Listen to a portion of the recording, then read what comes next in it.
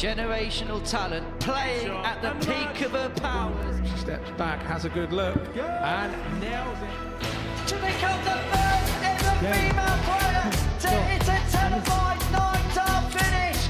Finds it with a third dart. Great to get that victory. Kirsty, Viinikainen!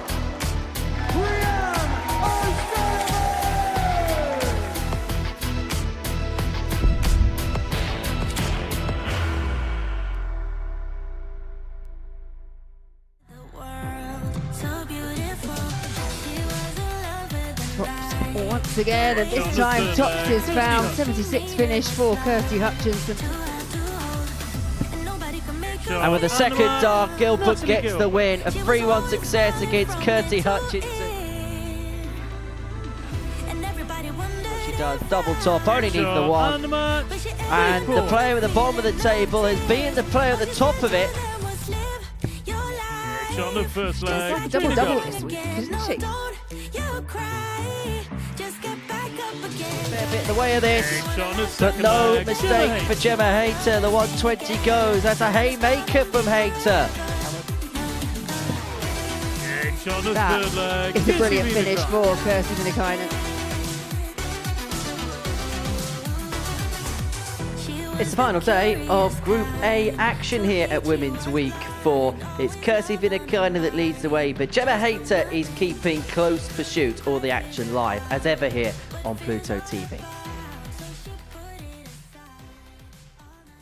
Hello, very good morning. Welcome along to the action, the final day's worth of action in Group A here at Women's Week 4. And it is the former champion Kirsty Viinikainen that leads the way going into Wednesday's proceedings. She has a 2-point lead at the top of the table from Gemma Hayter overnight, looking to convert it on this Wednesday afternoon. Laura Turner is with me once again to analyse all of the action. Kirsty, yes, she has a lead, but Gemma Hayter did manage to chip away at that advantage yesterday. She did, yeah. I feel for Gemma, it's going to be one of those cases that, you know, she needs to go through the card, because Kirsty statistically has been the best performer throughout the week, finds herself top of the table. It was a slow start for Kirsty Viinikainen yesterday, so if she does something similar, then Gemma may have an opportunity to just pip her to the post. Well, let's have a look at the table then going into the final day's worth of play, because as you can see, Kirsty Viinikainen with a 2-point lead from Gemma Hayter. Trina Gulliver is in charge of the race for Group B position on Thursday and Friday evening, whilst Paige, Natalie, Gilbert and Kirsty Hutchinson are the bottom three. But in terms of Kirsty Viinikainen, she lost her first 2 games yesterday, lost them both actually by a 3-0 scoreline, but the powers of recovery was very, very strong. Didn't let that bog her down one bit. No, and the game that she recovered on was against her closest rival in Gemma Hayter. You'll see here, she just was back to her clinical best, finds the 84 checkout, finds the breaker throw, and it really did change the rest of her day, and she saw it out and managed to cling on to that top spot. So Kirsty Viinikainen at the top of the table, but Gemma Hayter in second position. A very, very profitable day for her on Tuesday. Yeah, it was indeed. Yeah, and there were times where she looked a bit frustrated, didn't perhaps find the levels and the consistency that we know from her, but there was one really outstanding performance as well. So if she can get everything to click today, then yeah, she's in a really good shout to top the table once again. Trina Gulliver in third position in the group. We'll hear from her a little bit later on in the programme. She's sounding in such a good place of her game at the minute. Yeah, and you can see it. Again, and it was another case of perhaps there was misfortune when she was putting in big scores but couldn't quite see off her legs. So again, it's another one of those cases that if she can just find everything, hold on to that third spot, perhaps push the top 2 as well for that top spot in Group A, then she should find herself in Group B if she can't quite surmount what the other 2 are doing. Well, let's have a look at the odds and see what the bookies think about today's action. And no surprise that Kirsty Viinikainen goes off a heavy favourite at 1-2. But Gemma Hayter at 6-4. She gets off to a quick start. This could very easily be a race towards the line. Yeah, I think it will be, and I think it'll be exciting right down to the end. Obviously, the pressure mounts. Both those players are going to want to secure a spot. They don't want to have to get that close, get pipped at the post, and then find themselves having to reset in Group B. So I think it's going to play out to it being an interesting final day. It is 18+, gambleaware.org if you're going to have a flutter on the Super Series today. And it is a busy week here at the Live Lounge in Portsmouth, the Cathedral of Darts, as one of the podcasters would say. And it is a week which is going to see the final of Women's Week. We've got an audience of field 10. And on Sunday, Seniors Darts comes to the Live Lounge for the very first time. The Champion of Champions will take place over the course of a couple of sessions. Richie Houghton looking to defend the title that he won 14 months ago. And tickets for all of those events are available by heading to www.dartshop.tv. And if you're wondering what a Saturday night or what an event is like here at the Live Lounge in Portsmouth, well, take a look at this.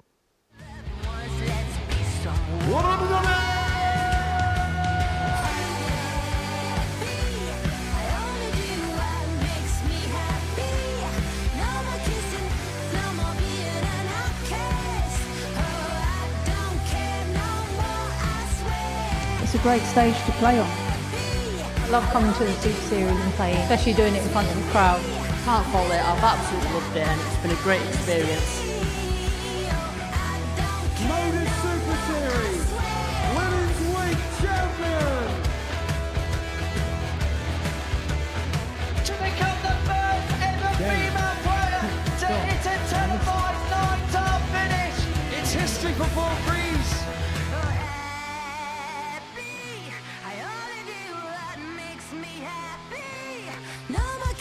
Kirsi, Viinikainen. The Lancashire Road, Lisa Aston.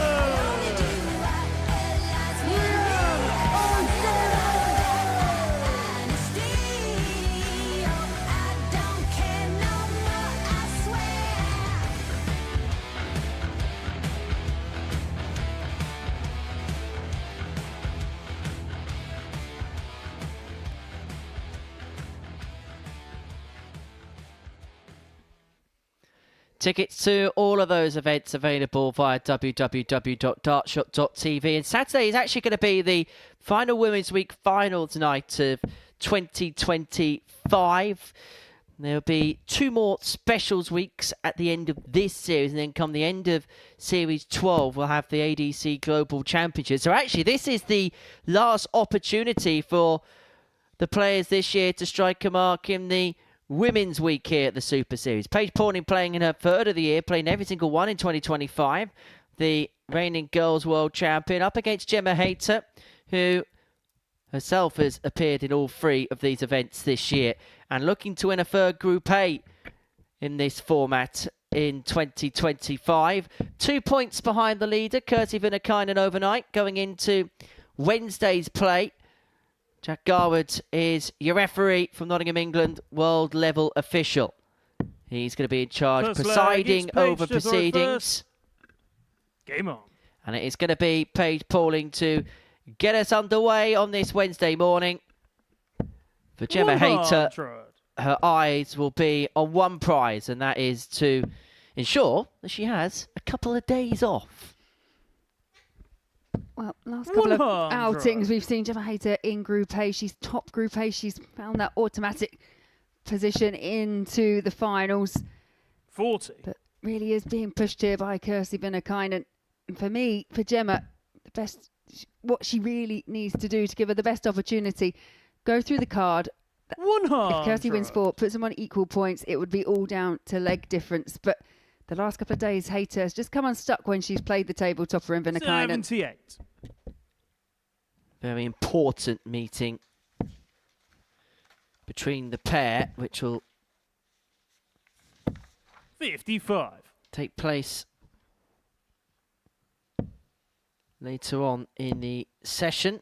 In fact, the pair will meet in Game 4, 85. so it's imperative that Gemma Hayter gets off to a quick start on this Wednesday morning, and we'll kind of hope that Kirsi Viinikainen has the same kind of misfortune that she had on Tuesday in terms of losing her first couple of matches. But first things first, because she's playing first in this round of fixtures, she does have the 77. opportunity to set her stall out. She can only go top with a 3-0 win because of legs 1.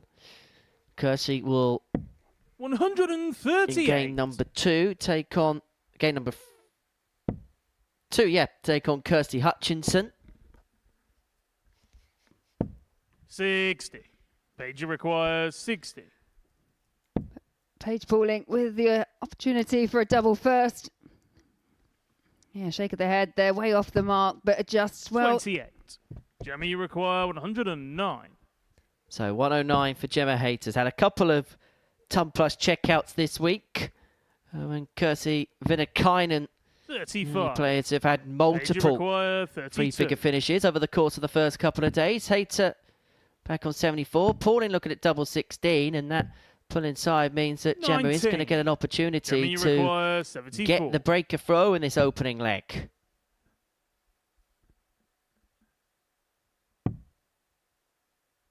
Double 16. Game 1-0 shot on the Hayter. first leg. She gets Gemma the break Hayter. that she needed at some point of the contest. A leg that Second Paige leg Pauling is may be Gemma to scratching the her head reverse. about because Game on. she was first down to a finish, hit that 20, pulled it into the 5, then pulled it into an odd number once again, going for a different double. 82. Paige had a much better day yesterday. It was a bit of a slow start Monday, better day yesterday, and I think to have got that opening leg against Gemma Hayter 100. in the very first match, I think that would have been a real settler for her. Yeah, much improved display. The goal for 45. Paige will be trying to shoehorn her way into Group B on Thursday and Friday night. She's a couple of points off Trina Gulliver, but there is a 96. bit of a gap in terms of the legs difference between the pairs. So that's something that she's going to have to try and chip away at over the course of the 58. session. Yeah, I think the difficulty for Paige in terms of securing a place in Group B, like you say, is that leg difference. The damage really was done on the first day here. 98. In terms of meetings between these two, obviously met a couple of times this week, met in the previous women's series as well. Gemma Hayter 125. has won all 5 encounters so far. I was going to say, in a good position possibly to 137. extend that particular total, but that visit there for Paige leaves herself on a 2-darter after 12. Hayter can only try and apply pressure. 100. Paige here averaging Paige, you require 83.5. So far, her best numbers of the week. 25 left after slipping into the treble 15 with dart 1. No score. And again, another Gemma, you shake of the require head because 91. so far this match, the scoring hasn't been the issue for Paige Pauling. It's been that finishing. And it's ball for Game Hayter. shot on and the second leg. Gemma Gemma Hayter Hayter. once again wrestles away a leg from Paige Pauling. Third leg, it's Paige to throw And a first. bullseye which looked partially obscured. Hayter 2-0 to the goods, holding all the aces. 40.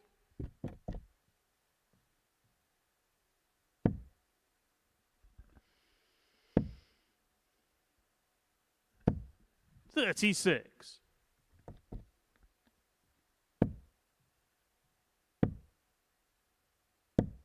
$70.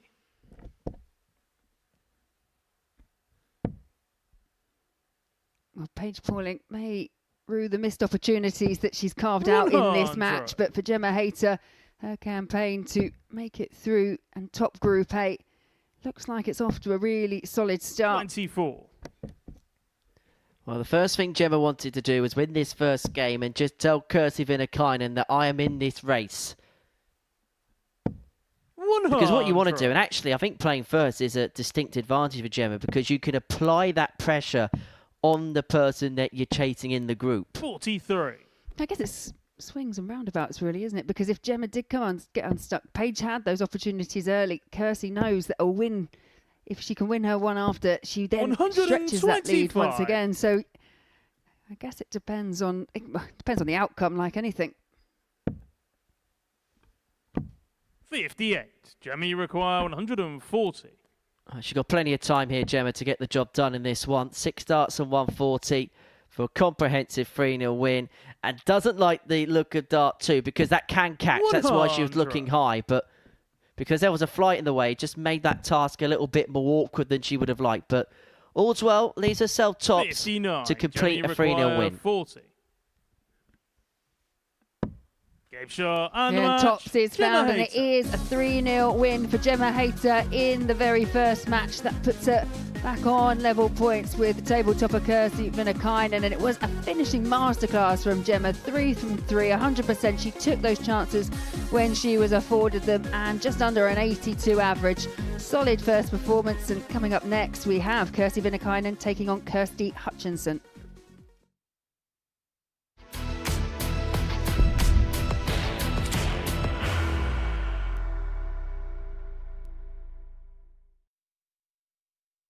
Are you ready to lift that trophy, Darius? Yes. Let's do it then. Ladies and gentlemen, your Modus Super Series 9 champion is Lucky D, Darius Lebanowski!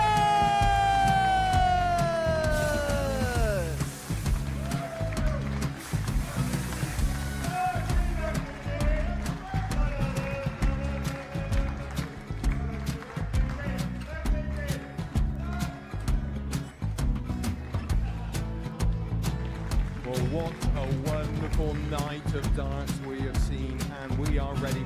Our champion is ready, and it's trophy time. So receive the trophy. £25,000. The new Modus Super Series champion, the Terminator, Marvin Van Velzen.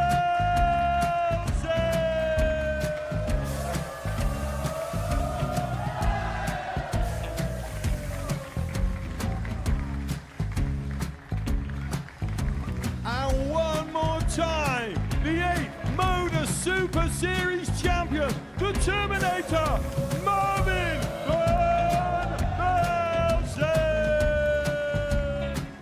And the new Modus Super Series champion is Andreas Dirty Harrison.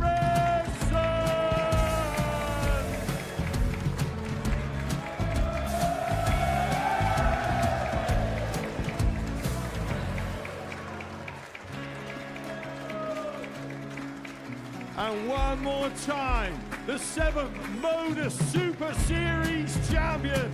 Give it up for Andreas Dirty Harrison! The moment we've all been waiting for.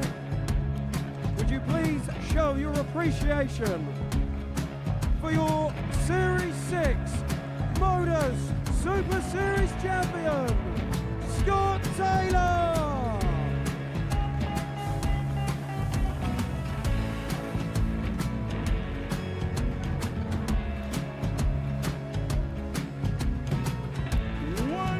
Time, your new Modus Super Series champion. He is Chucky. He is Jim McEwen. Ladies and gentlemen, your Modus Super Series champion, retaining his title, the Nuke, Luke Littler!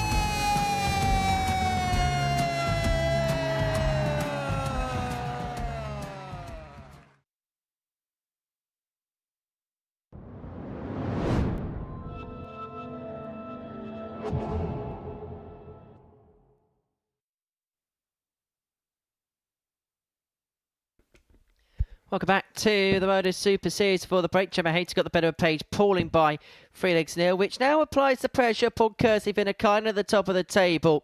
She takes on Kirsty Hutchinson in game 2 of our Wednesday session here at the Live Lounge in Portsmouth. Her lead, well, that has been whittled away on 16 points now as Gemma Hayter alongside Kirsty, also plus 11 in terms of legs difference. A 52-year-old from Finland, the winner of Women's Week 2 here, up against Kirsty Hutchinson, who is making her second appearance. The 34-year-old from Durham up in the northeast will be in need of a big day today. She's going to make it into Group B. It looks like realistically she's going to be playing the afternoon shifts on Thursday and Friday afternoon here on the south coast. As for Viinikainen, she'll be hoping to enjoy a couple of days off, enjoy the salubrious surroundings of Portsmouth. Do let me know if there is any salubrious surroundings in Portsmouth, Kirsty, please.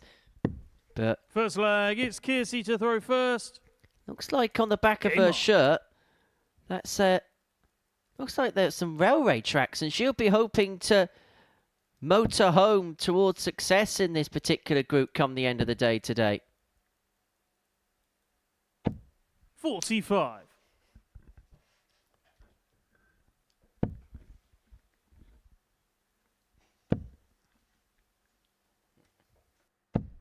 $100.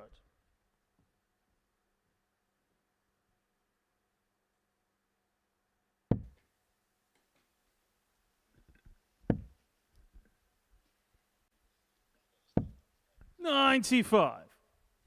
And you mentioned Kirsty Viinikainen would have seen Gemma Hayter pick up that 3-0 victory in the opening match over Paige Pauling. Puts on that bit of pressure, but she'll also have in the back of the mind the fact that she did have a tentative start yesterday. Despite that, she has posted the best figures of the week so far. Day 1 and day 2, highest average in the 55. field, coupled with the most 180s.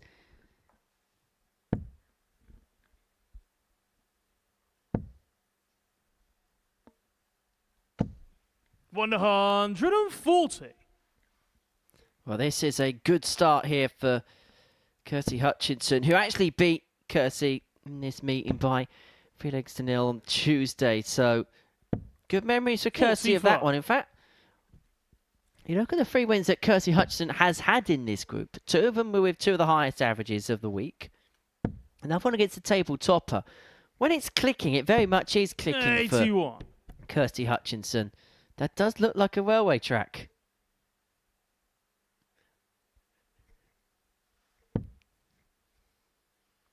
Anyway, that's just my train of thought.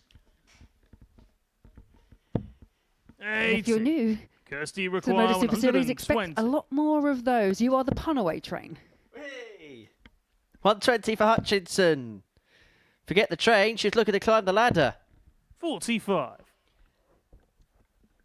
And what we are still seeing with Kirsty, just that bit of frustration when a dart goes awry or two, but she is in a good position to find a break, a throw early on in this encounter. Kirsty, when she spoke to you yesterday, she said she is one of those players that sometimes struggles to see the positives.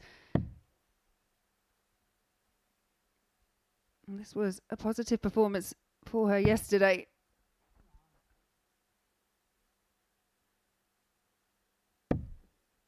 $15. Kirsty require 81. Well, a leg that for large swathes of Hutchinson had control is one that Viinikainen could win here if she can take out this 81. But she was chasing the treble 12, missed the single, so won't get the minimum poke at the bullseye. And so Hutchinson back here for 60 to take the opening Kirsty leg. And by hitting that double 60. 17, she'd be left on 23 if she gets another go in this leg. Hutchinson looking at tops. Now double 10. Doesn't go, but this is tricky for Kirsty Viinikainen. require 23.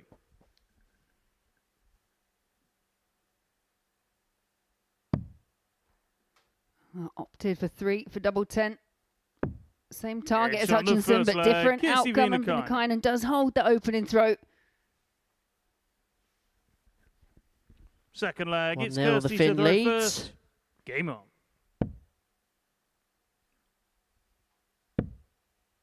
It's ultra important Viinikainen has a lead in this group going 140. into her meeting with Gemma Yefield in game number 4 of the session.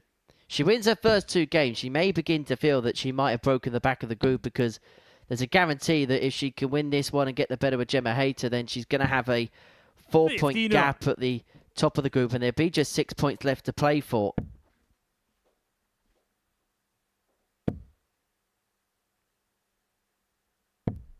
$55.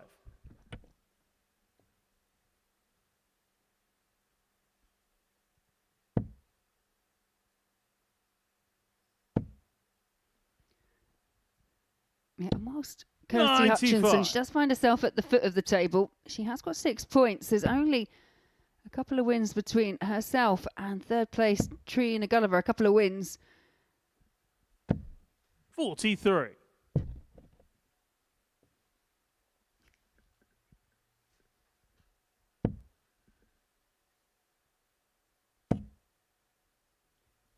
Well, no player this week has hit more maximums than Kirsty Viinikainen, and 125. that's not going to be number 8 of her campaign.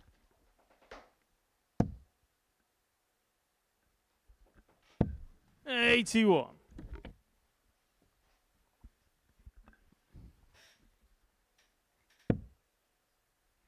Accountable for around about 40% of the 180s hit so far this week, Kirsty Viinikainen. 100. She's one of those players, isn't she? When she gets that first start right, she's got that type of action and throw. She just follows the next two in.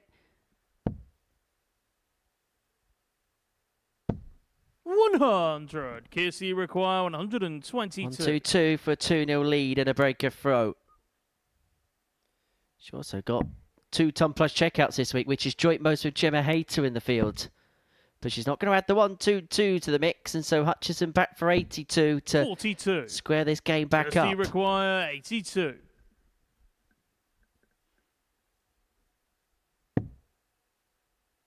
Tops for the 82 checkout. Game shot on the second This leg. time it Kirsty is cleanly Hutchinson. taken by Hutchinson, one apiece. Third leg, it's Kirsty to throw first. Game on.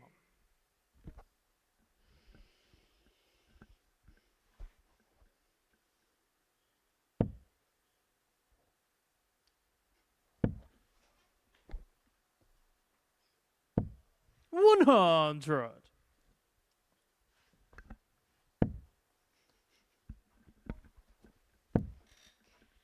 Much more like it from Hutchinson. 108. This is what we've been saying about Kirsty this week.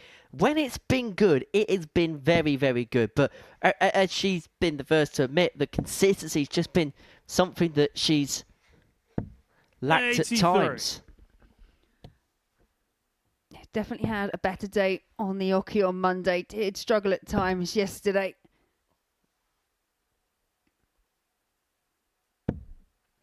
$26. Well, you mentioned consistency, 180 and then just the 26. And whilst that's been the issue, I think that's just it's a constant source of frustration for Kirsty. And she's one of those 41. players, she leaves everything up there. You know what she's thinking at any given time.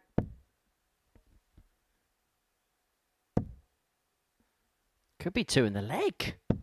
140. What she has done is take the Viinikainen throw.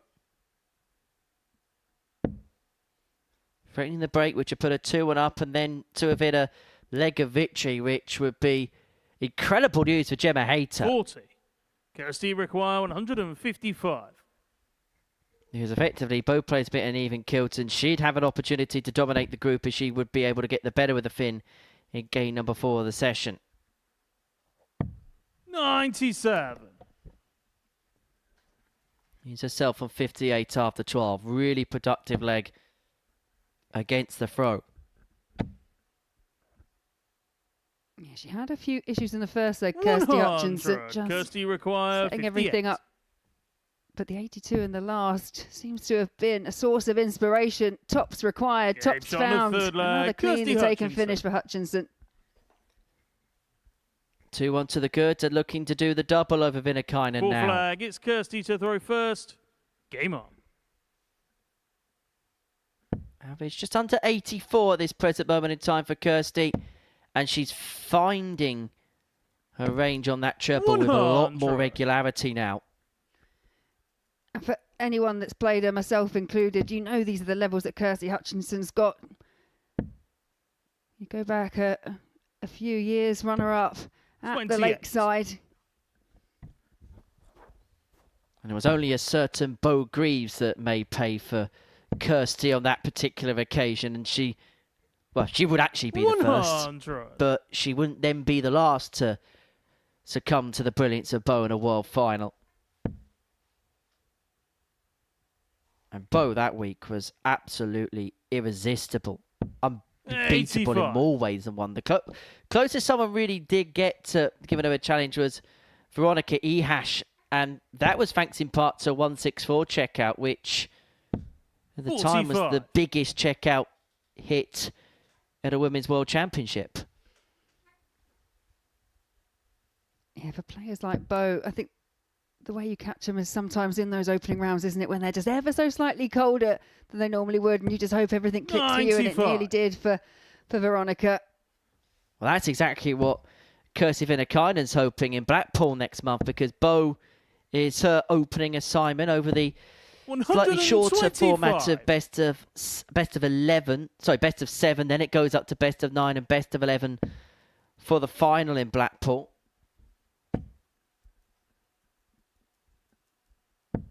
$140.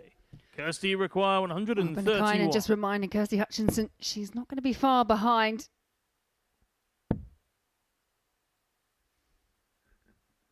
Two singles, so 91 remaining.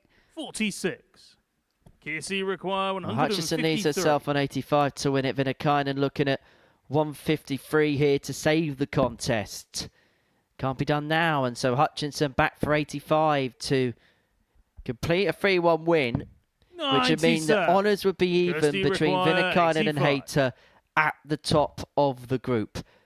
It may just be a dart at the bullseye. It is a dart at the bullseye. 38. Kirsty require 56. She got the straightness right, but she couldn't find the right level. And Viinikainen now 2-dart opportunity to break back. Game shot and of it is a break back, and Kirsty it is Viinikainen. 2-all. And Kirsty Viinikainen now the opportunity to serve out the match. How quickly things can change in a Group A scenario. A couple of moments ago, Kirsty Hutchinson had a dart at the ball to win 3-1 and ensure that honours could be even, but Kirsty Viinikainen wins this leg. She's back in charge, back in control of proceedings again. And this could be the perfect start for Viinikainen. 108! And it is her first maximum of the match, and she finds it the first 3 of a deciding leg. 66.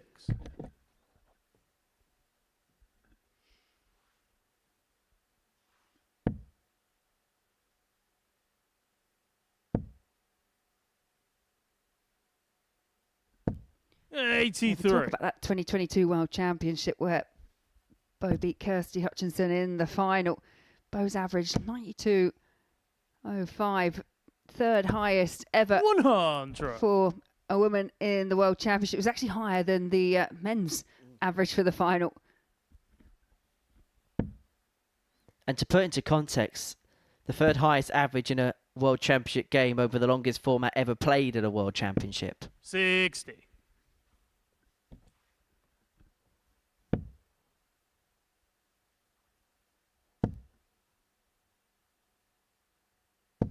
$140. Yeah, Kirsty Hutchinson there still battling away. Very little to split the two. It's just the fact that Viinikainen has got the dart. She is throwing first, so will be first down to a finish. Well, that 180 has given her so much wriggle room in this leg. Although that slip there has opened up the door for Hutchinson with a decent score. 43. So advantage Viinikainen, 137 to re-establish the lead at the top of this Group A. It's one of those awkward finishes, isn't it? Or is it?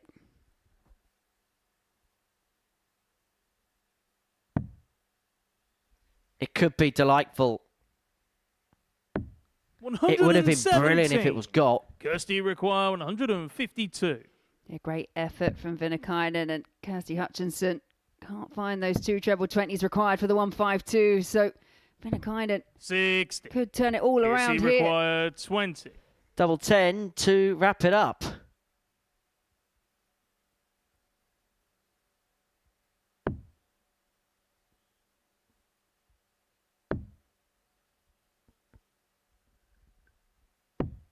Six.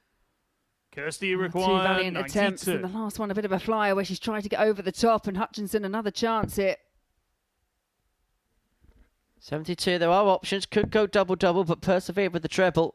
And so Viinikainen back now for double 7 52. to move on to Kirsty 18 required points. 14.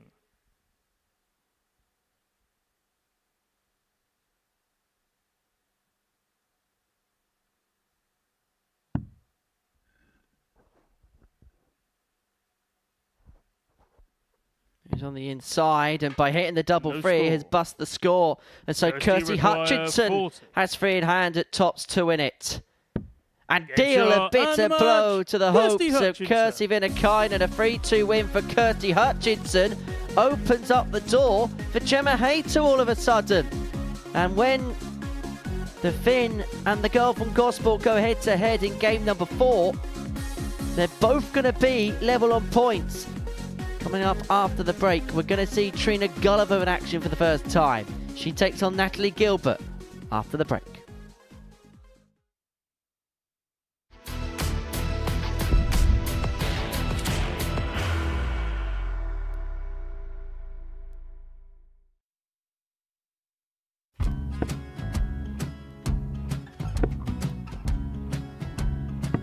$54. Charlie require 164.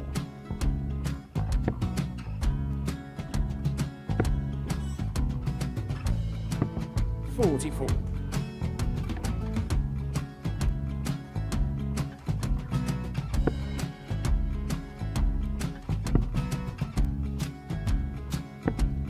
$32. Charlie require 120. Well, 120. He's got a fair, at least 2 handfuls at this. Just needs to stay 60. there. That's a good shot. Halves his score. Leaves himself on a 2-darter.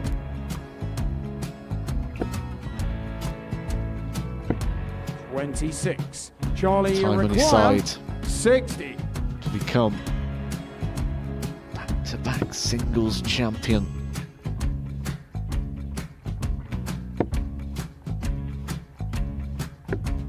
$40. Definitely a couple of nerves in those last 2 darts. But he'll be coming back. It's a moment he's been in before this situation. Standing at the back of the 81. stage, Charlie approaching the requires jockey with a 20. chance to win the title.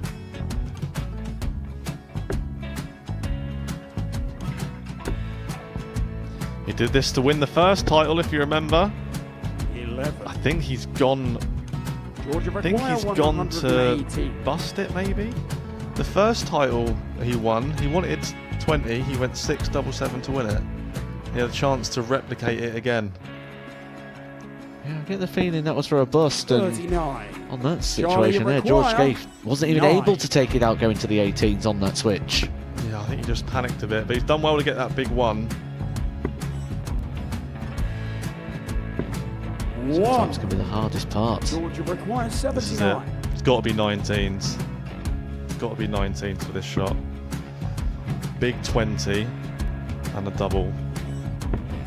He's got the first one. He's going to get a match dart here.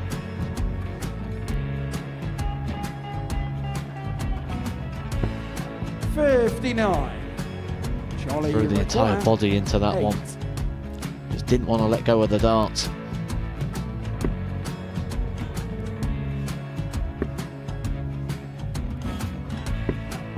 No score. He's given George a chance. Georgia require 20. I think George has been quite good on double 10 today. So many opportunities for Charlie Murphy. Go Couldn't get the job it. done. Got in the match! And the Red Dragon George Modus Scaife. Super Series Influencers Champion, George Scaife!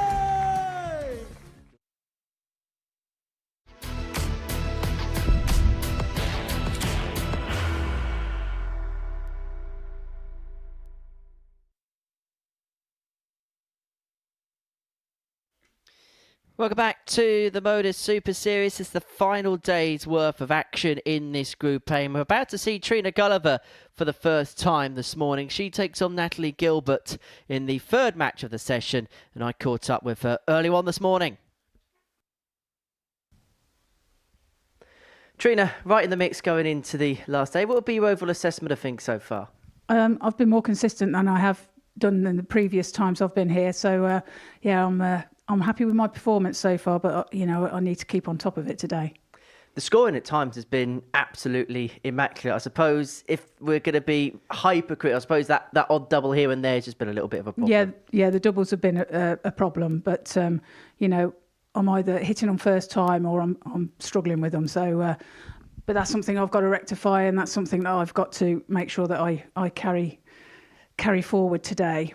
We spoke about it the last time you were here, and it feels like it's a trend again. It just feels like the game really is moving in the right direction again for yourself. Yeah, I feel it's improving. Yeah, like you say, I think it's going in the right direction. So I feel like I'm improving every time. So yeah, hopefully today I will improve even more.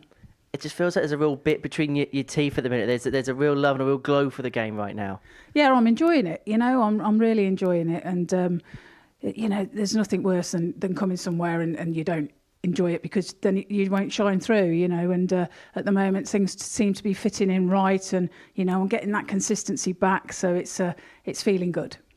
You've ditched us in the commentary box for playing for a week, and it's a busy week for yourself, because obviously you're playing this week. I suppose you want to be playing 7 days straight potentially, because Sunday obviously you've got the Champion of Champions on top. Yeah, and so I'm looking forward to that as well. So yeah, it's going to be a long week, but I'm really looking forward to it all. Get your rest in when you can. Trina, wish you all the very best. Thank you.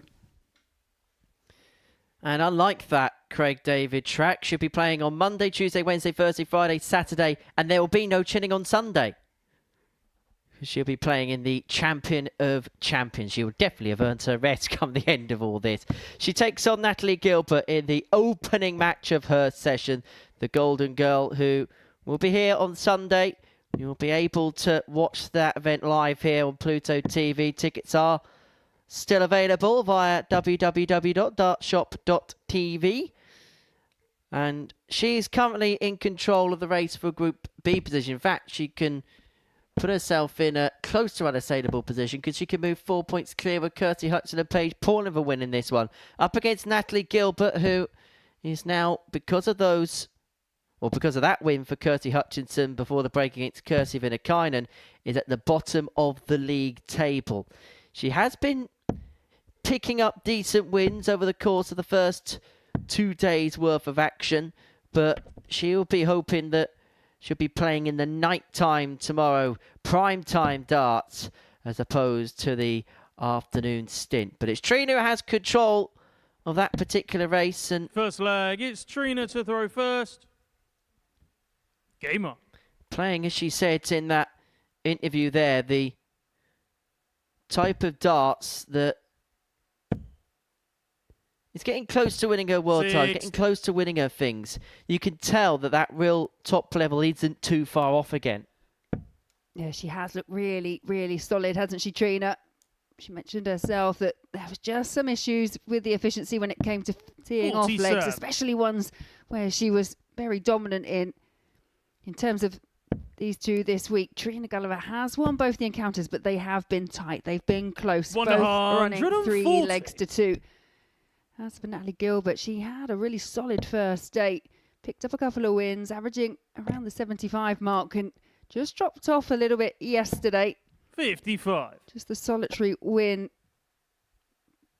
But again, the table is very tight. You've got the 2 front runners in Gemma Hayter and Kirsi Viinikainen up the top on 16 points. But as for the rest of the table, there's very little to split them.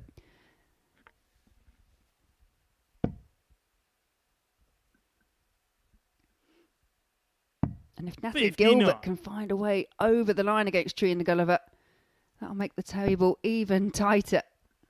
I mean that we'll have battle line drawn in 100. Both the races that we have in a Group A to win the group and to see who gets into the top 3 positions. But as Gulliver off to the stronger start of the pair in this opening leg, her scoring at times has been dreamlike this week. 141. Perhaps some work to do on the doubles, 25% all told over the course of the week.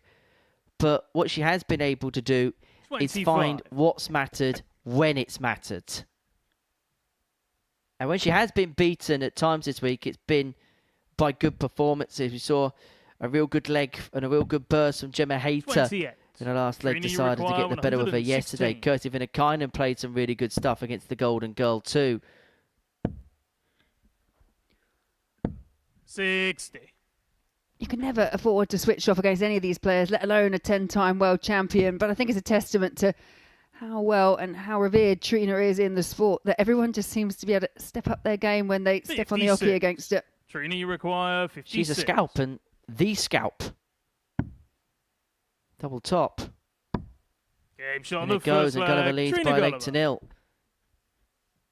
Any player that's won big titles in their career, irrespective of where Second they leg, are, it's where Natalie their to throw form first. is, everybody else looks at you and thinks, if I beat you, I can always say that I have beaten Trina Gulliver.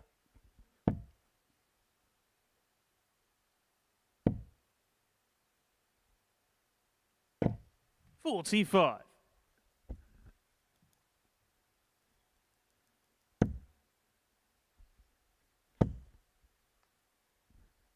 And it's her status in the game 95. which still gives her invitations to the things like the Champion of Champions. She's played here on a number of occasions. She's somebody that people still want to watch play, and somebody that people still want to see at the peak of her powers. 125.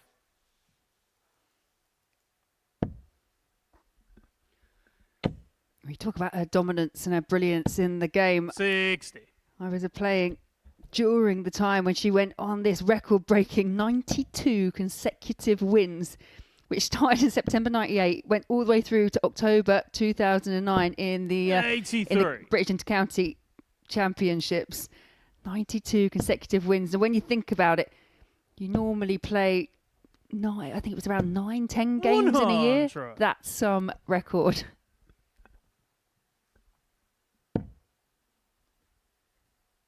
I'm pretty sure I am a statistic in that record as one of the losers. 94. I'll be kind and not delve any deeper into that stat.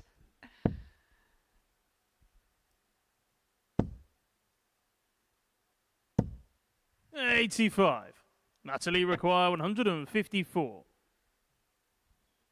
Well, Gilbert here looking at 154.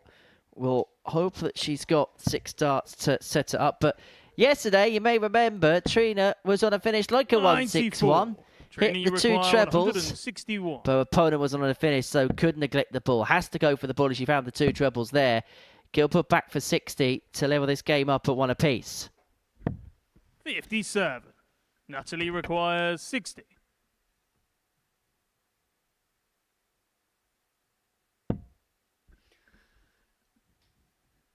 Missing the single number, but does leave that tops bed wide open. 20. Trina, you require 104. So Gulliver looking at 104 to double her lead to 2-0. Gonna get a dart at tops. Game shot on the second leg. Well, Trina Gulliver. One of the comments that we made and that Trina was more than aware of was the fact that she wasn't leg, it's always Trina pinning to those throw doubles, first. but a Game 104 on. finish there. She's 2 from 2 on the outer ring so far in this match. She said she wanted to address it, and it looks like she really has. 40. And I think one of the things you have to admire about Trina is having achieved all that she has done in the game. She could have so easily said, you know what I've achieved in the game is great, and I'm happy just to take a little bit of a back step now, maybe do a little bit more 100. by way of commentary and other things. But there's a burning desire which is still as strong as when she was winning world championships. 60.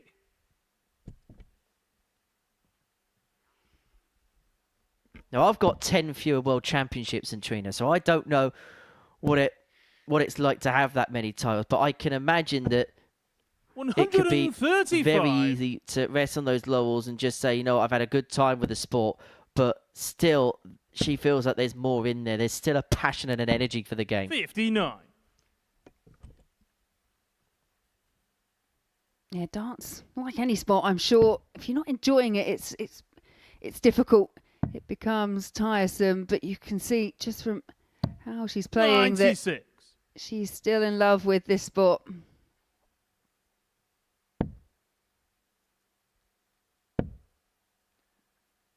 The other thing as well, it kind of becomes your life. It's your Natalie network, it's your require friends, it's your family. 170. It's something you're so used to doing. You don't necessarily want to stop, but that was on after the first start, but the big fish not going for 98. Natalie Gilbert. But she's put herself in a really good position, leaving herself on 72 after just a dozen darts to get a break back. Gulliver needs another trouble to leave a finish, and able to do so. Natalie requires 72. Time and space to get on the board for Gilbert. Double 6. Game Great shot on the adjustment third after that leg, second Natalie dart Gilbert. and a 72 check out for Natalie Gilbert. More importantly, flag, in the it's context Natalie of to this throw match, that first. break back puts everything Game where it would have been if they'd held throw from the start.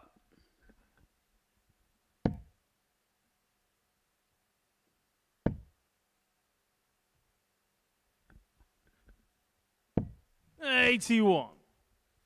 For Trina, she'd be hoping that she can weather the storm, weather what Natalie Gilbert is plying back at her.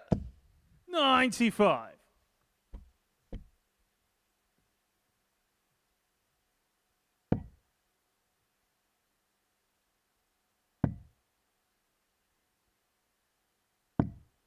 $43.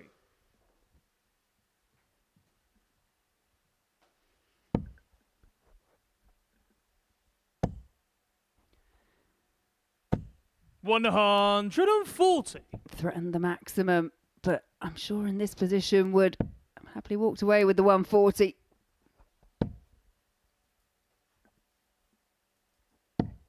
$85.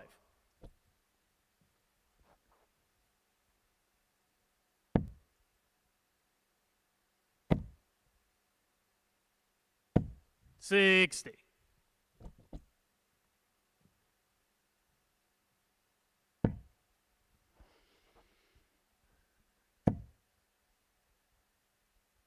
Gilbert looking to take back that advantage. 125. Does leave herself on a finish despite the slip with the last dart. However, Gulliver, with that 140 is on the cusp. This is a handy Actually display require from Gulliver, averaging in excess of 81, 2 from 2 in her doubles, and you get the sense Gilbert has to take out the 167 and cannot, and so Trina back for 66 to complete a 3-1 win. It would 39. mean that she'd have a Trina 4-point lead requires 66. over both Kirsty, Hutchinson and Paige Paulin in the race for Group B. She's beginning to motor towards tomorrow night. Has missed the big number, but Natalie still on a 3-figure out. 26. Natalie require 128. Long range finish for Natalie Gilbert if she is to level it up at 2 apiece. Needs the treble 20. Finds the treble 20. So ball for a 128. 103. Scared Trina, it, you but that might be require the only 40. chance she gets to save this game. Gulliver 2 from 2 on her doubles so far in this game. Make Game it 3 shot from and 3. the match. That is some Trina start Gulliver. from Trina Gulliver. A really good display out the gate for the Golden Girl. And the 10-time world champion moves on to 12 points in the group and now has a 4-point gap from Kirsty, Hutchinson and Paige Paulin behind her. A really good display from Trina in the end. 3 from 3 on her doubles, including that 104 checkout. But coming up next, the big game at the top of the group. Gemma Hayter against Kirsi Viinikainen. The winner will move 2 points clear.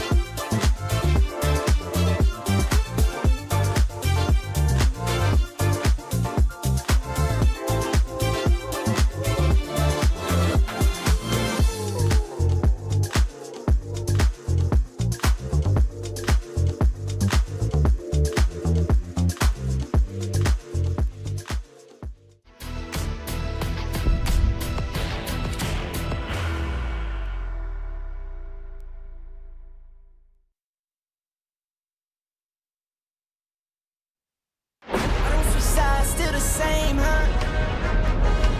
It's Phil, the power. Told you this is not a game. Done playing, trying to live up to my name. Cuss them out, they said I changed. They just ain't keep up to pace. Welcome back to the party in Portsmouth here at the Modus Live Lounge. This is not a game. Started 15 big dreams, and I keep dreaming. Strategic, I'm not scheming.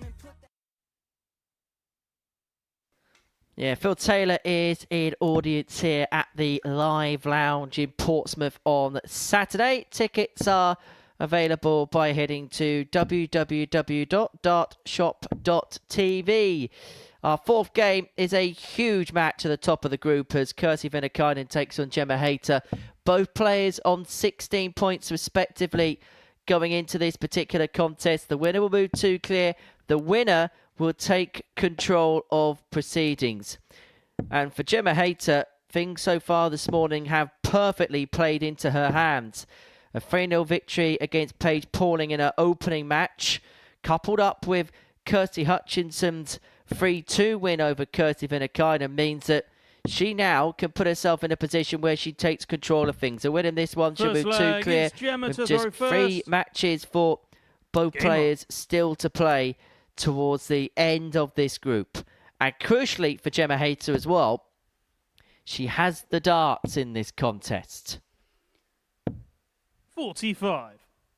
Yeah, if she's going to solidify that place at the top and usurp Kirsi Viinikainen, though, she's going to have to do something she hasn't done so far this week, and that is to beat the Finnish player. 80.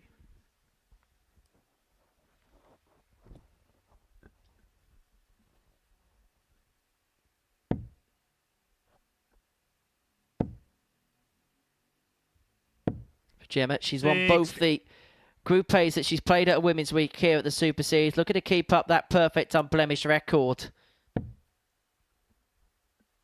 As for Kirsi, she has become accustomed to playing well in Group A, then playing in Group B, getting through, getting into Saturday. That has kind of been the story of her Women's Weeks of time past, 59. but looking to turn a different page this time around.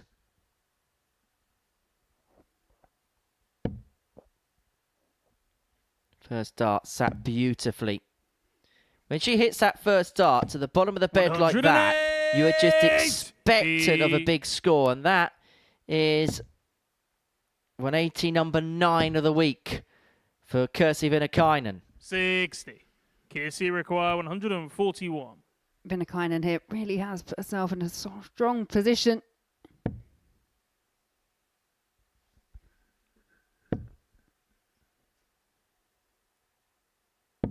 $60. Well, and that suit of 60 will more than do for Viinikainen.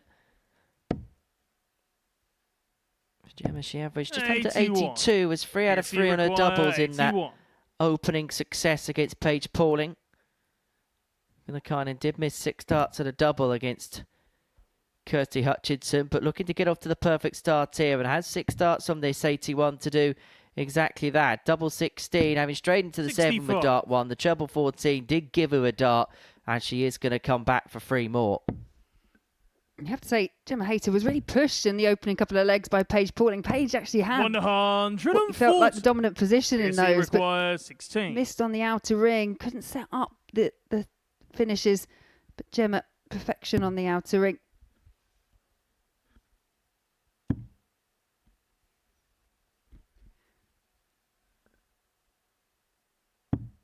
$8. Gemma, you require 56. Just in that opening match against Paige, Gemma has been afforded an opportunity she perhaps thought she might not get. Treble means double 4 is the target. 48. Kirsi require Well, it was an outside 8. opportunity, but nonetheless, it's opportunity missed for Gemma Hayter, and so Viinikainen comes back for 3 more at the target that Gemma Hayter's just missed a couple of times. Every single moment in this game will be magnified. The 2 misses of Gemma Hayter, how crucial will they be as Viinikainen takes the opening leg and perhaps more pertinently gets a break over her opponent as well.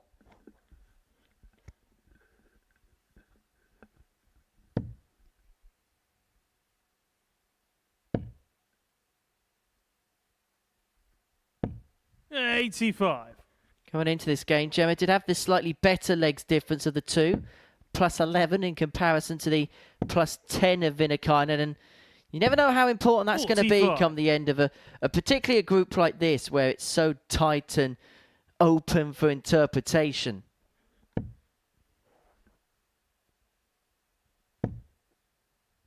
Gemma Hayter will be hoping for a double celebration 55. today, celebrating her 10-year anniversary as well. And I'm sure she'd like to be heading out for a nice meal later on, knowing that she's got a couple of days off. That's got a bit of work to do here.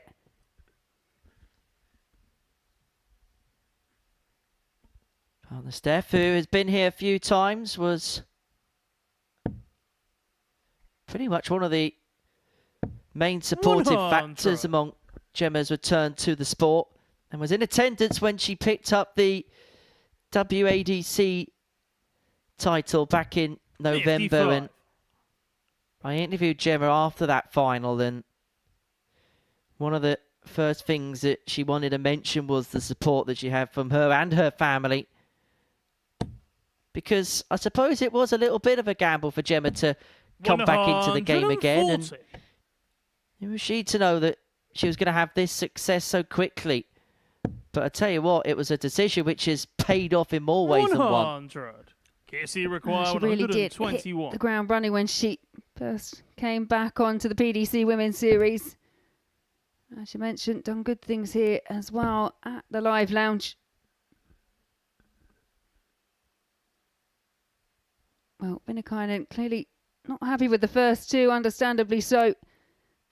But still does 21. have that little bit of time, but we know how quickly that can go. Gemma's just finding herself a score behind in legs, and Viinikainen over the first couple of 55. legs in this game has just Kirsty require struggled 100. towards the tail end of it, but is being given a bit of time by Gemma. Tops for a ton checkout. shot on the second Another leg. ton Kirsty checkout for Viinikainen. Kirsty Viinikainen. Ton plus checkout number 3 of the week. Third And leg, it's everything Gemma we're to saying throw about first. Viinikainen struggling at Gemma. the back end of legs could be put to the back of our minds.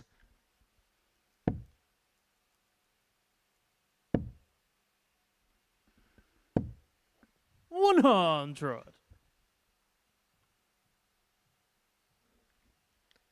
Next round of fixtures will see Gemma Hayter take on Natalie Gilbert. Kirsi Viinikainen take on Trina Gulliver, 78. which is going to be the other difficult game in basis of the league table anyway. The other game which could cause Kirsi some real problems, particularly the way Trina started. Then we'll take on 60. Natalie Gilbert and finish off her campaign against Paige Pauling. As for Gemma Hayter, Natalie Gilbert is her next game. That followed up with a meeting with Kirsty Hutchinson. And should we so need it, she plays in game 15, the final game of the group against Trina Gulliver. 80.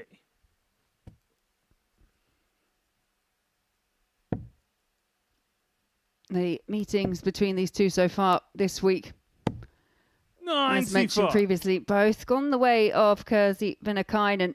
They've both been close. They've both been 3-2. And actually, that opening day, it was Gemma Hayter that found herself 2-0 up, cruising 107 average, a 156 checkout. 100. And Kirsi Viinikainen pegged her back and managed to get across the line in the end. Now, this is what Gemma needs to do. Oza one. 100. I imagine with Gemma, probably thinks she owes her 2 because she had opportunities yesterday as well. I think Gemma will feel like she's playing well, but timing has not correlated for her so far this week. Yeah, she peaked in that 3-0 performance yesterday 90. over Natalie Gilbert, Gemma, you averaging require 88.5. And 146. we kind of thought that was going to spur her on and kind of just lacked that consistency at that top level that we know Gemma has. 86. Kirsty require Well, leaves herself on 144. 60 unless Viinikainen can take out a second consecutive ton plus checkout. Now one of them leaves double 12. Double 12 for the win. And double 12 for control of the group. Gemma Hayter looks almost expectant of this going. To go clear at the top of the group. Just on the inside. Gemma, you require 60. Reprieve here for Gemma Hayter. She has had a couple of goes at a double so far in the match, but doesn't miss this opportunity. But now looking to find a break. You can see that a big sigh of relief, keeping the fixture going. Because as you say, Game on. Leg difference still may be a factor that comes into play. There's plenty more darts to come throughout the course of the morning and the afternoon. Viinikainen with her opportunity on throw to get the job done. 140.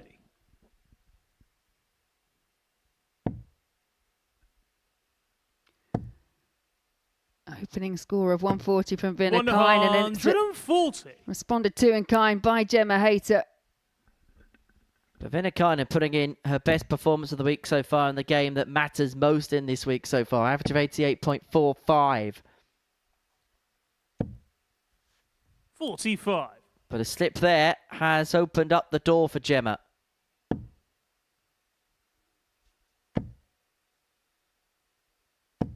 $100. Last start there could prove to be very important.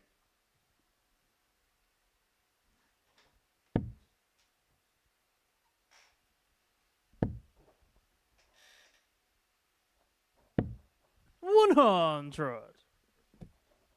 Well, this leg up for interpretation. A lot depends on what Gemma can do here. And that first dart sat nicely. Finds a second. She's in a very good position. Leaves herself on 1-2-1 after 9.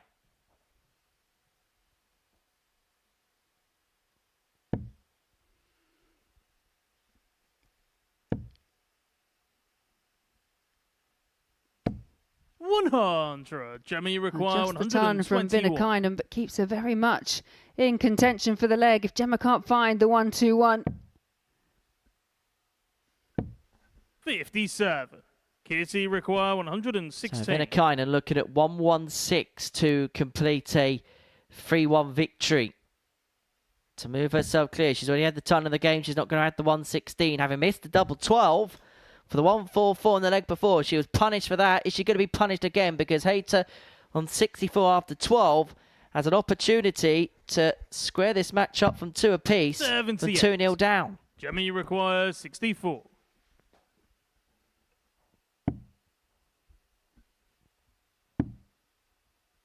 Up for tops.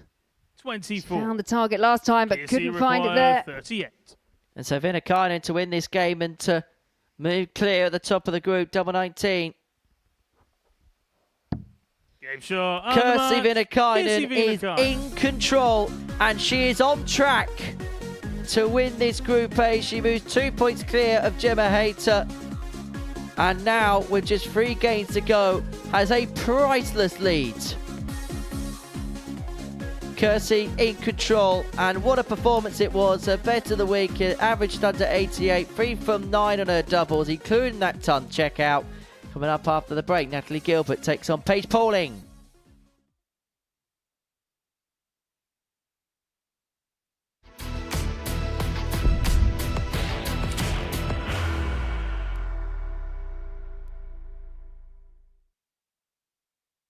Are you ready to lift that trophy, Darius? Yes. Let's do it then. Ladies and gentlemen, your Modus Super Series 9 champion is Lucky D, Darius Labanowski!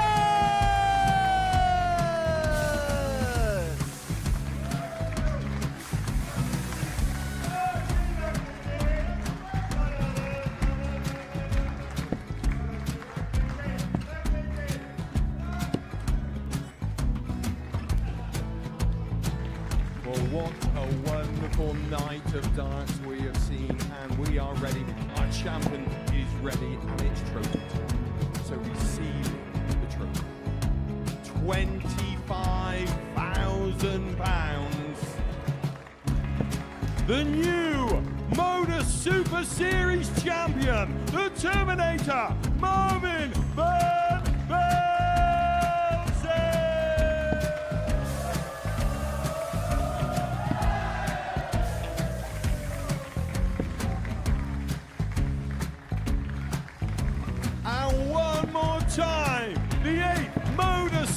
Series champion, the Terminator, Marvin Van Velzen. And the new Modus Super Series champion is Andreas Dirty Harrison.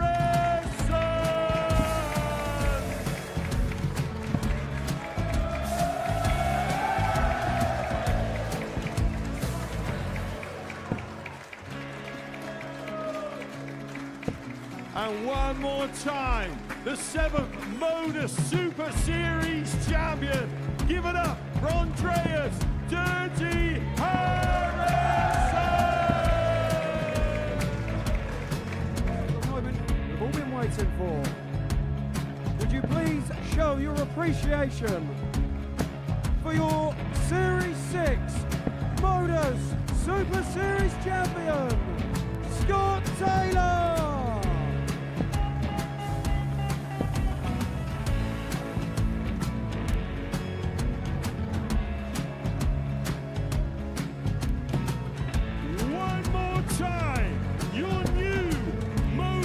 Super Series champion.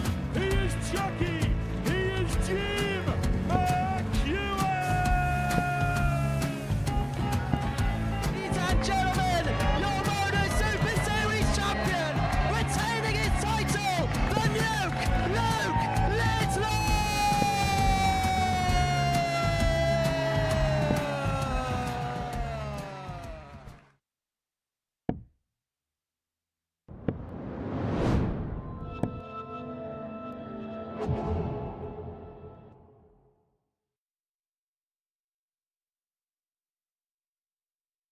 To the Modus Super Series for the break. Kirsty Viinikainen got the better of Gemma Hayter by 3-1. Game number 5 is a meeting between Paige Pauling and Natalie Gilbert, the bottom 2 players in the league table, and this game is of an utmost importance for both.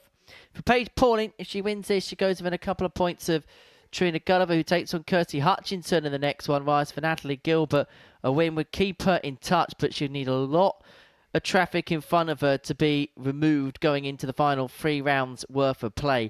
It feels like for Natalie it's going to be a campaign in Group C on Thursday and Friday afternoon.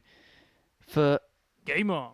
Paige, well, she could begin putting the wheels in motion on what could be a very tightly compact race for that Group B position. If she wins this one, Kirsty Hutchinson beats Trina Gulliver in the next, then all 3 of those players will be to within a couple of points of one another going into the final 3 matches that they'll have to play in this group. But conversely, if Natalie Gilbert wins this game and Trina Gulliver gets the better of Kirsty Hutchinson, then she would open up a pretty much unassailable gap. She'd be 6 points clear, 6 points left to play for. And so, yes, there is a chance that someone could catch, but particularly when you add in the legs difference of the players involved, you would say that Trina would be as close to a safe bet in terms of playing in Group B on Thursday and Friday night.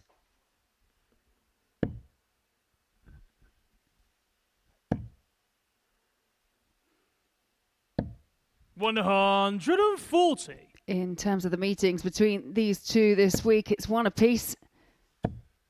Natalie Gilbert getting the better of Paige Pauling on the opening day, but Paige Pauling returning the favour in a real battle between the two. Went the distance, but Paige just getting over the line in the end. And I think for both these players, it feels very much that obviously the qualification through automatically is out of their hands now. However, 23. to be able to go Natalie into your respective groups, be that B or C, that feels all important. Just to have some really good performances. Just build up the confidence. 56. Gilbert leaves 90 to take the opening leg for Paige. Her scoring wasn't an issue in her game against Gemma Hayter, particularly the first couple of legs. Missed 3 darts at a double, and 15. Hayter punished her on both occasions. I suppose for Paige, this is the learning of the levels between playing the youth game and the senior game, where maybe there's times where she gets a couple of opportunities to pick apart legs. But what you learn is when you play at this elite level, particularly when you're playing the top 50. players in the world, you don't get that margin forever. 138. Natalie, you require 40. It's a good response for Paige Pauling, but it could be all academic. Gilbert staring down tops.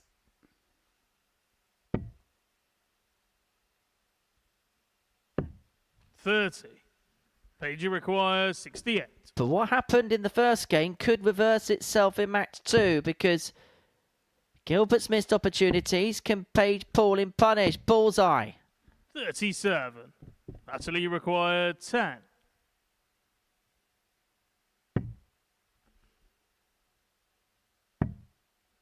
Ops 3, which leaves double 1. Edge on the It was first a good leg, option in Natalie the Gilbert. end for Natalie Gilbert.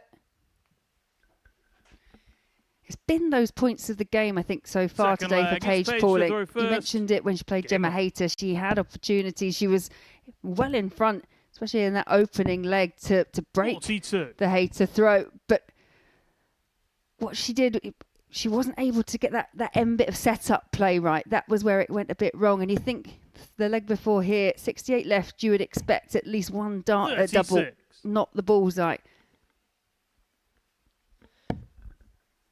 And we say it so many times, don't we, with players playing here, 58. irrespective of age, with they're new to a setup like this. Paige potentially has 25 games, maybe 29 games she gets through to Saturday night. What she can do, I wouldn't recommend doing it right now in competition, but 100. when she finishes playing this week, she's got so many games on video that she can look back on and just 45. assess what, importantly, she thinks is going well, and there is a lot of things that are going well, but also as an opportunity just to pick and point out just one or two areas that she would like to improve ahead of the rest of the season ahead. 45.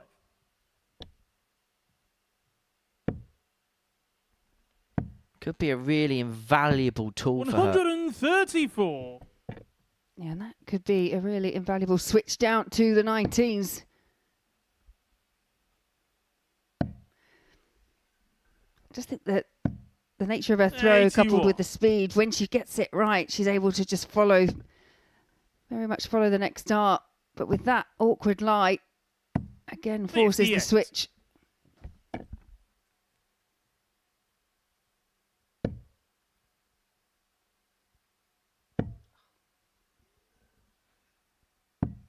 $99. Paige, you Well, require 164 to 164. square the game up at one apiece. Not to be on this occasion. We'll hope to get 6 to square this contest up. 40. Natalie, you require 140.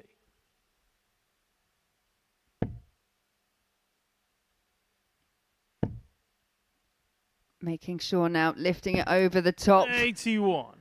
Paige, you require It wasn't a 20, but 124. better than a treble. Was playing safe and just kind of overcompensated as a result there, Natalie. Paige drifting into the 1 again, and so Gilbert's going to have a look at this 59 to double her lead to 2-0 in this Natalie contest. require And 59. importantly, it'd be a break of throw, which would give her the opportunity to serve it out in the third, but it's only going to be one dart from here. Double top.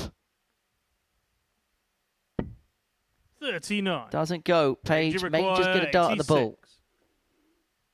This is important, making sure at least getting those big single numbers is a treble. So double 7. 72. Natalie, you require 20. So double 10. Up for 5s. And Natalie Gilbert finds herself 2-0 in front, and importantly, she gets the break. And now has the darts in her hand to Third leg, it's Natalie see to throw this first. match through. Game on.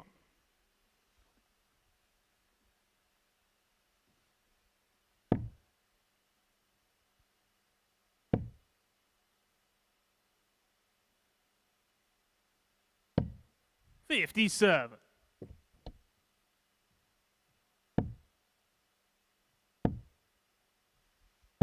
$60.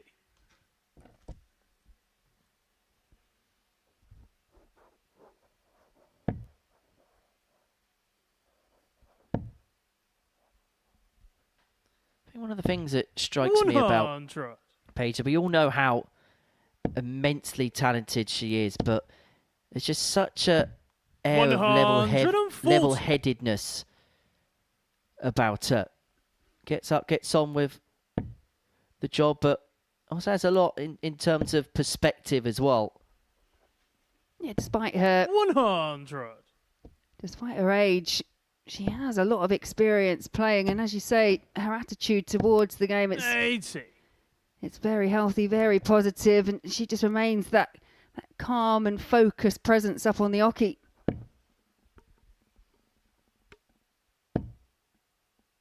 There's been times this week where you could understand if she was 140.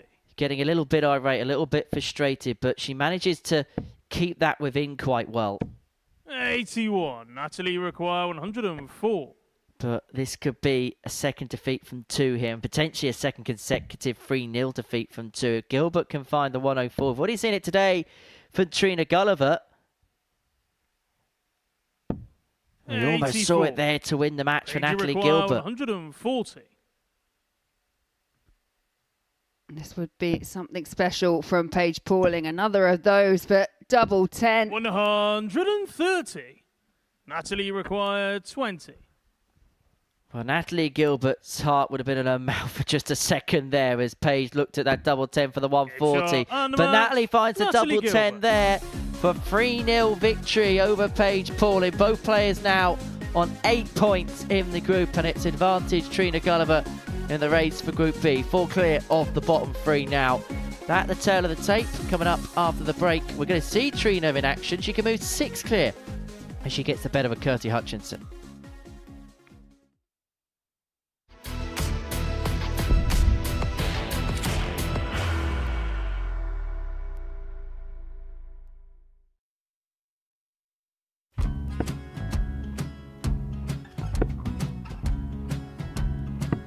$54. Charlie require 164.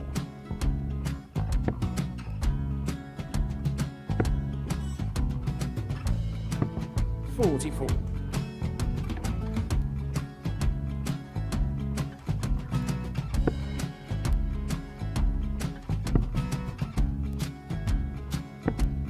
$32. Charlie require 120. Well, 120. He's got a fair, at least 2 handfuls at this. Just needs to stay 60. there. That's a good shot. Halves his score. Leaves himself on a 2-darter.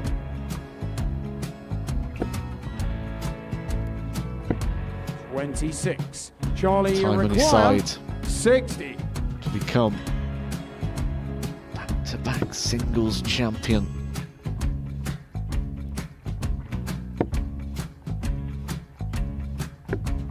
$40. Definitely a couple of nerves in those last 2 darts. But he'll be coming back. It's a moment he's been in before this situation. Standing at the back of the stage, Charlie approaching the required oche with a 20. chance to win the title.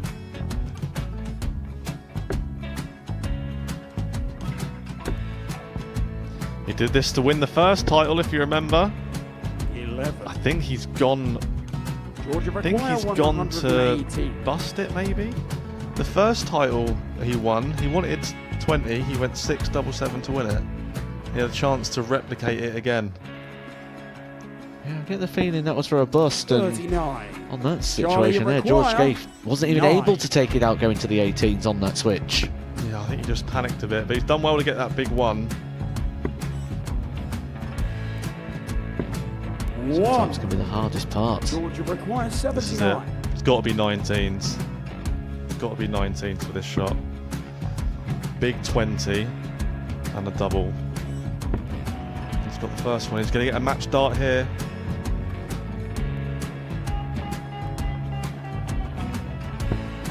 $59. Charlie Threw the entire require body into that 8. one. Just didn't want to let go of the dart.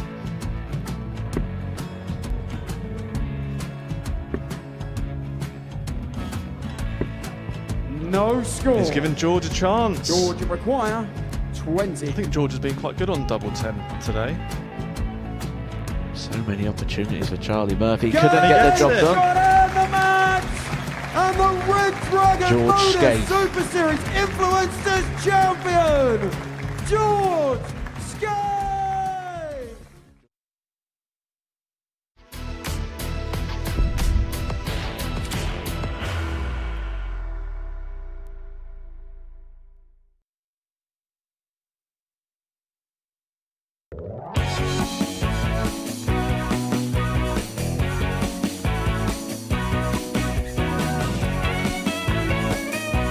This is the seniors. Legendary event for legendary players.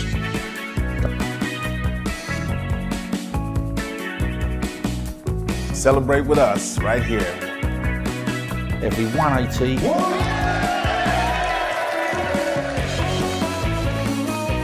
And the big fish. Just like it was the first time you saw it live.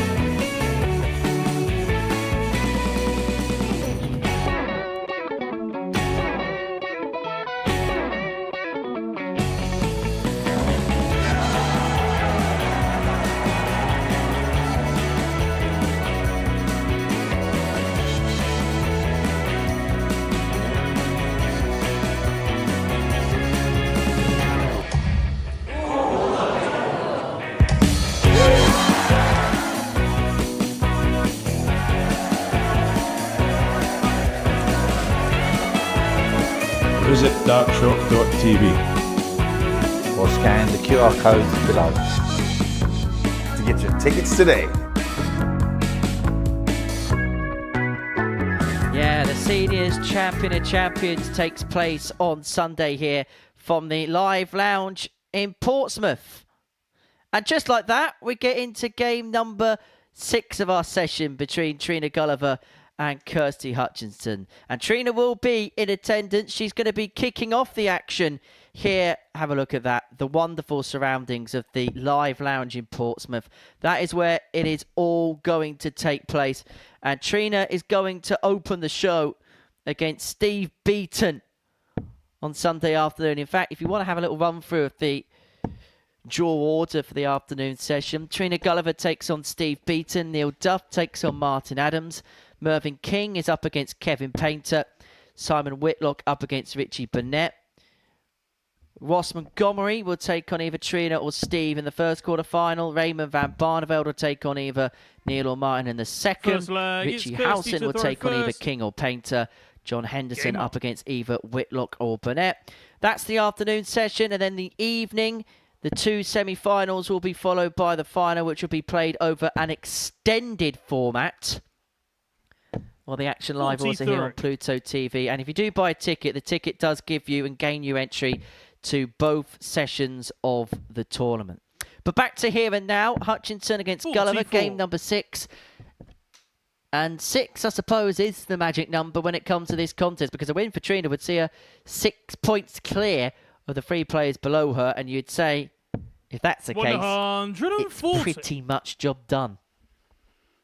Yeah, you do feel the lead will be unassailable. We have seen some special things here at the Modus Live Lounge, but I just get the feeling the way that Trina's playing, the confidence that she's got at the moment in terms of the way that she's throwing, and actually from what we've seen so far to date, already got a 3-1 victory over Natalie Gilbert, but 3 from 3 on the outer ring, including that lovely 104 checkout.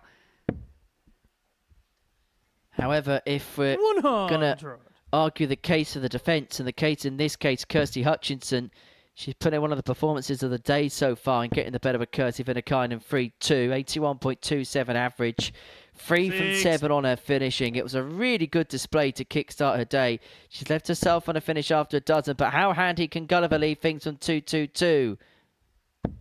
100. Kirsty requires That means she only needs 1 treble for a dart at the bullseye. Hudson needs 2 trebles for a dart at double 19, not to be on this occasion. 60. Trina require 122. I already mentioned she's had a 104 today. Not adding the 122.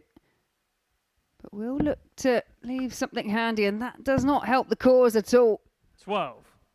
Kirsty require 98. And so Hutchinson looking at 98 to take the opening leg. Treble 18 will be the location of dart 2, not to be. And so Gulliver, who took out a 104 finish 28. In a game Trina against Natalie Gilbert, is looking at a 110 here to get a break in the opening leg of this match.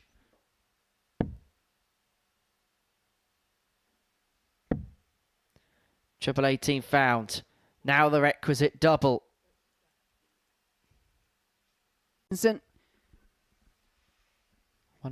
to the good. Second leg, it's Trina to throw first. Game on. Day 3 of Women's Week 4. These two have played a couple of times already this week. Trina getting the better of Kirsty on both occasions. But it's Hutchinson here with the early lead. A win which would put Kirsty to win a couple of points of Trina with 3 matches left to go for both players. 45. Just having a look at how the rest of the week pans out. Group C, we'll see Angela Kirkwood, Sophie McKinley, and Vicky Broom in action. Group B, Laura Turner, Steph Clark, and Robin Byrne will be in action. 1 o'clock for Group C, 10 o'clock for Group B. On both of the nights here. And, of course, the action live on our dedicated channel on Pluto TV. 55.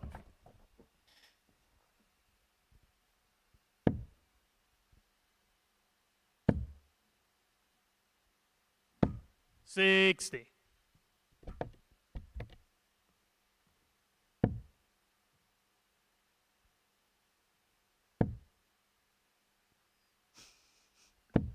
81.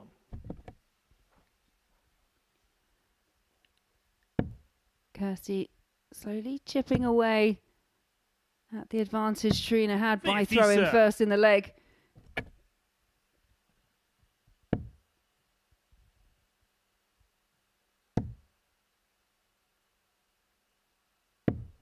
$60.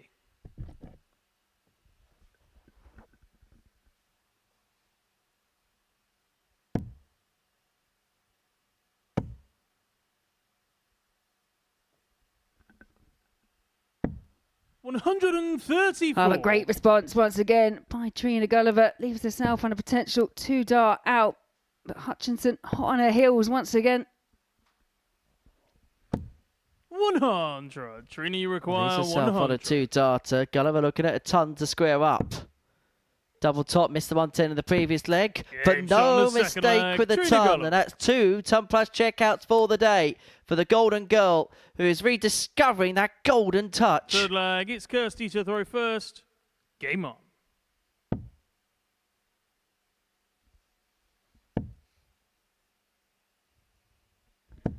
$140. Kirsty today so far showing that better levels of consistency when it comes to the scoring and the finishing. 100. You mentioned she had a solid day on Monday, picked up a couple of wins, but when she picked up the wins, they were the performances in terms of average of the day. Yesterday was slightly more 41. difficult, but back on track again, day 3.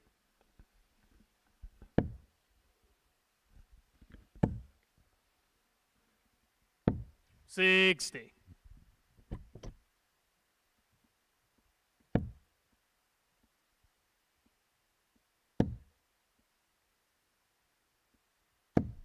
100. Big farm of the last start forces Gulliver into a big turn here.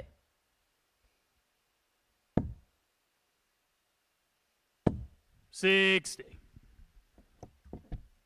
And you feel that might not be big enough, especially the way that Kirsty is finding that treble 20 with regularity. 100. Leaves herself on 120. And she's going to get a couple of visits to 40. Go within a Kirsty leg of victory in this one. Can she use that as a guide? She couldn't. 78. Yeah, but even so, recovers well with the third dart.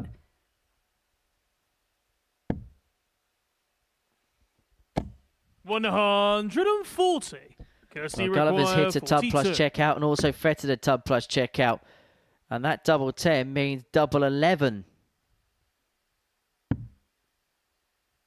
Saw Trina hit one of these 20. intriguing doubles yesterday, but we're not going to see Kirsty Hutchinson do something 101. similar.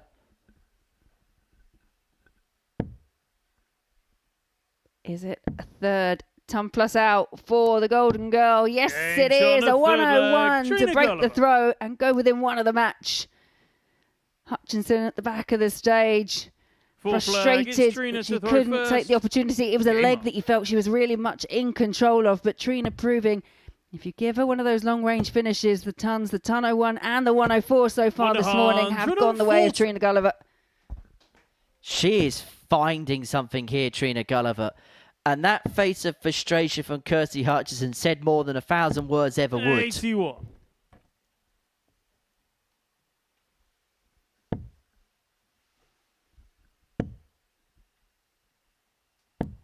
$41.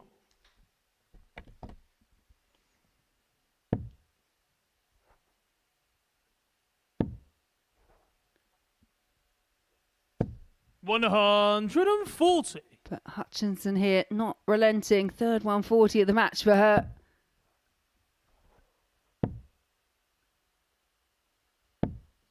$30.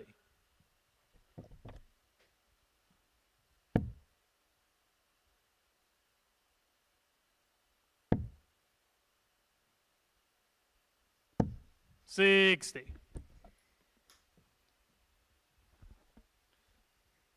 Genuinely think this is the best that we've seen Trina play at a Women's Week here. Played well last time, but 55. There's been signs in spells that things really are clicking into place. But Hutchinson has taken the throw in this fourth leg. 75. Sensible play from Hutchinson, bringing the ball in.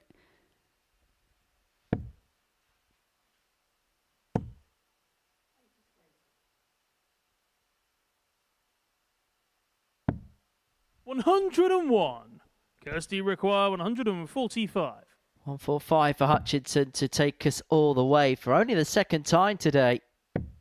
She was involved in the last leg decider, which she came out the right side of against Kirsi Viinikainen in her opening match. And barring a 1-3-4 from Gulliver, we could be heading in that direction again. But if anybody's been capable of that type of finish today, it's been Trina, but not this time. 58. Kirsty requires 60. Should be at least 2 at tops. It will be 2.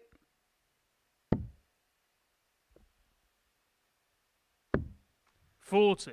And is that Trina the chance requires 76. Trina Gulliver was waiting for? 76 for the match. It's going to be a... Well, it should have been a dart at tots, but the miss of the big number means that Hutchinson's been presented with another opportunity.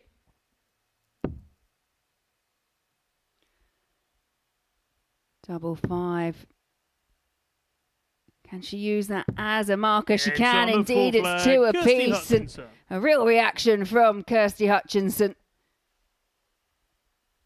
Fifth and final leg. Cordial handshake as opposed to a fist bump between the pair before the last leg.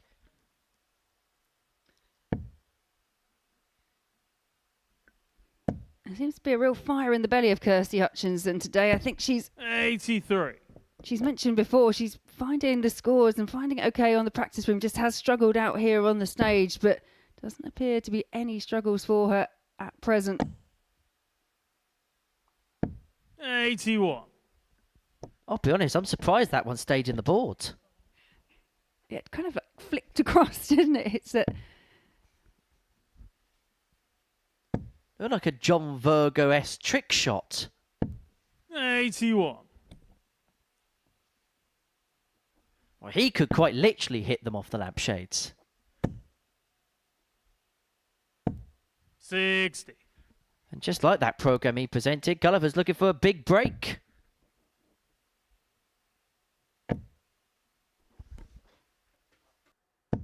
$140.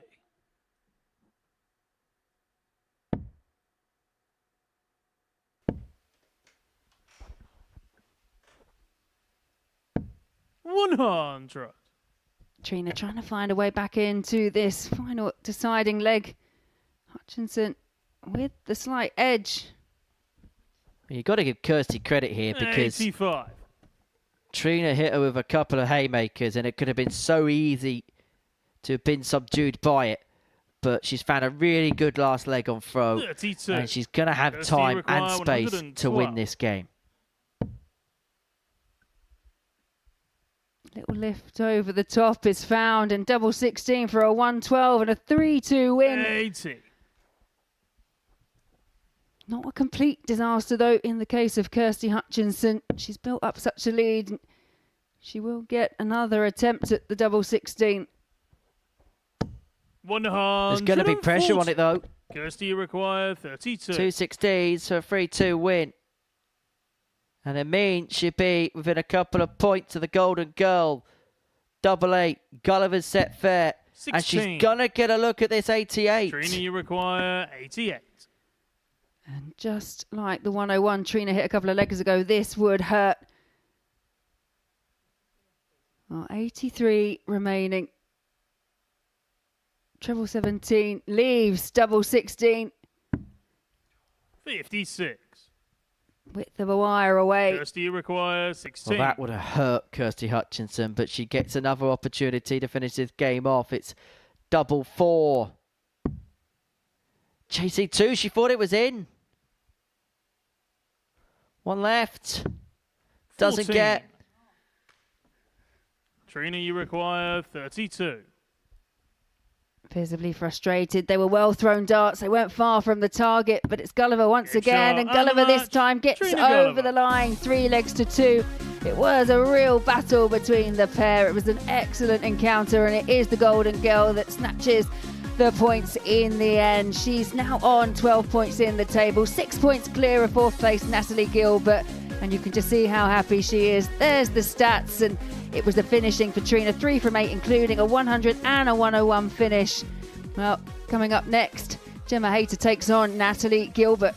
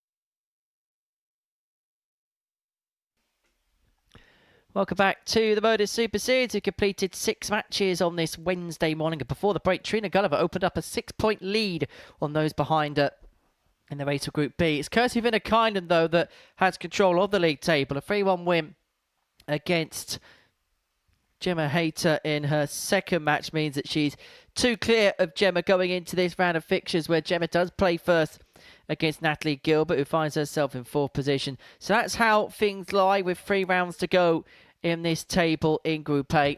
And as I say, we've got Gemma Hayter and Natalie Gilbert for you. In Game 7, the middle match of the day, the final 1-session day of the week.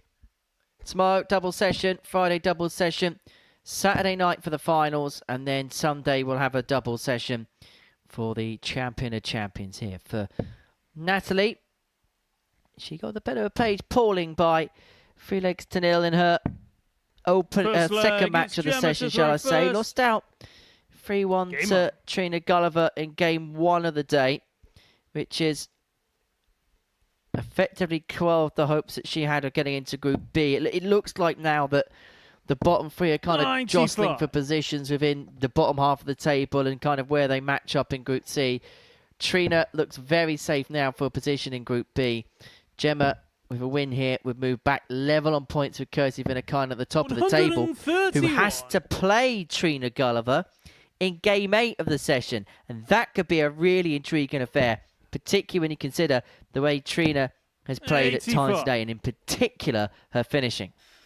Yeah, and you think back to Women's Week 3, and it was another tussle between Kirsi Viinikainen and Gemma Hayter for a top spot. Lisa Ashton also involved in the equation on that occasion, and it came right down to the very last match. Kirsi Viinikainen was sat 2 points clear at the top, had to play Gemma Hayter. Gemma Hayter won 3-1. They were equal on points, and it was the leg difference that counted in the end. And Kirsi Viinikainen, who was dominant in Group A, just lost it right at the end. And you feel, because of the way some of the results have gone today, it could be one of those ones that runs right to the end once again.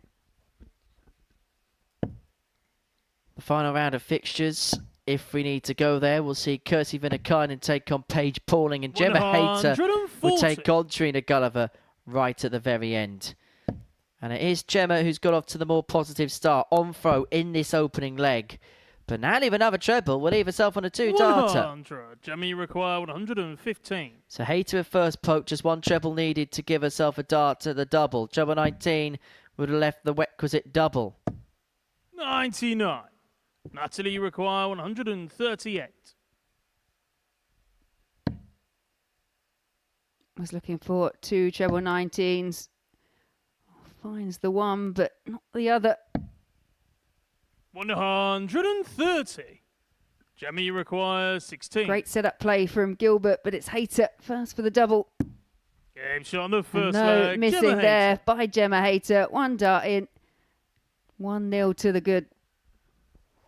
Second leg, it's Natalie to throw first. Game on. Well, this is knockout now from Gemma Hayter from this point onwards. She knows any defeat, then that is pretty much game over. And it's pretty much given Kirsi Viinikainen a passage through to Saturday night's finale.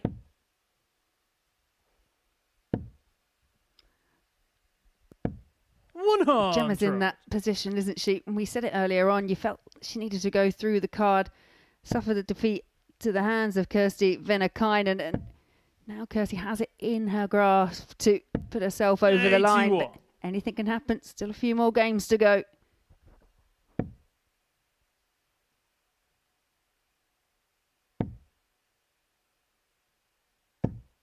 $45.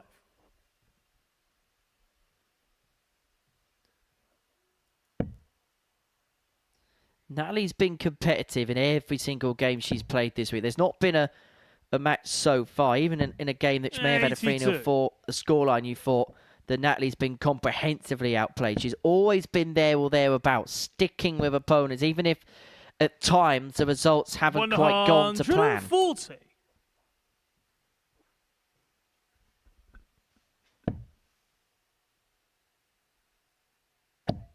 She is one of those players, especially on a date. She can put in some massive performances as well. 92. has picked up title on the women's series.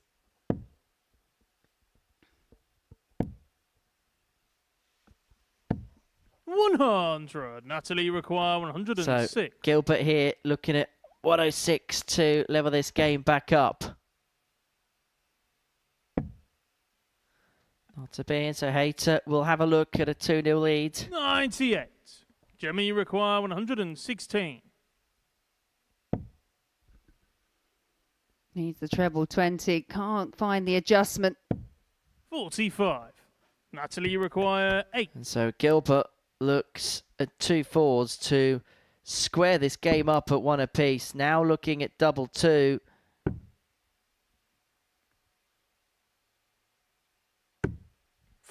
Does not get, and so Hayter you require 71. double a lead in what has been a real high quality contest. Both players averaging in excess of 90 so far. Double 13 leads double 16. The double 16 isn't got, and a break chance has come and gone for Gemma.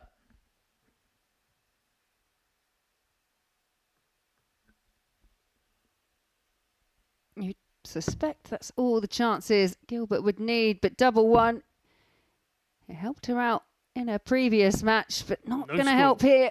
Gemma, you require 32. And so double 16. To have the game exactly where she wants it. 2-0 to the good, and now needing just the 1 to move herself in a position where she'd be level on points with Kirsi Viinikainen, and a big win as well would add extra pressure on the Finn. Yeah, and a real roll of the eyes there from Natalie Gilbert, because she knows that she's had chances in this match. She's missed 6 at a double. In a race to 3, the difference between 1 apiece and being now 2-0 down and against the throat. There you see those finishing stats. 41. 2 from 4 for Gemma Hayter, 50%, 0 from 6 for Natalie Gilbert. Gemma's playing well, but Natalie can't say that she hasn't had opportunities in this contest. An opportunity may have presented itself here, because that 30 score from Gemma Hayter has allowed Natalie to perhaps take a bit of impetus against the throw. 81.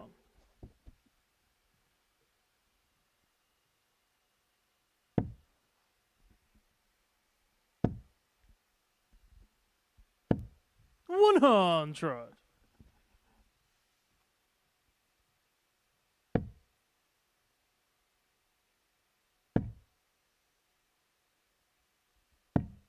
$59. The lie of those first 2 darts, making it awkward to find a route through to treble 20, opts to switch, but Gemma Hayter here now with her eyes firmly on a second 3-0 victory of today. Really good performance. We've seen one of these a day, haven't we, from Gemma Hayter so far? Just a performance in the session where she's just gone in excess of what we've seen before. And to give Natalie credit, she's been forced to put in a performance like this. Yeah, responding once again. Just trying to hang on in case Gemma Hayter can't convert the 63 for the match. Requires 63. To get the job done and to move back level on points with Kirsi Viinikainen in the group. It's double 43. top, just pulled Natalie low. Require 120. Well, on Monday, these were the kind of range of shots that Natalie Gilbert was taking out with some regularity. A chance to do it here again. Tops. 100. Just tries Gemma, it low. Require 20. And so Hayter back for the match, back for double 10 to get the job done. It's now double 5. Game shot and Gemma Hayter is Gemma back Hayter. on terms with Kirsi Viinikainen at the top of the group. Victory there means that both players won 18 points, and we will see Kirsi Viinikainen in action in our next game. She takes on Trina Gulliver, who has had a perfect start to the session, but that a really good contest. Really good numbers from Natalie.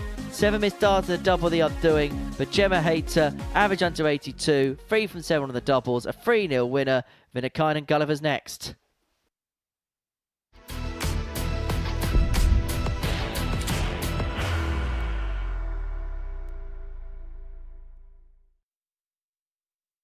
Are you ready to lift that trophy, Darius? Yes. Let's do it then. Ladies and gentlemen, your Modus Super Series 9 champion is Lucky D, Darius Labanowski!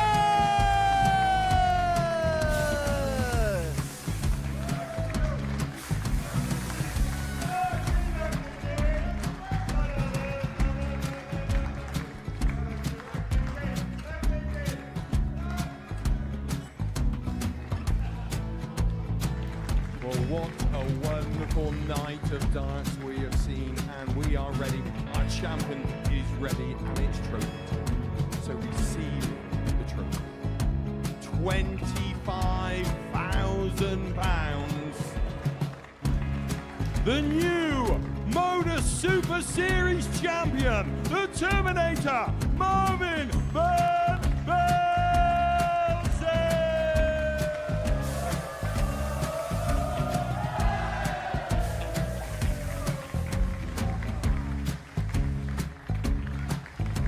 And one more time, the 8th Modus Super Series champion, the Terminator, Marvin Van Velzen. And the new Modus Super Series champion is Andreas Dirty Harrison.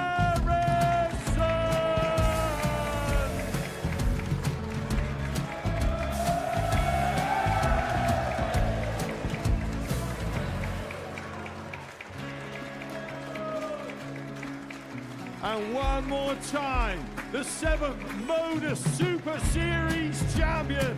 Give it up for Andreas Dirty Harrison! The moment we've all been waiting for. Would you please show your appreciation for your Series 6 Modus Super Series champion, Scott Taylor!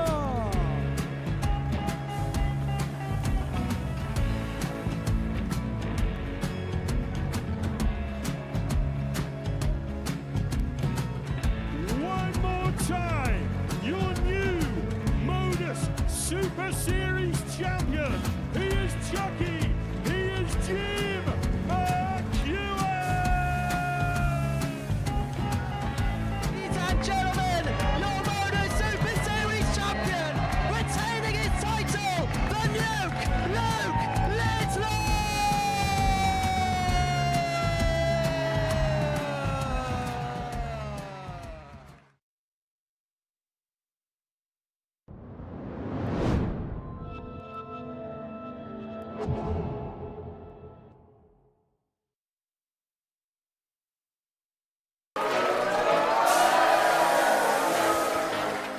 He gets bullseye for the win. Absolutely incredible by Andreas Harrison.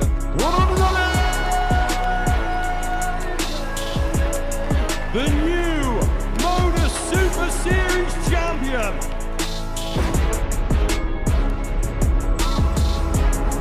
It's Phil, the Power Taylor. Welcome back to the party in Portsmouth here at the Modus Live Lounge.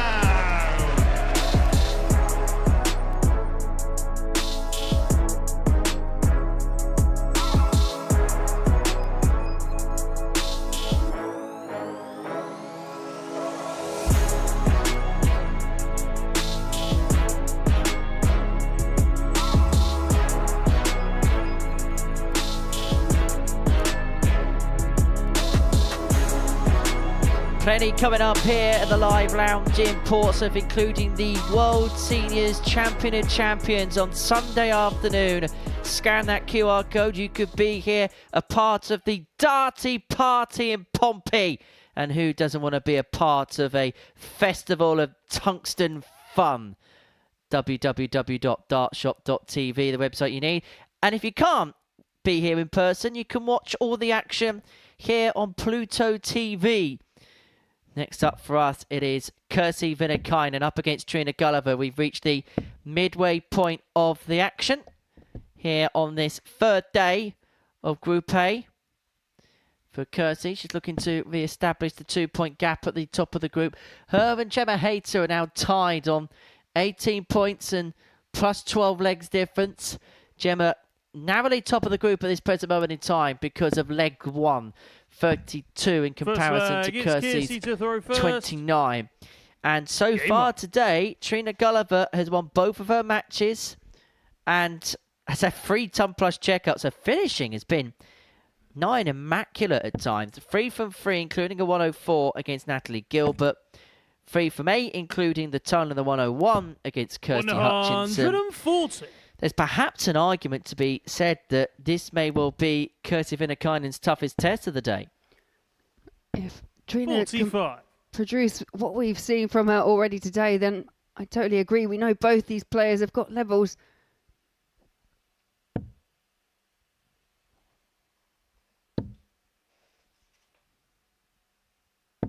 $60.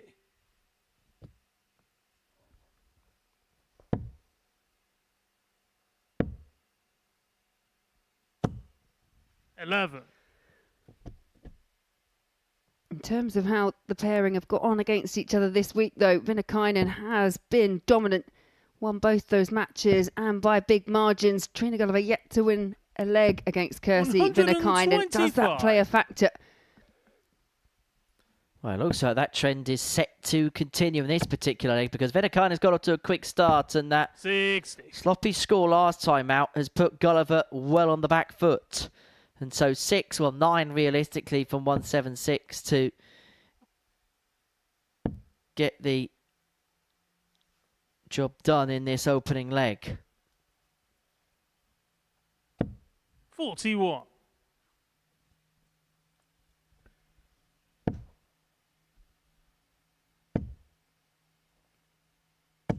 $140.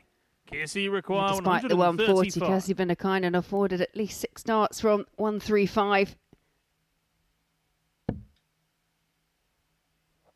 75 remaining. Treble 17 would have left double 12. As it stands, just looking to tee up. And tee up she will, leaving double top. Gulliver could only hit and hope.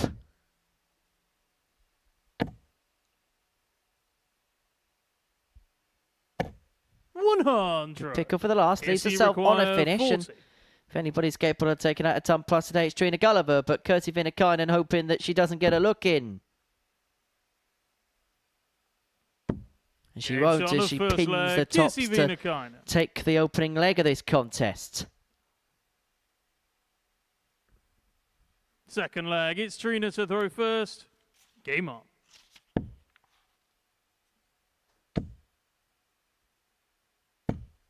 $100. We have mentioned already some of the matches that Trina Gulliver was on the losing side of. The way that her opponents have played against her, a testament to the quality and calibre of Trina Gulliver. But yesterday it was Viinikainen's best performance at 86-71 in order to get that 3-0 victory over the Golden Girl. 41. Yeah, as it stands, Kirsi Viinikainen on track for a similar kind of average if she maintains this.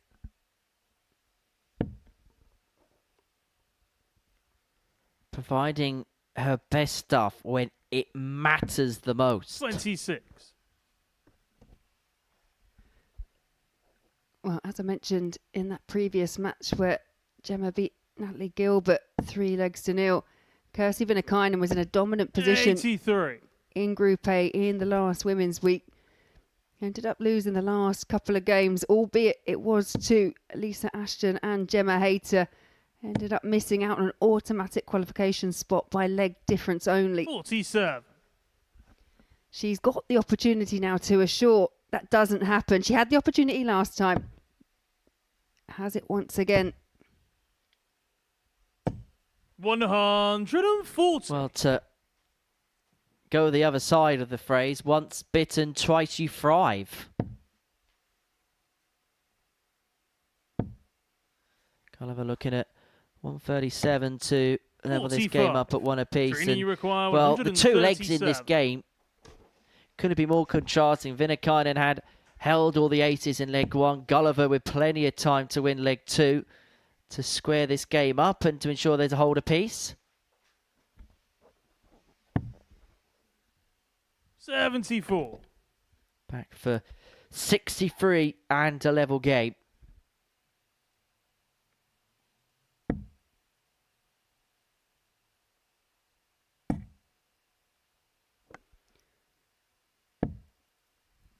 $111. Just the Trina wrong side with the requires last dart 63. to fill up that treble 18 bed, but it's 63 for Gulliver. Just a bit of a reset. 59 required. Oh, I can't find the single number, and that is going to be a frustration to Trina Gulliver. 14.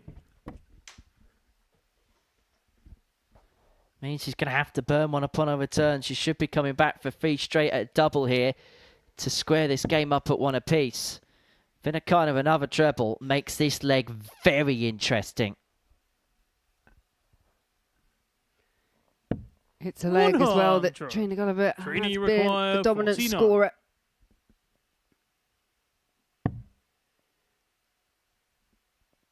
Single number proving tricky.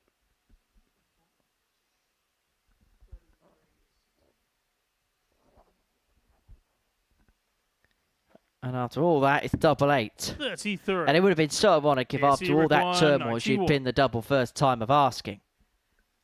Head in hand, and you can understand why.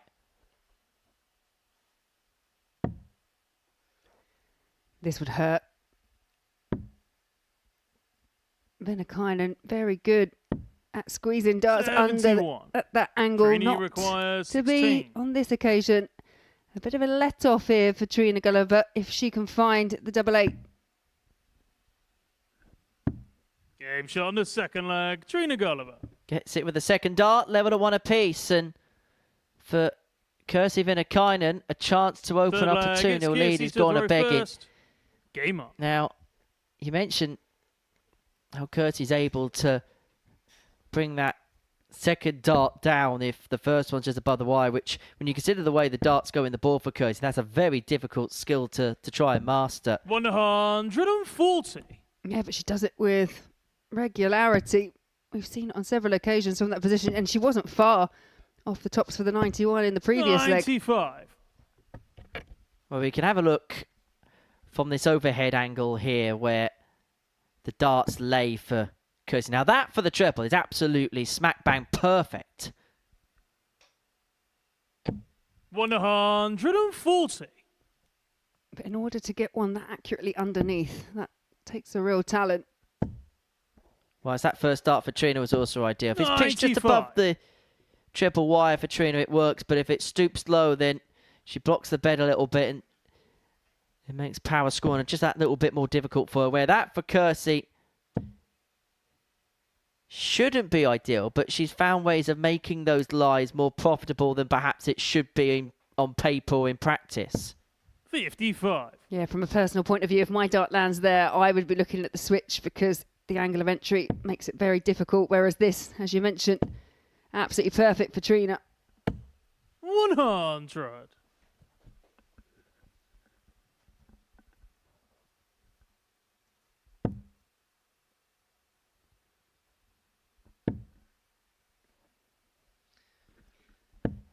Viinikainen, courtesy of that 55 and the previous score, left herself not on a finish and only 26 points to follow it up. Leaves this wide open for Trina if she can find a treble.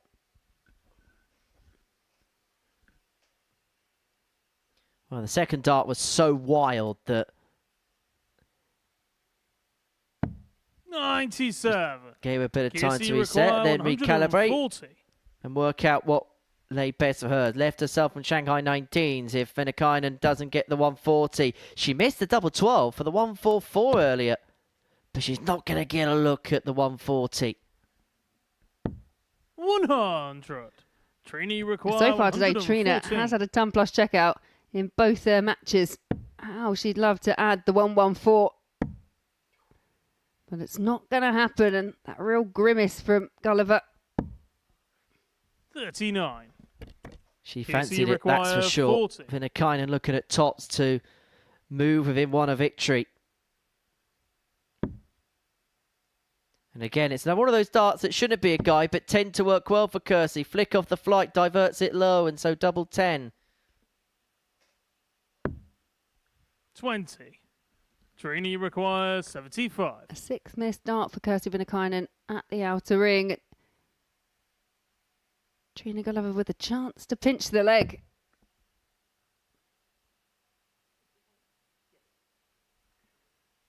Just checking the score. It is 58 left. That leaves tops for 2-1.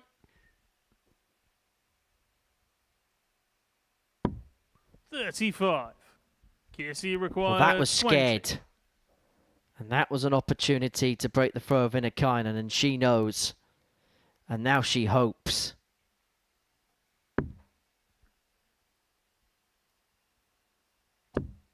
Viinikainen, this time with a kind deflection and in. 2-1 she leads, and a leg away from establishing that 2-point lead once again. Trina to throw first. Game on.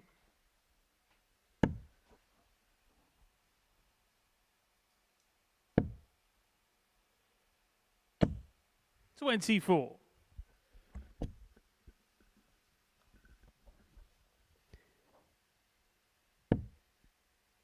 How important will that miss prove to be for Trina Gulliver in the last? Because Kirsi Viinikainen now has that finish line in her sights, finds the first maximum of the match. Nobody has power scored as well as Kirsi Viinikainen this week. That's just matter of fact.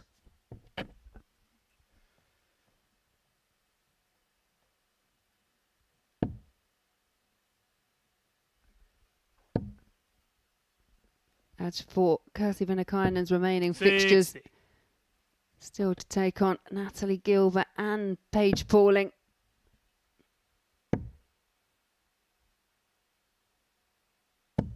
$41.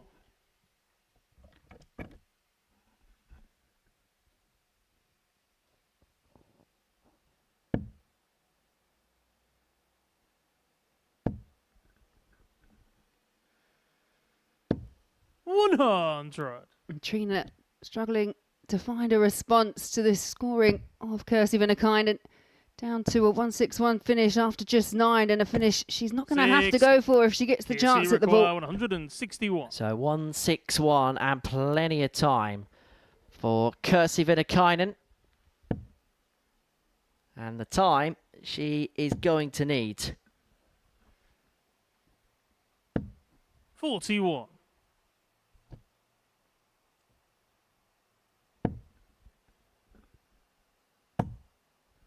But now the 120 could be under pressure. 140.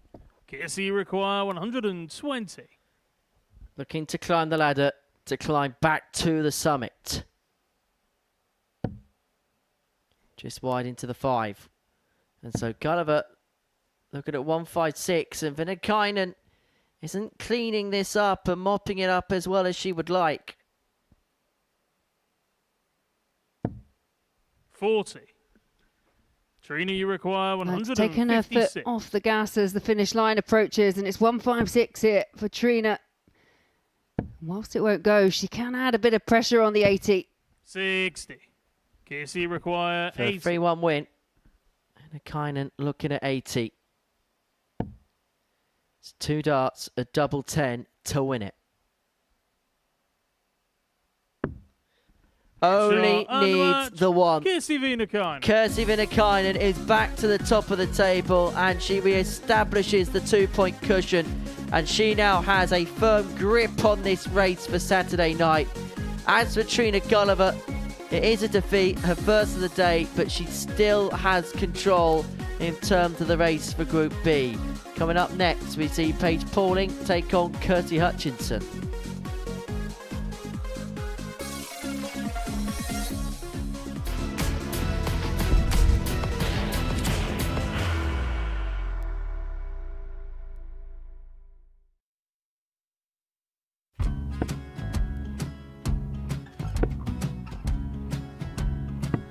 $54. Charlie McGuire, 164.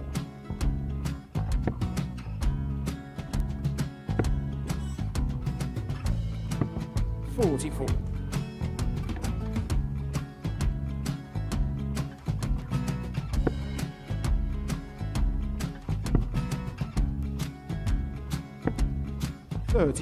Charlie required 120.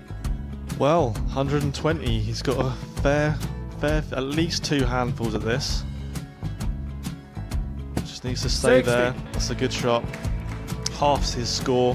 Leaves himself on a 2-darter.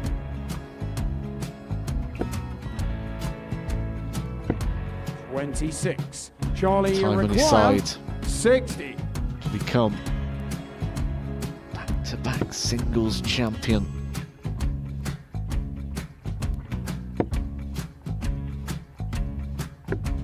$40. Definitely a couple of nerves in those last 2 darts. But he'll be coming back.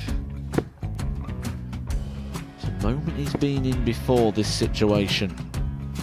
Standing at the back of the stage, Charlie approaching the required hockey with a 20. chance to win the title.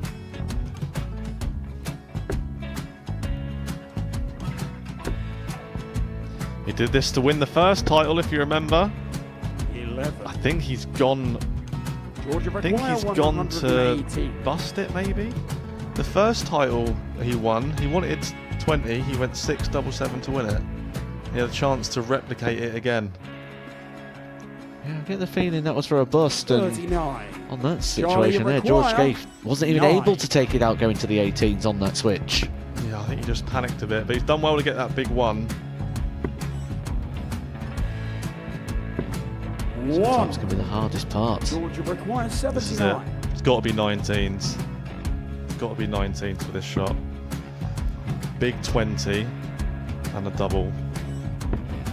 He's got the first one. He's going to get a match dart here.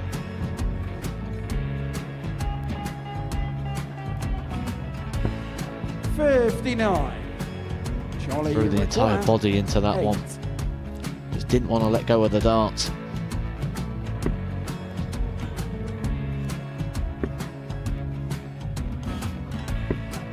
No score. He's given George a chance. Georgia require 20. I think George has been quite good on double 10 today. So many opportunities for Charlie Murphy. Go Couldn't get the job Got done. in the match! And the Red Dragon George Modus Scaife. Super Series Influencers Champion, George Scaife!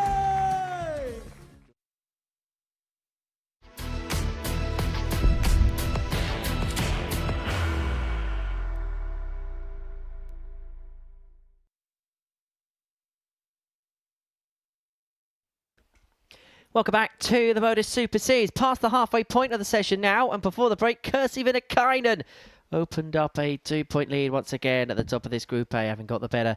Trina Gulliver by 3 legs to 1. Almost got found guilty there.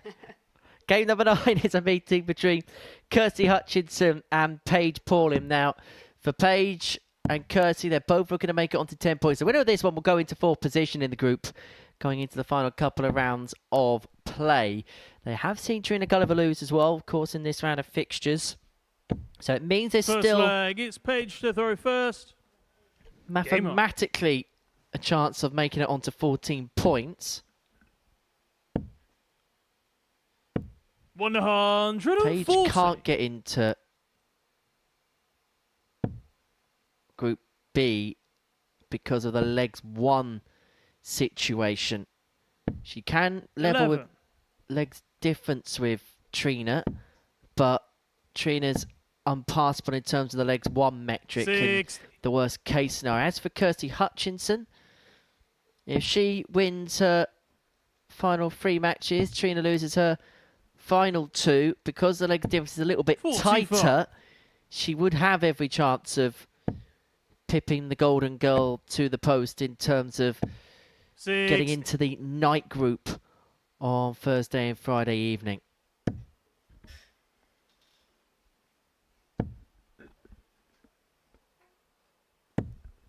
$40. Yeah, whilst nothing is mathematically a done deal, but you feel the way that Trina's just been playing. 60. Okay, she come slightly unstuck there against Kirsi Viinikainen, but you feel like she will be the one joining either Gemma or Kirsi in Group B, but We have seen some amazing things happen, some big turnarounds here at the Super Series. Any outcome is possible, no matter how unlikely it may seem, as a wise man once said. Very wise man indeed. A man I would never take on a game of Mastermind. No, absolutely not. 41. Paige require 81. Well, it's a dominant start here for Paige Pauling. Could be a big finish to see 69. it off. Well, the double six doesn't go, but she's got plenty of time on her side. For Kirsty, you could tell the 26. frustration Paige after she lost that 12. game against Trina. Gulliver played well in patches, but was hit by a couple of big checkouts from Trina in that one. As for Paige Pauling, well, she's kind of had a similar day of it.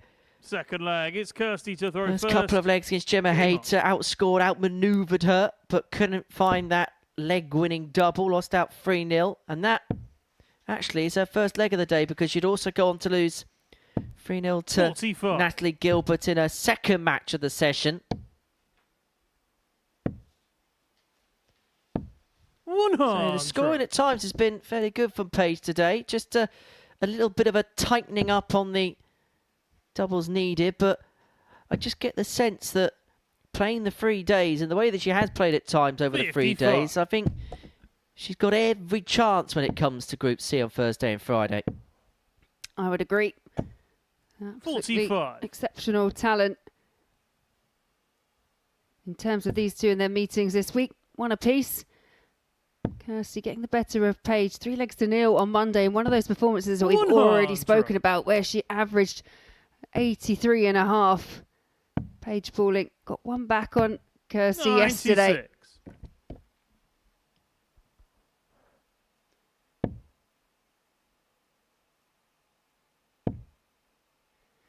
You just sense that Kirsty's 85. warming up to the challenge here in this match.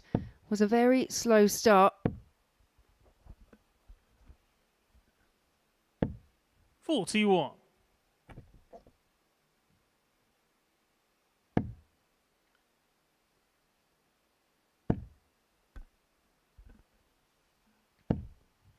Well, Paige here is effectively tunning Kirsty Hutchinson into submission here. Well, that bounce out was not kind. 39. And that Kirsty dart is the require difference between her 135. being on a finish and not being on a finish. And that gives Kirsty Hutchinson the luxury of just trying to set something up.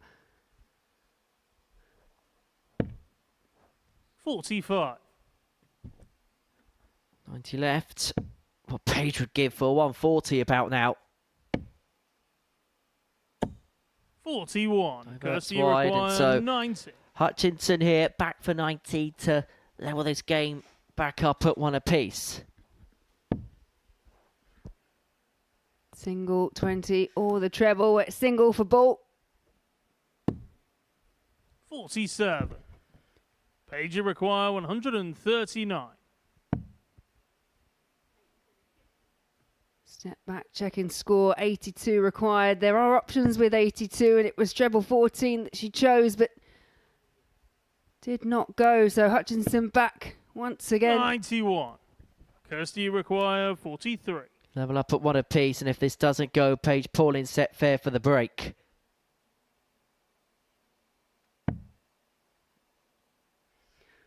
Well, it is the lesser spotted double 17 required.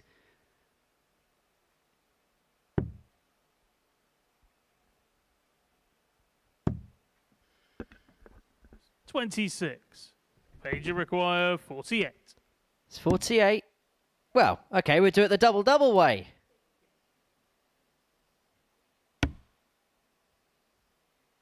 But the problem is, for Paige, is because that dart is sat where it is, the whole bed's as good. What a dart. Paige Pauling. That might just be dart of the week from Paige Pauling there. Because that was a Third leg, it's Paige to throw completely first. blocked bed, a nigh on impossible angle of attack. But she's managed to smother her way through, and she leads 2-0. 26. Yeah, that coupled with the fact that that first attempt at the double 8, that was just pulled wide. 100. It shows a level of maturity because obviously the second dart was completely misthrown for Paige Pauling, but to be able to step back, reset, find the target, and a target, as you mentioned, that was quite difficult to get a route through to. Kirsty Hutchinson's probably thinking, well, that just sums up my 81. week.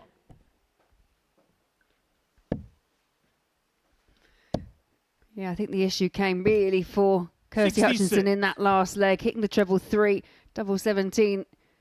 I mentioned it's lesser spotted. It is one of the least used doubles on the board. Well, there was a spell at the World 83. Championships where that double was not hit for nearly 4 years. Yeah, and I imagine it was 83. hardly left. That was the reason. But when it is left, it doesn't split down well. It's awkward. And because it's so close to the 2 as well, which would leave a more favourable double 16, people, even with 2 darts in hand, will tend to go that way than actually go straight for the double. Well, 9 times out of 10, you're probably leaving that double by accident as opposed to genuinely attempting it. 35. Kirsty, you require 137. Well, 137 here for Hutchinson to get one back, but she is in a position here to break the Pauling throw, return the match to the darts. 41. And it would mean that in the next leg she'd have the opportunity on throw to square up at 2-2. But she's got to get this one done first. 61. Kirsty, She's you gonna get require time to. 96.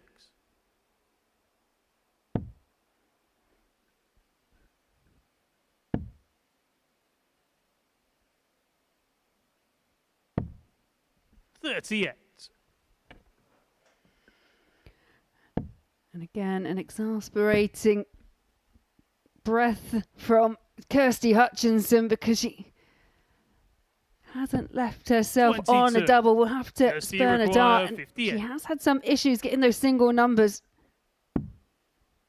No issue there.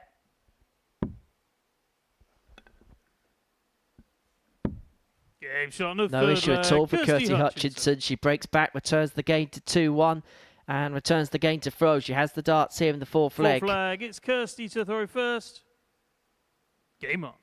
To take us the distance. Don't know what happened there. Don't know if the players forgot the order in which they were throwing or they just decided they wanted a moment to themselves. 60. You can get so involved in a game, and actually, if you win a leg against the darts and it feels relatively 83. comfortable, you do think, well, I must have thrown first in that one. And you can lose track, especially when you're playing so many games and you're playing the same person on a few occasions in a week. Well, don't forget that infamous game at the World Championships where 41. Christo Reyes and Resley Newton were so embroiled they forgot to pull up for the last leg. 42.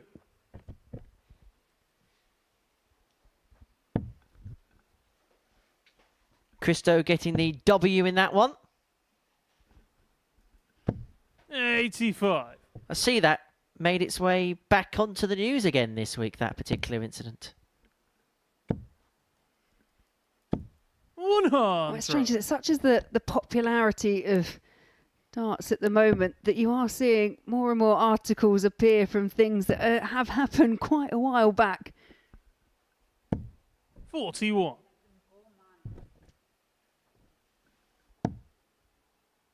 Yeah, I saw one of the Paul Nicholson, Phil 45. Taylor stories make it onto one of the newspapers not too long ago.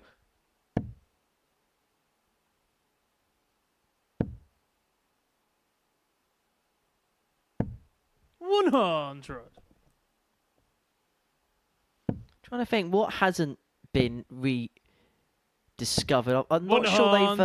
I'm not sure they put anything out about the Colin Lloyd punch of the dartboard yet. I'm sure it'll be coming. We've got the match play coming up. Be the perfect time for it. As long as they don't show him taking his shirt off after that match, we'll be absolutely fine. 91. For the match, double top, beautiful guide. 51. Does not use it. Kirsty requires 74. Can Kirsty find a way of saving the match, levelling it up? Should be a single 20, but it's treble, so double 5. To force a deciding leg. Game shot on the fourth leg. It's a great adjustment after the first for Kirsty Hutchinson. Is 2 apiece, and we are on a sudden death leg once again. Fifth and final leg. It's Paige to throw first. Well, this has been a bit of a swings and roundabouts contest, hasn't it? It looked like for a time that Paige Pullen was going to dominate it. Kirsty Hutchinson has brought it back from 2-0 to 2-2, and it's anyone's guess who's going to win this last leg.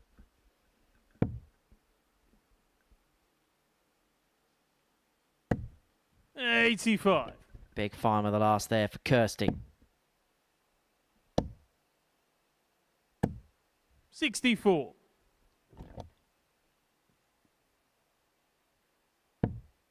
Very difficult to call between the two players.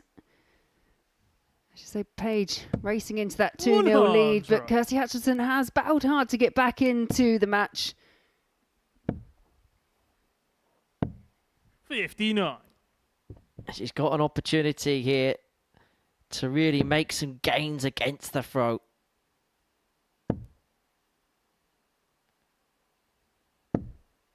$40. Well, I think that not only did that stick in the stem, I think it broke one of the arms that holds the flights in place. 77. There's going to be a need of running supplies at some point for Kirsty. But how crucial could those drop points be come the end equation? 60. 60 there, and even if it was just 20 points, 196, still in a relatively good position. But Paige Pullen here finds a couple of triples, leaves herself on 102. Favourite now for the match. Yeah, third 140 of the match for Paige Pullen, but what a time to get it. 41. Paige requires That slip from Hutchinson means Paige Pullen has at least 6 hit from 102. 62. Sets up nicely. No, she'll be back. Hutchinson 175 after that visit of 41. But it's going to be Paige that will come back for double top to win this game. It'll move her on to 10 points in the group.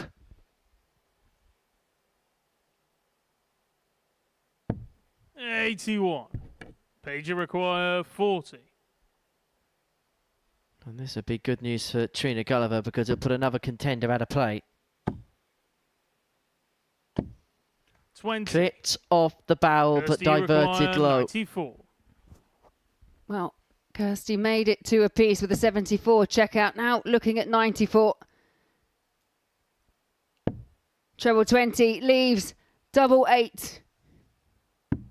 78. And a match opportunity Paige come and gone for Hutchinson. 20. You can see the frustration. And so Paige Pullen comes back looking at double 10. Now she found an awkward double earlier on in the match. She's seemingly going to have to do it again here. No score. And wasn't far away to her Kirsty credit, but requires Hutchinson 16. now back free in hand at double 8.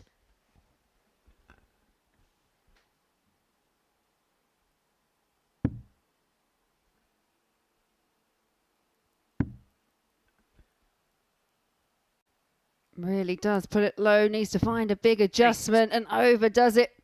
Paige require 20.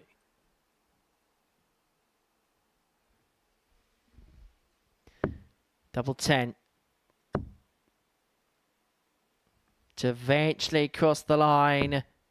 And cross the line, Paige Pullen will. Paige Pullen. She gets the better of Kirsty Hutchinson by 3 legs to 2 in a last leg decider.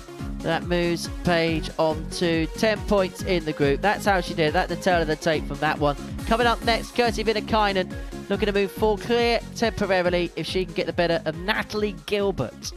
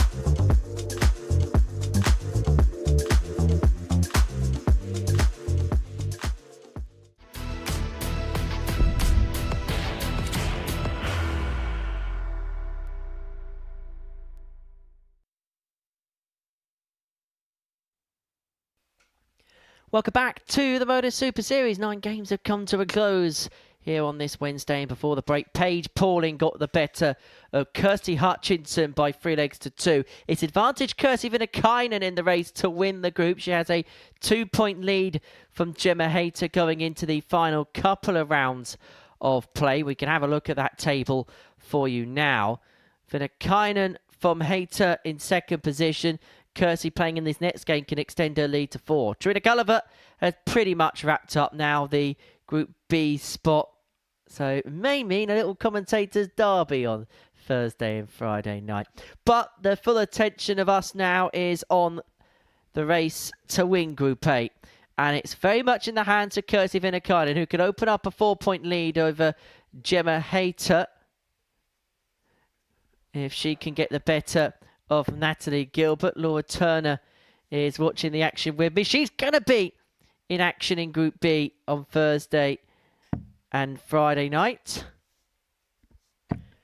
Which means if Trina does get into Group B, you both know that we will not let either of you hear the end of it until the end of time. Yeah, I'll be honest, it's not a wonderful prospect to think that Trina might be moving into the same group, to be perfectly fair. And that's no disrespect to Trina, it's just the way she's been playing. She has shown some real signs of getting back to her very best. Whoever wins one of these women's weeks, even getting out the group is tough enough to pick up a trophy and make it through to finals night. All those things they're achievements in themselves. Just think there's 10 world titles between you two. 31.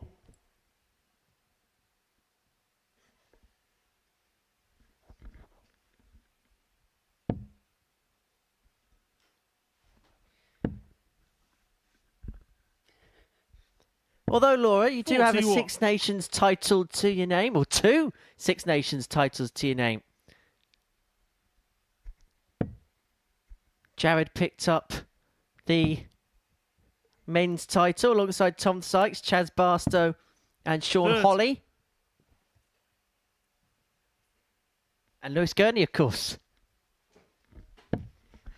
Don't worry, if you were looking for Lewis Gurney in the pictures, the first one that we had done officially, he missed. The first person, I think, to miss a group photo because he was elsewhere, let's say. Enjoying the celebrations.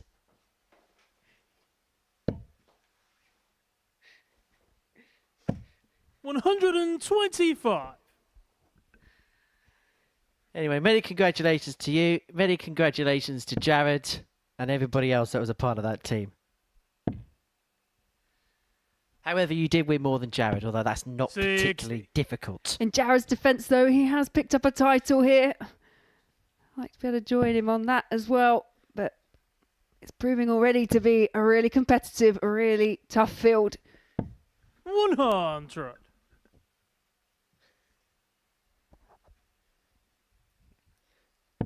He's won 1 week and I've never heard the end of it.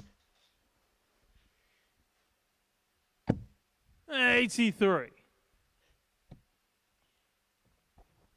Luckily for everybody, you will not ever see me throw a dart on that stage.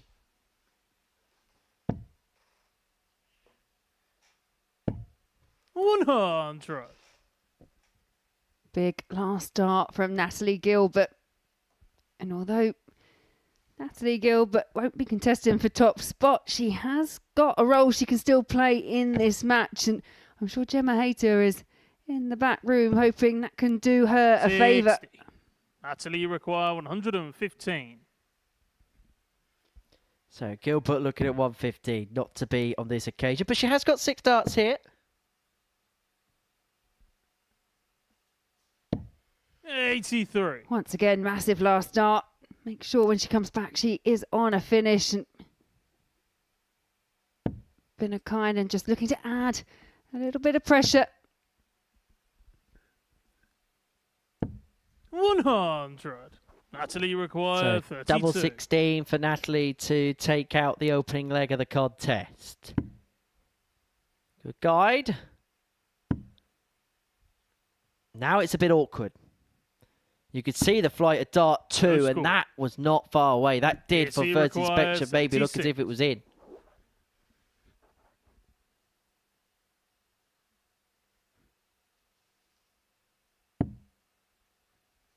Viinikainen to steal the march and steal this opening leg.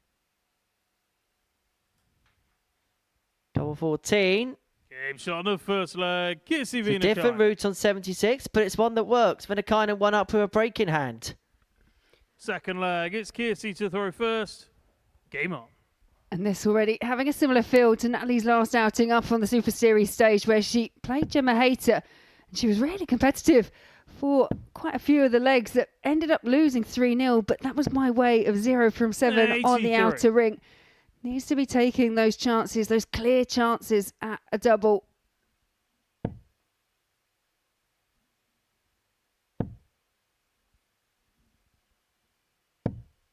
$30.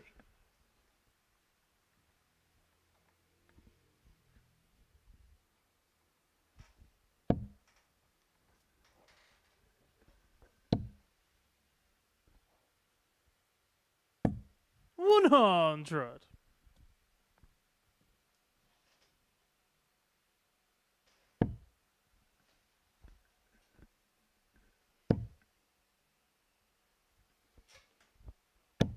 $140. Good response from Gilbert after the initial disappointment of not being able to find a treble.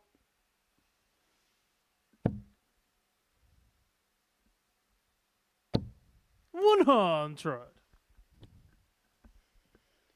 Well, Viinikainen won the opening leg against the throw and against the run of play of the Droopy Toll, but we have seen at times when Kirsty's been presented with opportunities, just got that little bit of luck. She's been able to run with it. Now, I was just looking over the results, and actually, the opening leg still for Viinikainen, they've been edgy. I guess is the right word. But as you say, she has managed to be presented with an opportunity perhaps she wouldn't have expected to get. But when she's had them, she has taken it. 42. Kirsi require So 118. Viinikainen looking at 118 and 6 starts from here to open up a 2-0 lead in this contest. It's found the treble. So what would be a second tub plus checkout of the day? 78. But time is on her side.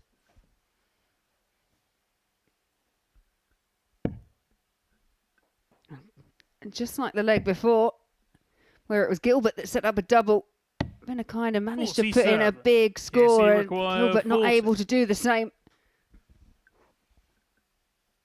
And so Kirsi Viinikainen looks at tots of 2-0.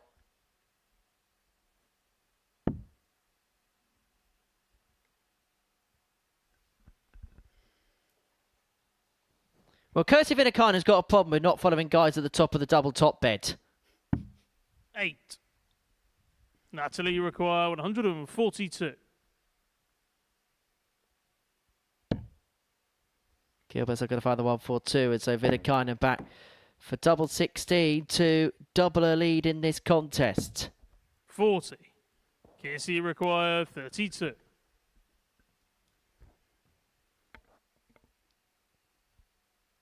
For 2-0 and to stretch her lead at the top of the table to go within one leg of doing that.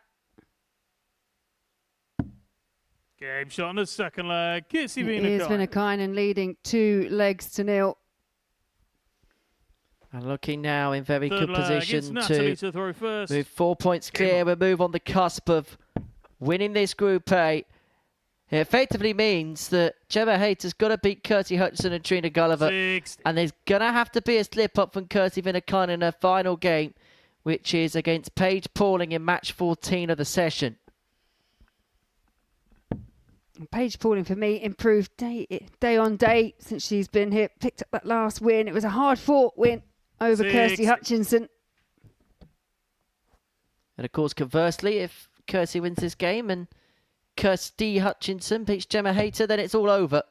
Viinikainen would be the victor of Group A. She'll be afforded a couple of days off to prepare to become the first player to win a specials week on more than one occasion.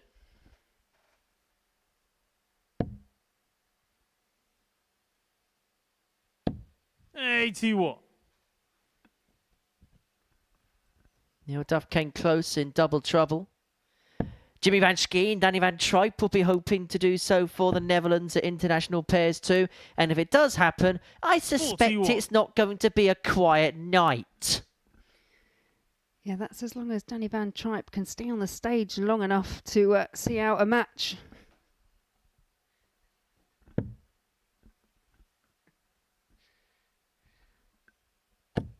$85. Just remember, Laura, you're playing tomorrow. I will be very wary of the edges of the stage and how tall the speakers are. Won't be headbutting any of them either. 41. I can tell you now that my director in my ears just told everybody who is working tomorrow night to keep the cameras on you at all times in case something happens. Oh, the joys. Not that I've got to worry about enough just playing darts now. 81.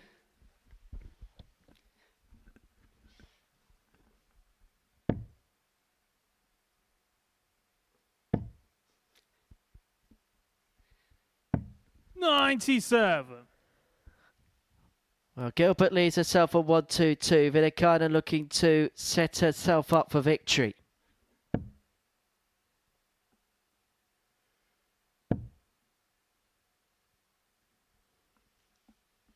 And you mentioned it in a previous match.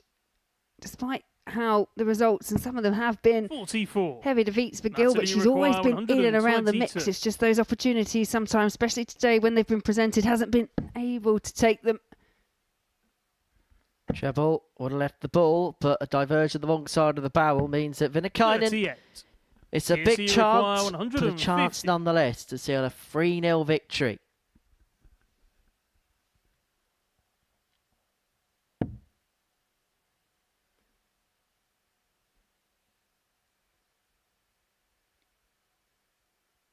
there are options from this position. It's a great lie to stay there, but there is the option for treble 18, which is the one she went for, and just the wrong side of the wire.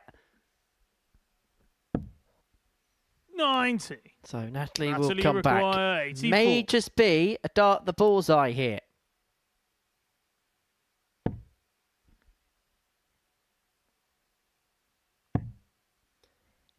Bullseye.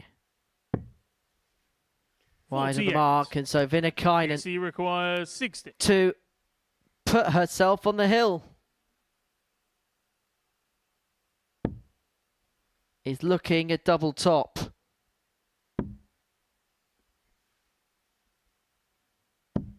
She's almost there. Kirsi Viinikainen. Kirsi Viinikainen is one result away from winning this Group A. If Gemma Hayter loses to Kirsty Hutchinson after the break, or she beats Paige Pauling, then she is going to be in to Saturday night's final through Group A. We're going to see Gemma in action now, taking on Kirsty Hutchinson. A defeat, Viinikainen wins the group.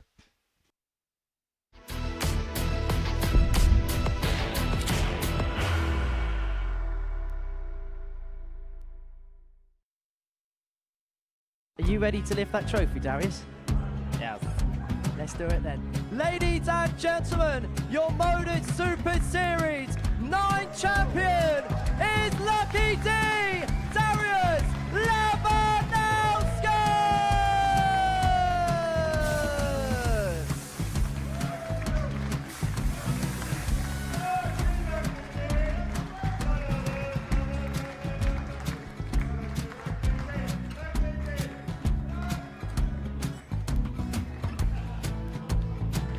Well, what a wonderful night of darts we have seen, and we are ready. Our champion is ready, and it's trophy. So receive the trophy. £25,000. The new Modus Super Series champion, the Terminator, Marvin Van Velzen.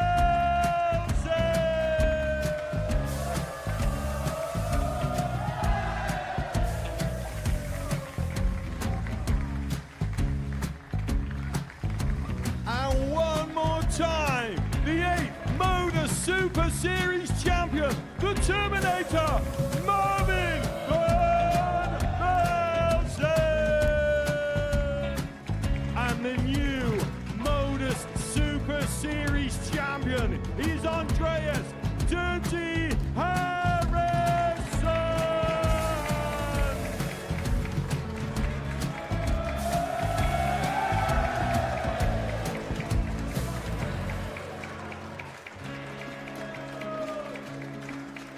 And one more time, the 7th Modus Super Series champion. Give it up for Andreas Dirty Harrison. The moment we've all been waiting for.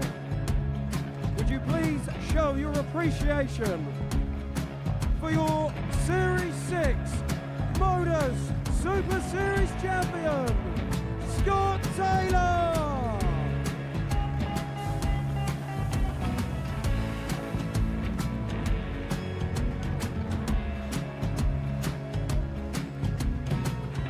One more time, your new Modus Super Series champion.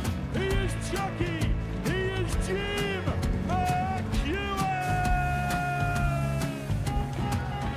Ladies and gentlemen, your Modus Super Series champion, retaining his title, the Luke Lidlow!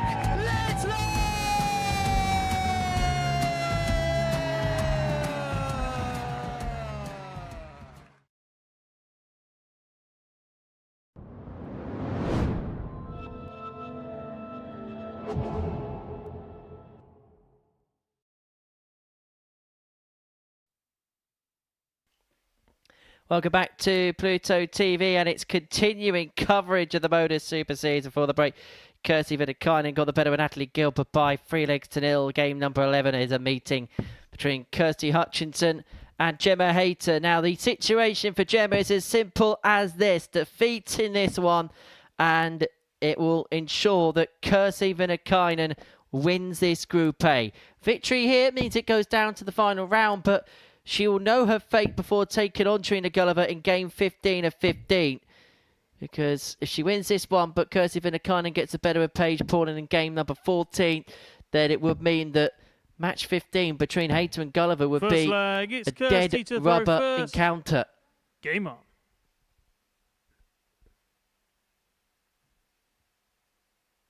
It's going to be Hutchinson to get us underway in this one, who has had her scalps at times this week. 100. But for Gemma Hayter, it is a now or never predicament for her. 140. Yeah, and Gemma's played this format enough. She'll know that is the case. That's the situation in front. As for Hutchinson, Gemma Hayter this week, not amongst one of the scalps that she has had.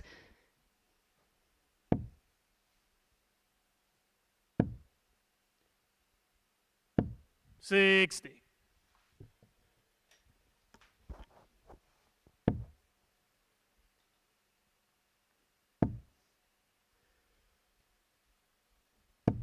$100. Well, so far, all tons in this game. Well, that trend's going to end there. 43. But Hutchinson in a very good position to take the opening leg of this contest. 6 starts from 201.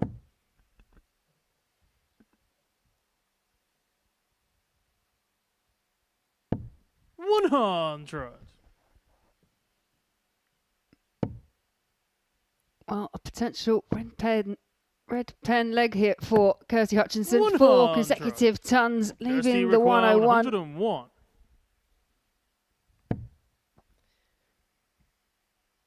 Get that red pen out. No score. Wow, by hitting the top, she's bust the score. Gemma, that's incredible. Yeah, it's one step in the process, obviously unintentionally. 134. Wasn't Kirsty punished by the 158, 101. but beautiful setup play for Gemma Hayter. This time, taking her time, a wry smile because of what happened last time. Looking for the single one. No score. And she's busted again. Gemma, well, twice in 24. consecutive visits, she has bust the 101. She want to put this leg in room 101. Well, this is a chaotic leg, Kirsty to say the least. 101. Yeah, well, they say 3 times the charm. Well, this time, she can't bust it with the second dart, but she can't find the treble either. As stupid as this sounds, I think she might have been happy 49. not to have hit the Gemma, treble there. require 24.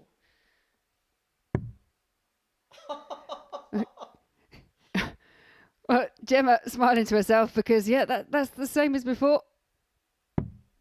But that's a different outcome, and it is Gemma Hayter that gets the first leg. And, yeah, all they can do is laugh because, yeah, sometimes in darts it can just get a bit chaotic, and everyone got involved in that. Game on. Where do we begin analysing that leg?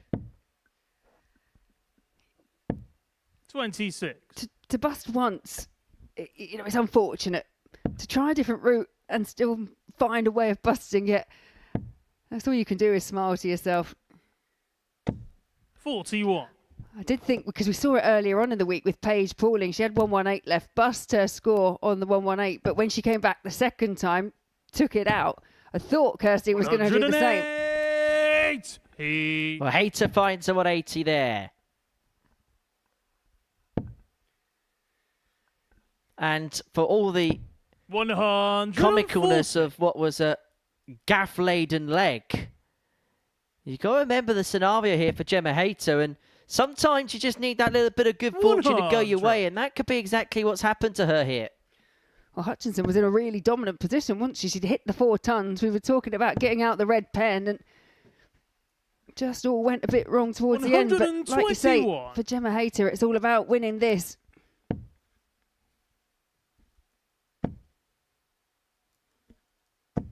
100. Well, Tun leaves herself on a 2-darter. How handily can Hutchinson leave it from here?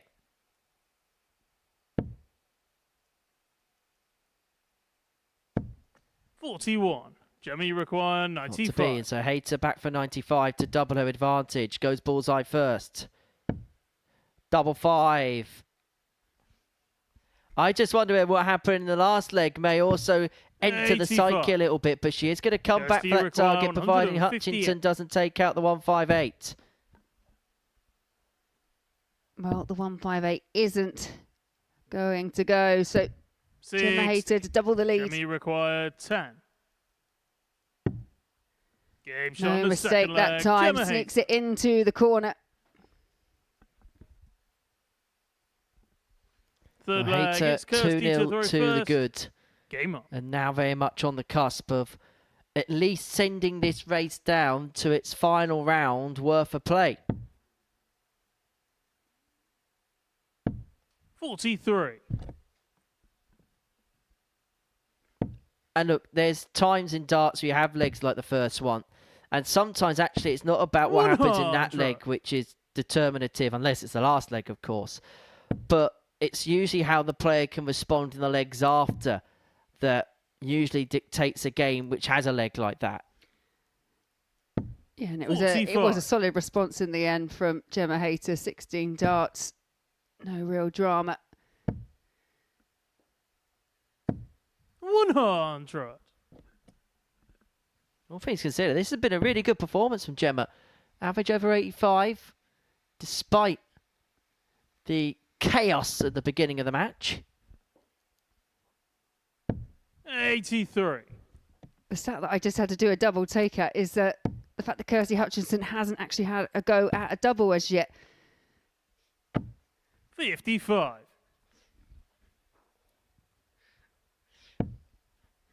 That's how mind-boggling this game is. She has hit a double in this game, but it bust her score. Yeah, like I say, just had to do a double take because, as you say, the first leg, it was it was different, to say the least.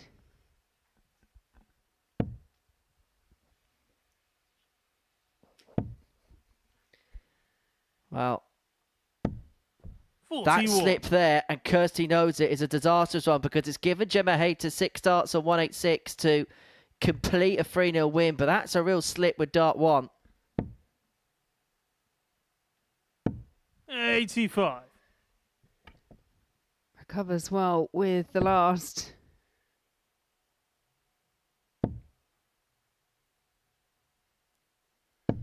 $100. Gemma, you require 101. Well, the irony is, Hayter could win this game with 101, which Kirsty Hutchinson busts twice in this contest, and she does win it with 101. That's irony 101 for Gemma Hayter. She seals a 3-0 win against Kirsty Hutchinson, which keeps her in play and keeps her in contention in this group.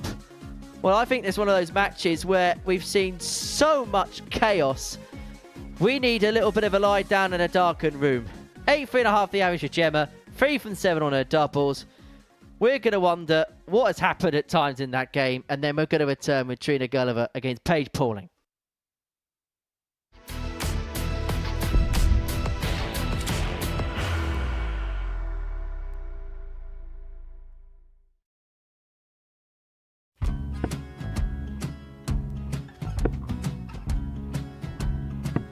$54. Charlie McGuire, 164.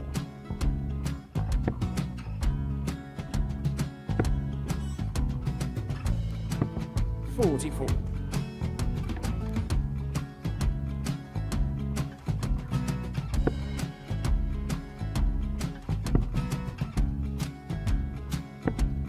$32. Charlie required 120. Well, 120. He's got a fair, at least 2 handfuls at this. Just needs to stay 60. there. That's a good shot. Halves his score. Leaves himself on a 2-darter.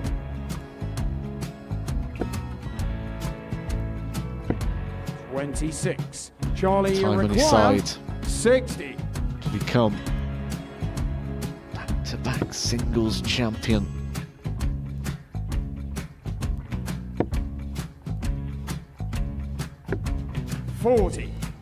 Definitely a couple of nerves in those last two darts, but he'll be coming back. It's a moment he's been in before this situation. Standing at the back of the stage, approaching the jockey with a chance to win the title.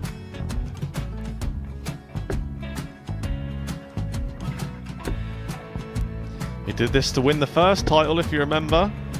11. I think he's gone. I think he's gone to bust it, maybe. The first title he wanted 20. He went 6-7-7 to win it. He had a chance to replicate it again. Yeah, I get the feeling that was for a bust. And 39. on that situation there, George Scaife wasn't even able to take it out going to the 18s on that switch. Yeah, I think he just panicked a bit, but he's done well to get that big one. Sometimes can be the hardest part. Georgia requires This is it. 79. It's got to be 19s. It's got to be 19s for this shot. Big 20 and a double. He's got the first one. He's going to get a match dart here.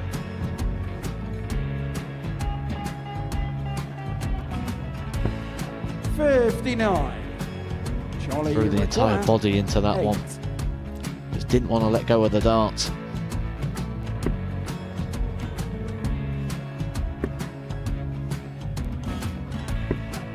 No score. He's giving George a chance. Georgia require 20. I think George has been quite good on double 10 today. So many opportunities for Charlie Murphy. Couldn't get the job done. The match! And the Red Dragon George Modus Scaife. Super Series Influencers Champion, George Scaife!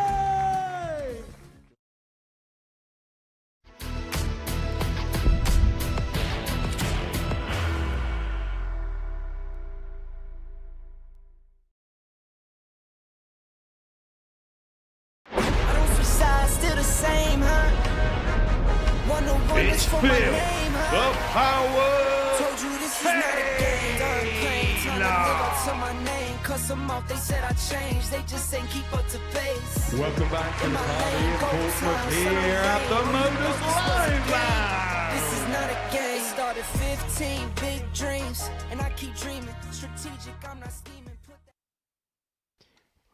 Yes, Phil Taylor will be in audience here at the Live Lounge in Portsmouth this Saturday afternoon. And he'll also be here at the Seniors on Sunday for the Champion of Champions. Event tickets for both of those days are available by heading over to www.dartshop.tv. And if you are here on Sunday, and you could maybe even on Saturday, see Trina Gulliver, MBE. First leg, it's Trina to throw first. Game on. Trina wins this game, then she'll be on 16 points. And she will be looking very pretty about things in terms of 60. Playing in the night session tomorrow. Now, in terms of the legs difference, the worst case scenario for Trina is she 59. Finishes on 14 points and -5. Now, the best case scenario for Paige Paulin is finishing on 14 points, -7. So Trina is going to be in Group B regardless 41. of what happens over the course of the final 4 matches of the group. So there will be a commentator's derby 45. on Thursday and Friday night. And that's just me and Scott Mitchell having a chuck before the action gets underway. I thought you said we'd never see you on that stage. I never said it was going to be televised. You know full well the guys in the back might clip something up for us. And I'll make sure I cover all the cameras with a tea towel. 133.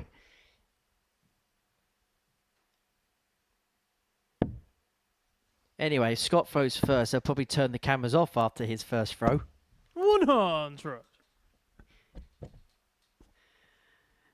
And if you are still listening, Scott Mitchell, feel free to reach out. 60. Stop inciting violence, Mitchell. Well, anyway, back to the darts. Shall we? Shall we? Yeah, with regards to the week of Paige Pauling. Solitary win on Monday. That win did come against Trina Gulliver. 100. Picked it up much better on day 2 for Pauling. Did lose to Gulliver, but picked up a few more wins. And I think today, in terms of the results, equally as good for Paige Pauling. Paige require 104. At one point, she did find herself cut adrift at the bottom of the table. Now, 88. If up in 4th. Trina require 104. So Gulliver 104. Doesn't like the live dart one. She's already taken this finish out today, but not on this occasion. And so 56. Paige will be back. Double 8 16. to take the opening leg against the throw. Double 8, no mistake. Pauling one up. Paige Pauling.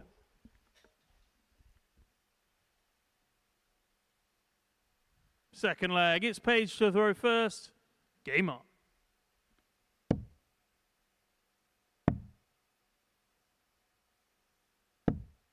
$24. Paige is one of those players that will move around the board to try and find a straight route through. 108. But Trina Gulliver first to find a maximum in this match. 72.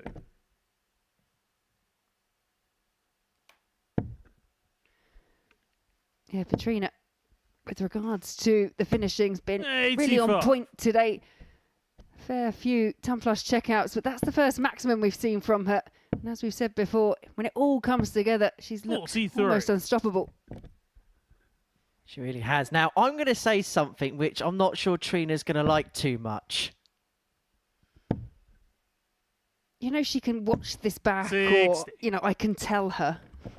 I know. But before Paige Pauling was born, Trina Gulliver had already won 7 world championships. Wow. Which just goes to show Trina's longevity in the game, what she's achieved over a long course of time, and how, 44. as the generations move on, she's still right at the very peak of her powers.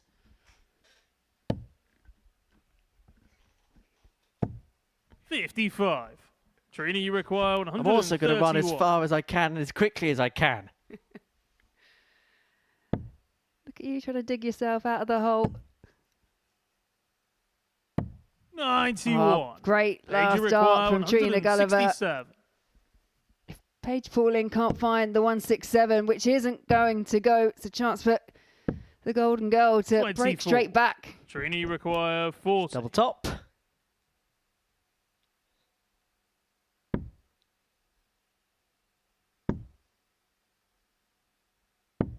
20. Just underneath, and so Paige Pauling is back for 143 to double her lead.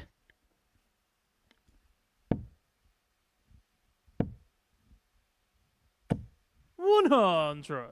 Trina, you require 20. Double 10 for a level match. Game shot on the Use second that leg. Trina first Gulliver. star's a perfect guide, just a kiss off the bow on a level yard, one apiece. But perhaps a lesser known fact about Third Trina and leg, her it's career Trina is the to fact throw that first. she's Game won on. 2 PDC major titles, because in the mid-noughties, the Las Vegas Desert Classic had a women's tournament. I believe the final was 78. televised by Sky.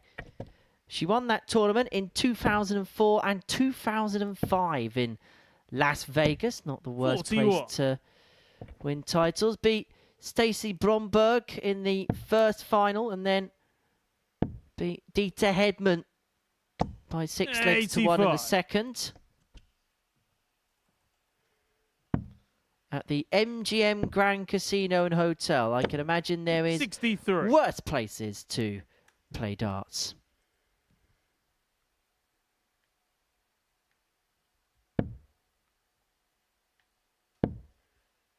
Great tournament. That was played until 2009, that 100.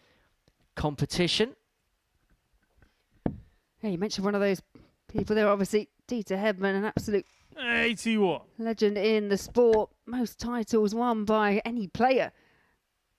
But you also mentioned Stacey Bromberg and herself picked up a couple of titles. One also being the Las Vegas Desert Classic. But that one and only time that the 36. PDC put on the Women's World Dart Championship, beat Trisha Wright in the final.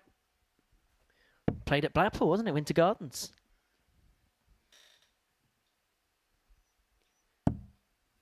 $54. Yeah, there were times, weren't they, back in the early noughties where the PDC were starting to look at doing things with the women's game, but never really found the right formula. And I think this women's series has been an 85. absolute revelation in terms of how accessible the game is and the stages that you get to play on as well. Right in saying, Stacey got a tour card, didn't she, for a couple of years for winning that? Or 26. there was something, Trina wasn't there? require She definitely played in the Grand 117. Slam alongside Trisha Wright.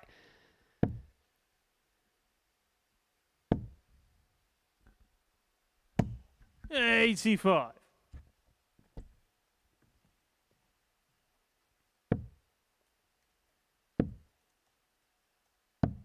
$78. Trina, you require 32.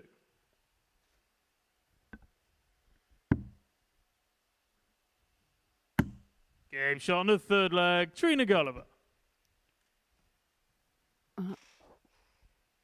Real consistency from both Fourth these leg, players. it's Paige Every to leg throw one first. in 20 darts, and it's Trina that's one away from victory. 59. Which would mean that she'd have a 6-point buffer from those below her in the table. She is already guaranteed to 140. play in Group B tomorrow night, but it would just add further space between 140. herself and those below.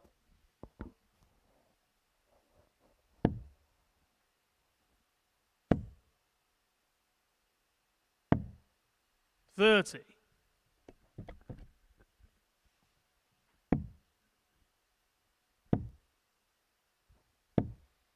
$43. Trina can't finish in any other position other than third in this group. Can't be caught behind, cannot chase down Gemma Hayter, who occupies 59. second position. Yeah, there is the potential of some jostling on the table in positions 4, 5 and 6 because of the variable 54. leg differences. But as you say, Trina guaranteed to finish in third. The only position we know 100% so far.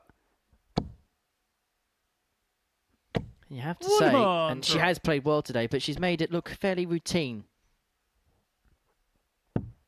Yeah, I don't really want to say it out loud, but you get the feeling there's a bit more in the tank. I'm just hoping she saves it for like the rest of the players in Group B, and just goes easy on me. 13.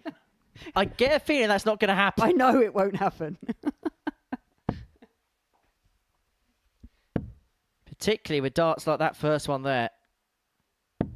100. Well, experience is trumping the exuberance of youth here. Gulliver on the cusp of a 3-1 victory against Paige Pauling. Might be the last meeting between this pair 40. this week, depending on what Trina happens in requires groups 72. B and C respectively. But Gulliver 72, and she's going to get 2 darts for the match at double 18. 40. Yeah, it was a Paige great require 152. guide with the second dart, a wild attempt with the last, and Paige Pauling here.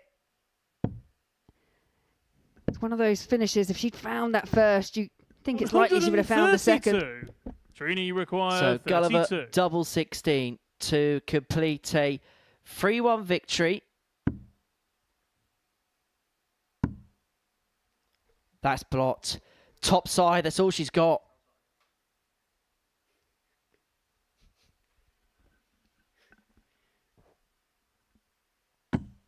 $16. Paige And you requires could hear 20. it slammed into the darts already in the board. And the last shot of 132 from Paige Pauling gives her these chances. But again, this is awkward for her. Trying to find a route through, and that is a great dart. A great use of the 2 markers already in the board, and it is 2-all. Fifth and final leg. It's Trina to throw first. Game on. Just having a look at this session. It's only the no, correct me. 100. 4th game that's gone 3-2 today. Hutchinson, Viinikainen, Gulliver, Hutchinson, and 83. Pauling against Hutchinson. it's felt like a session that actually has had results closer, but I think that's because there's just been a few missed opportunities from those players that have lost 3-0, 3-1. In terms of results, yes, there may be some disparity, but in terms of the competitiveness of the matches, that's where it's been quite close. 96.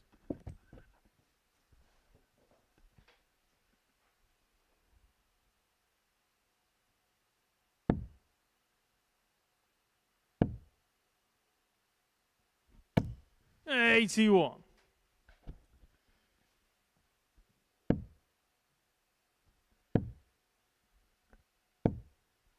$78.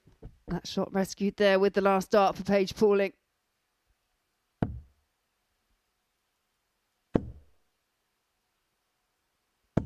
$85.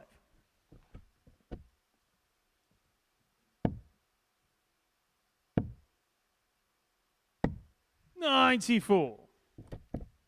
Yeah, and again, a great last start to be first down to a finish, but if Trina Gulliver here can find a couple of trebles. 60. Paige require 150. 150 for Pauling to win this game, not to be on this occasion. So Gulliver 116. She had an opportunity to win this game in the previous leg. She's going to get another chance now, but this could well be the only opportunity she gets. Needs to find a route above and tries to force the issue. Not going to go. Paige Pauling could be winning this. 52. She's going to get a chance at double top. And now double 10. 32. Trina requires 76. Couple of match darts there gone for Paige Pauling. Single 16 misses the single number. Not the first time. Trina's had a little bit of issue in terms of the setup play. The Rod Harrington School of Darts. Don't miss the big number. And these could well be 2 big points for Paige Pauling, because that double 10 means that she's on to 12 points. And what that means is she's now confirmed to finish in 4th position in the table. So we know what's going to happen with these 2 players come the end of the week. That's the tail of the tape from that game. Paige Pauling coming back from behind to beat Trina Gulliver 3-2. After the break, Kirsty Hutchinson takes on Natalie Gilbert.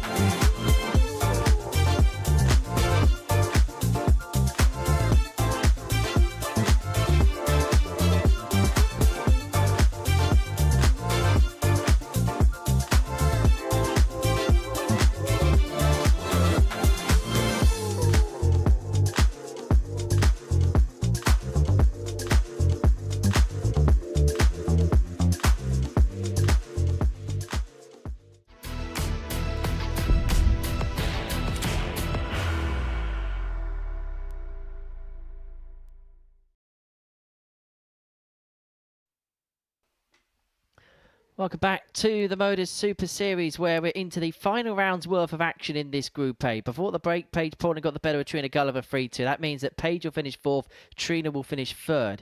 Gemma, Hayter and Kirsi Viinikainen, both with 3-2 wins in their previous matches, means that the race to win this Group A goes down to the final round of fixtures.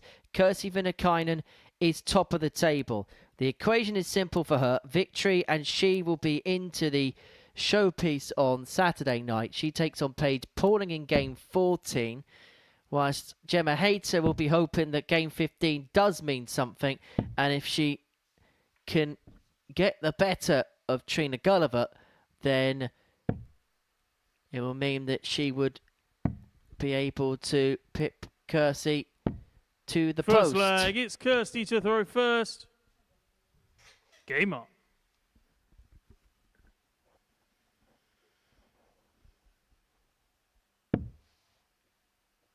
Yeah, these two players, really good friends on tour. It was a bit of a scrappy affair 40.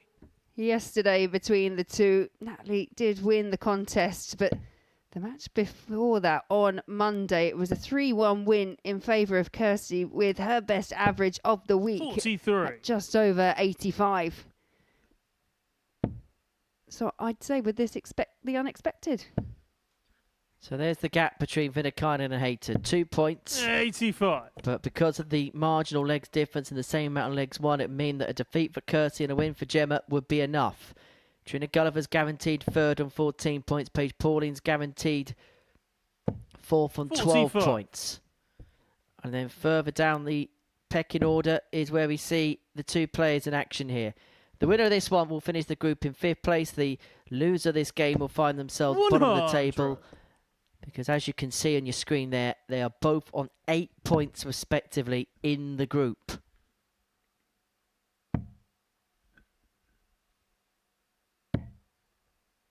$55.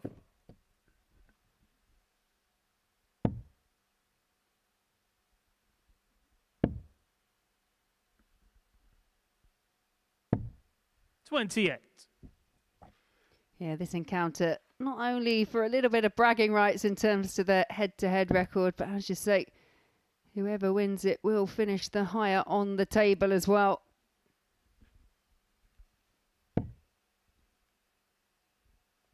Of course, whoever finishes bottom of this group 81. has to play first and last on Thursday and Friday, both the days, both the sessions.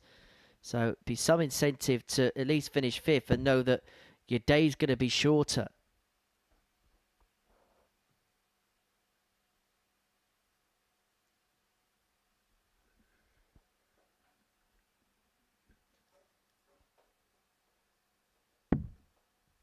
$81.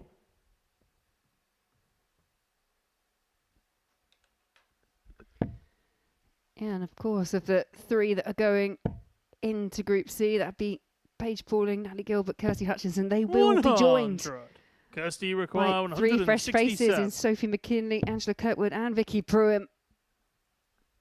Vicky keeping up her ever-present status in playing at Women's Weeks here at the Super 63. Series.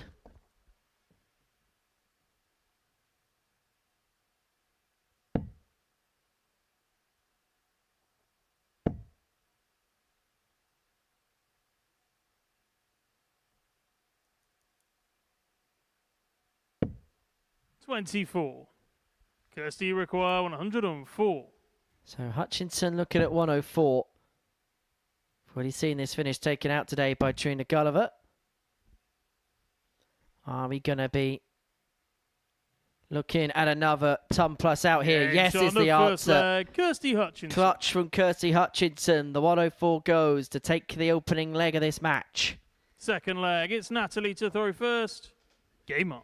Yeah, for Kirsty Hutchinson, if you just think back to the match before and all the drama we had around the 101, the fact that she's cleanly taken out the 104, I think that will stand her in good stead going into Group C. 100.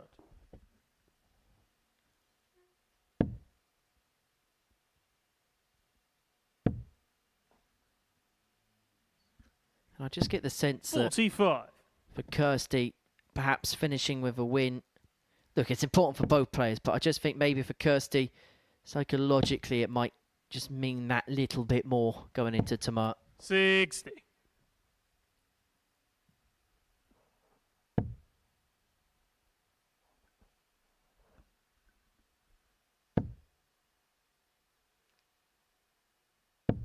$100.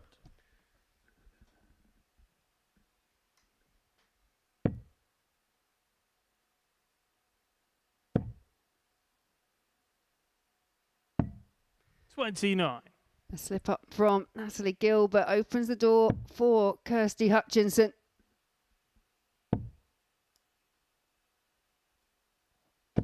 $60.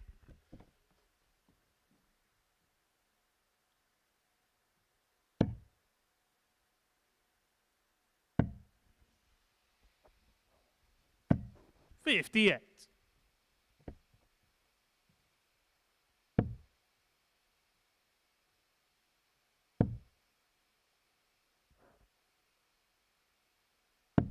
$44.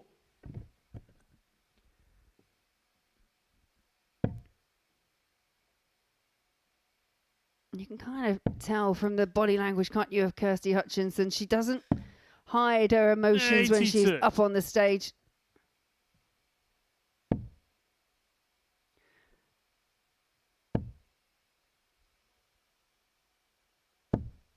Tunnell leads Hutchinson first to a finish against the throw, but Gilbert in a good position here to at least leave things a little bit more handier.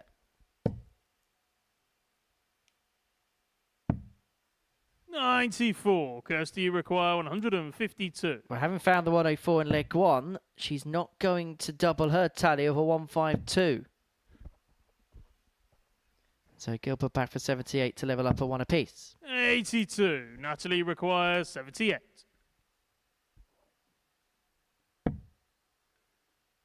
Double 12 for 1-all. You feel that should be a good marker for Natalie, but not 59. able to use it. And Kirsty requires exasperation from Natalie Gilbert.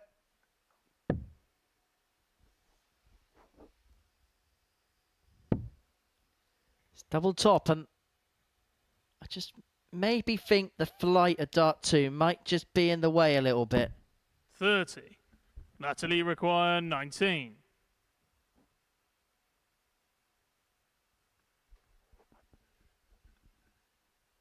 The slip on the double 12 means that it has to burn a dart here. 11. Kirsty requires So 40. Gilbert missing 4 opportunities at a double in this game. Can Hutchinson find double top? Getting closer.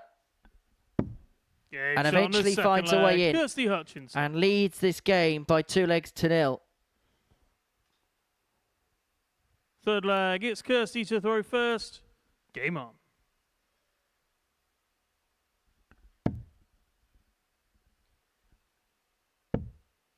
Although, as you mentioned, whoever finished bottom of the table, they will have 81. to play first and last. It is a slightly later start time for Group C going into tomorrow. Obviously, all the Group A sessions starting at 9:30, but Group C, a nice 1 o'clock kickoff. Just gives you a little bit more time to kind of wake up, adjust in the morning. It means 45. no need for the alarm. Oh no, I probably still need the alarm.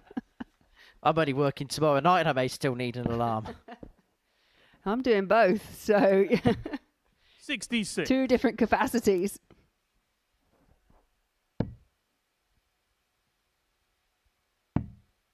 Double bubble. 96. It's going to be a long day. Yeah, but I'm looking forward to it. I've had some successes up on that Super Series stage. It'd be nice to try and get a few more. 140. Have to try and join Devon Mason, the list of commentators to have won weeks here. 26. Although Devon, I'm sure, will attest that he's gone one further because he's picked up a global championship in this building. 122.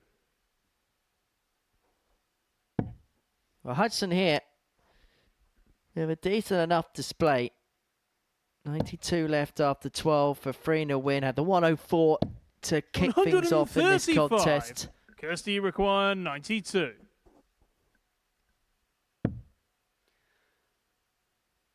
Yeah, a bit of a slip. So 87, 17's the target now. Just looking to set up. 32.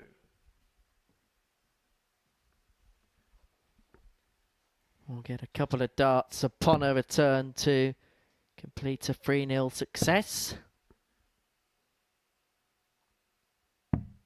59. Kirsty requires 60. Tops for a 3-0 victory, double 10. 50.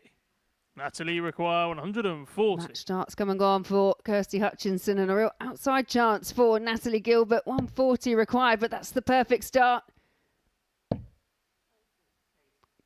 Couldn't find the second, but we'll want to make sure of the big 20. 100. Kirsty required 10. So Kirsty Hutchinson, double 5.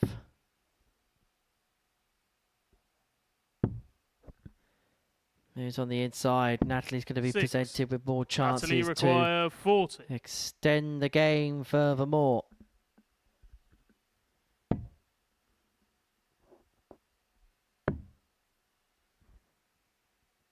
Not moving. Feels that's a good 20. marker. Kirsty Should have just slid require across the 4. hockey. Double 2 to get it done. 3 zip.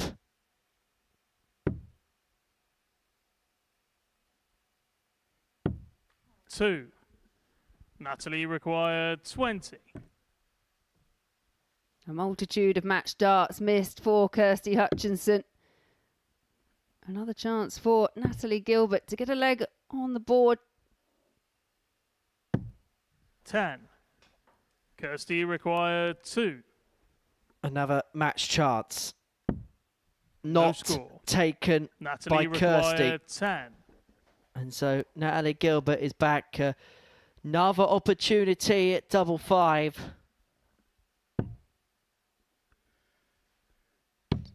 She went No this route score. before for 3 for double Kirsty 1, but it's required on in 2. the double 3. Well, double 1 is what Game's Kirsty shot and the Hutchinson match. wants Kirsty and Hutchinson. gets. She gets the better Natalie Gilbert by 3 legs to 0. It means that she's going to finish 5th. Natalie Gilbert's going to finish bottom. Paige Pauling, it's Kirsty Viinikainen is up next.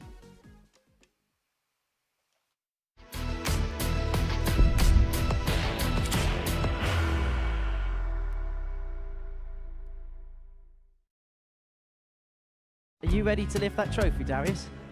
Yes. Let's do it then. Ladies and gentlemen, your Modus Super Series 9 champion is Lucky D, Darius Labanowski!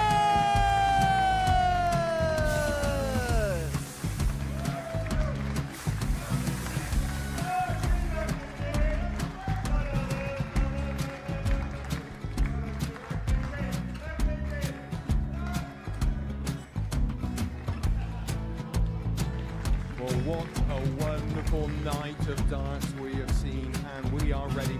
Our champion is ready, and it's trophy. So receive the trophy. £25,000. The new Modus Super Series champion, the Terminator, Marvin Van Velzen.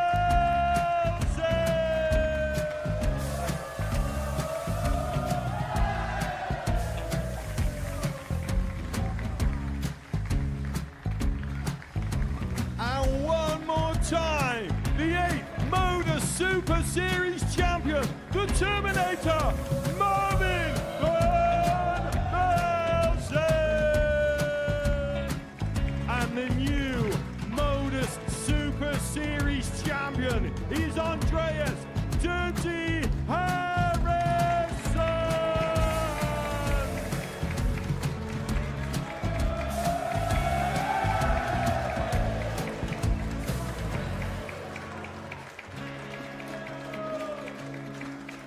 And one more time, the 7th Modus Super Series champion. Give it up for Andreas Dirty Harrison! The moment we've all been waiting for. Would you please show your appreciation for your Series 6 Modus Super Series champion, Scott Taylor!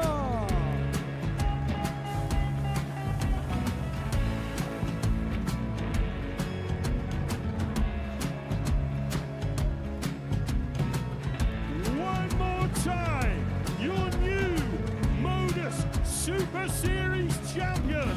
He is Chucky. He is Jim McEwen. Ladies and gentlemen, your Modus Super Series champion, retaining his title, the Luke Lidlow!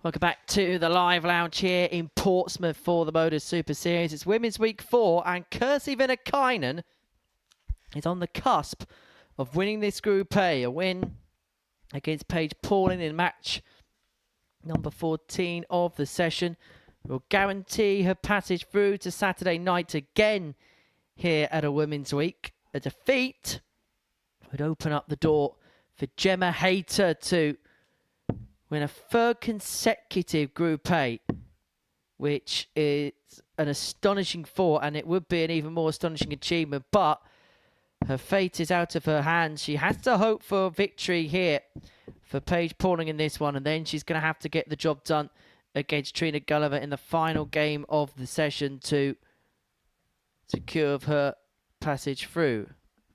Yeah, and for Paige Pauling, not uncharted territory, to be fair. These two met yesterday morning. It was their first game, and it was Paige Pauling. Her campaign really kicked into life yesterday, and she had a 3-0 win over Kirsi Viinikainen, and Kirsi actually losing those first two games 3-0. If Paige can replicate that feat, then the fate of Viinikainen then falls into the hands of Gemma Hayter, as does her own. 60.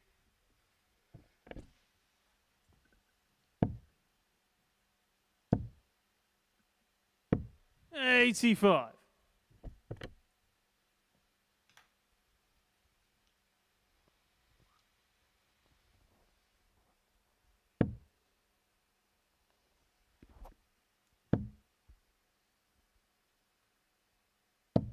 $100 for Kirsi. Since that defeat to Kirsty Hutchinson at the beginning of the session, she found her best level for that big game against Gemma Hayter, average of just under 88, 3 from 9 on her doubles, including that ton checkout. Then a 3-1 win against Trina Gulliver and a 3-0 win against Natalie Gilbert. She's certainly trending in the right direction. We're kind of learning as a trend for Kirsty. I know she won all 5 on Monday, but maybe the beginning of days don't quite work out to plan. But as things move along over the course of a session, 42. She manages to pick up.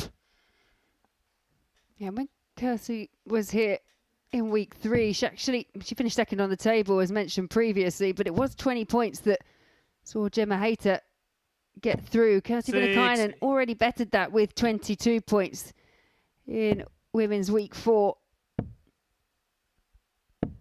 81.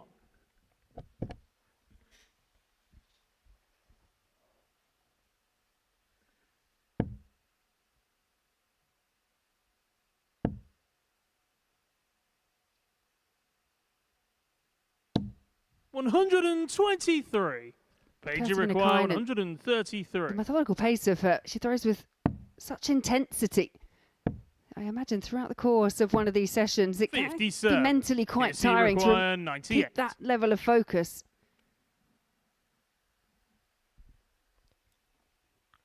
But she knows 5 minutes of focus will see her have 2 days off. Double 19 for the 98. Wrong side. 74. Paige requires 76. One dart in hand at tops for Paige Pauling. 36. Kirsi required 24. Well, now the slip into the double 7 doesn't look quite so bad because double 12 is far preferable to double 19.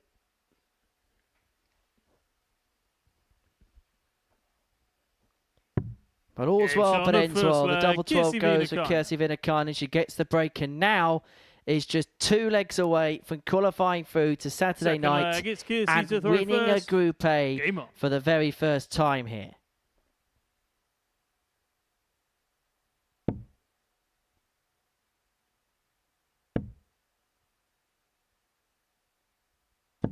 $41. And we saw last week Adam Gavlas and Charlie Manby have a bit of a rivalry between one another. 2 players with a contrast of style, and they would end up meeting in the end game on Saturday night, and it was Gavlas that got the better of Manby. And that was a head-to-head which was situated 3-3 going into that particular final. In fact, that game would go all the way to a last leg decider. 99. And personal head-to-heads can, in this particular format, count for so much, particularly as the week draws on.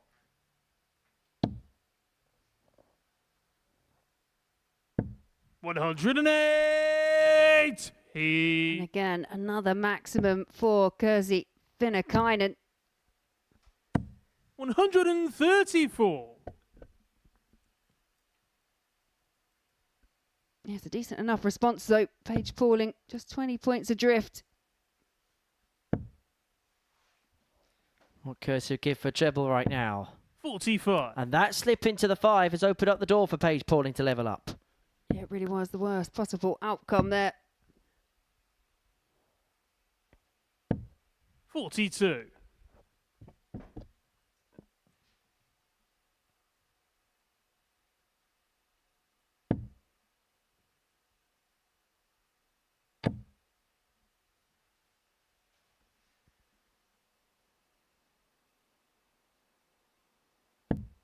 $41.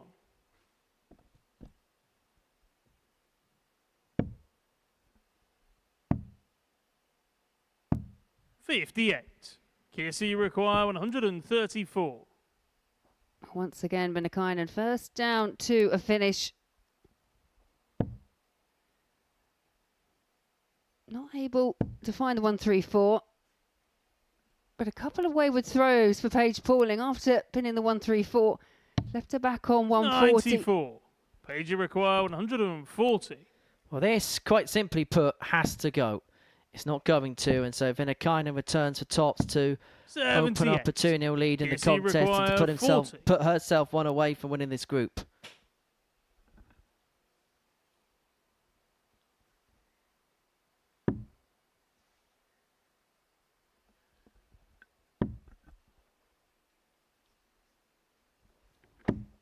No score. Doesn't go. Pauling's back for 62. Paige requires 62.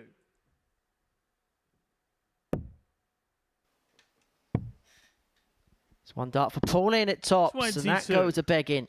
Kirsi require 40. Yeah, Paige Pauling has had a solitary dart in both legs so far. Is she going to be punished once again by Viinikainen?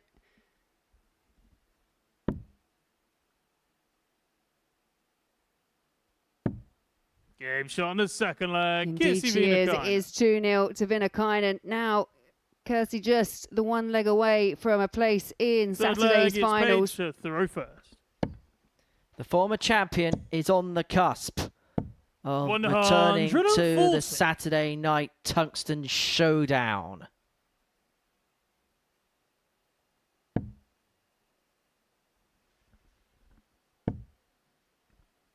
And going about her business 108. perfectly at the start of this third leg.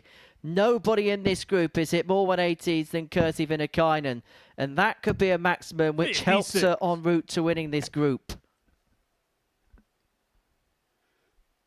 Kirsi Viinikainen, we've said it before, one of those players, if she gets that first start right, she is able to follow it up. Proven their second max in this fixture alone. 81. A great recovery with the third there.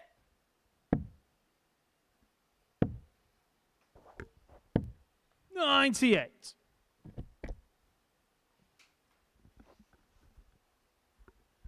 But credit to Paige here, forcing Viinikainen to win it herself. It's not going to be handed to her on a plate. But this has been a decent leg from both players. 100.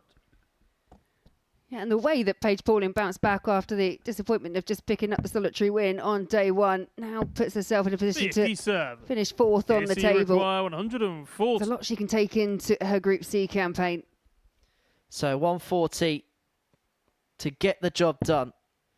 It's not going to be done with a roof razor.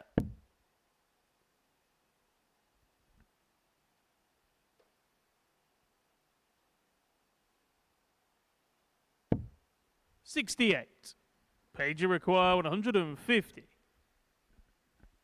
And once again, you feel Pauling's in that position where this needs to go, and it's not going to. And so Viinikainen returns to 72 to complete a 3-0 win, which would give her the Group A bragging rights. It's double top.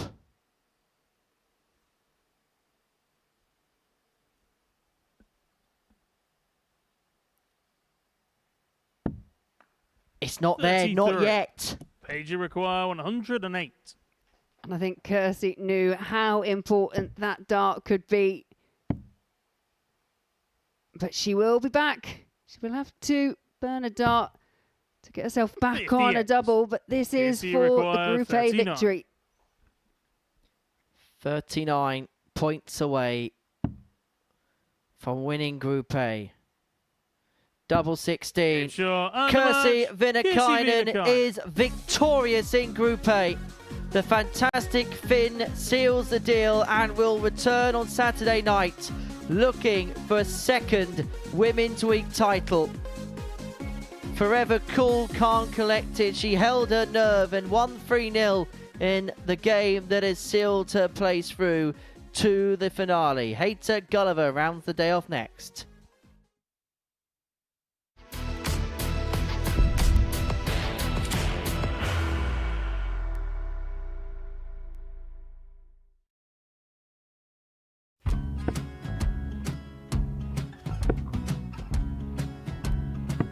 $54. Charlie McGuire, 164.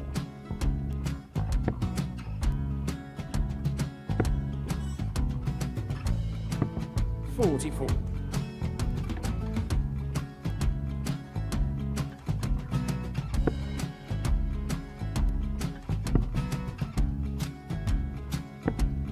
$32. Charlie required 120.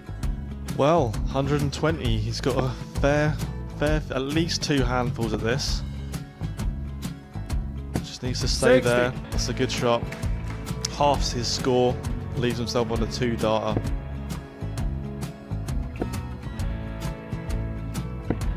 $26. Charlie Time on his required side 60. to become back-to-back singles champion.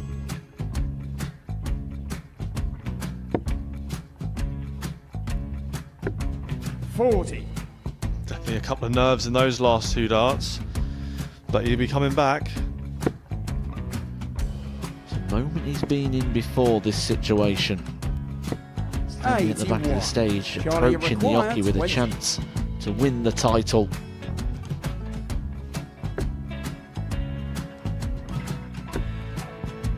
He did this to win the first title, if you remember. 11. I think he's gone. I think he's gone to bust it, maybe. The first title he won, he wanted 20. He went 6-7-7 to win it. He had a chance to replicate it again. Yeah, I get the feeling that was for a bust. And 39. on that situation there, George Scaife wasn't even able to take it out going to the 18s on that switch.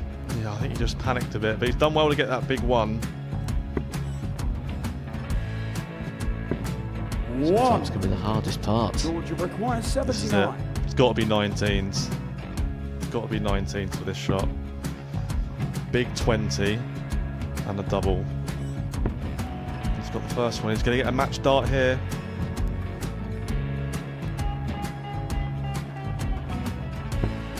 Threw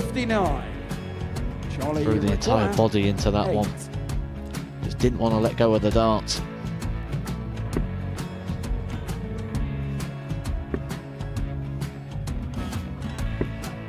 No score. He's given George a chance. George require 20. I think George has been quite good on double 10 today.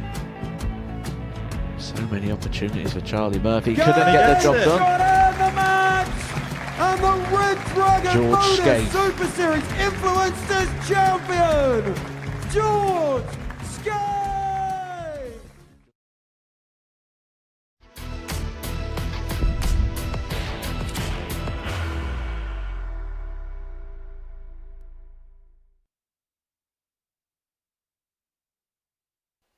Welcome back to the Modus Super Series, where before the break, Kirsi Viinikainen secured her Group A victory with a 3-0 success over Paige Pauling, who will return for Group C tomorrow afternoon. So for Gemma Hayter and Trina Gulliver, this is effectively a warm-up ahead of Group B tomorrow night, because irrespective of what happens in this one, Gemma's going to finish second in the group, Trina's going to finish third in the group.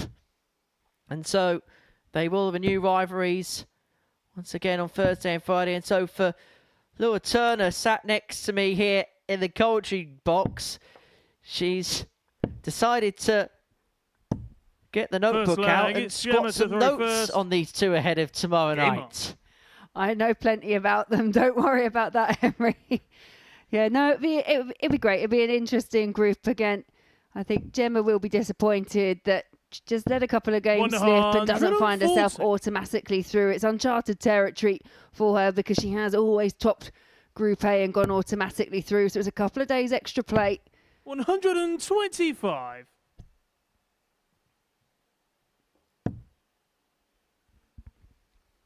Yeah, no Marcelo Bielsa type Spygate, I hope, ahead of tomorrow's action, Laura.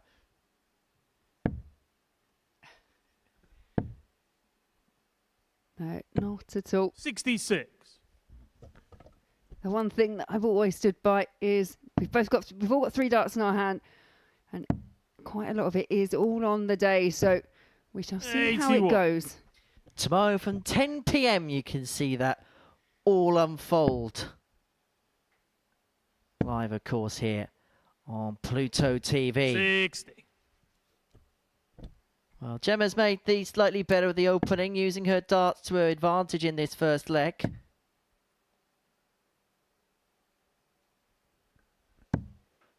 $63. Even 162 opens up the door for Gulliver. She can find a treble. I think these two had a really good battle yesterday, didn't they? Went all the way to a last leg decider, when Gemma Hayter then found that timely max, which helped her en route to victory. 105. Trina, you require 150. Now, this would be a showstopper. It's not going to happen for Gulliver. 90. Gemma, you require 57. So it's 57 for Gemma to take the opening leg, as Trina, I think, dropped her stem of flight there. Both players seeing the funny side of it. To the serious business and tops. And now tens. And in the tens. And Hayter's one up. And then gives it back to Gulliver. And that's sometimes the thing that you don't get to see quite so much, because obviously everyone, when they get on the oche and there's still positions to play for, it's very much your business head on. But sometimes when something funny happens up on the stage, it's great to see the personalities of the players coming out, because behind the scenes, obviously all 6 players, 3 days together, you want that nice atmosphere in the back, and 60. You can see that's what they've got.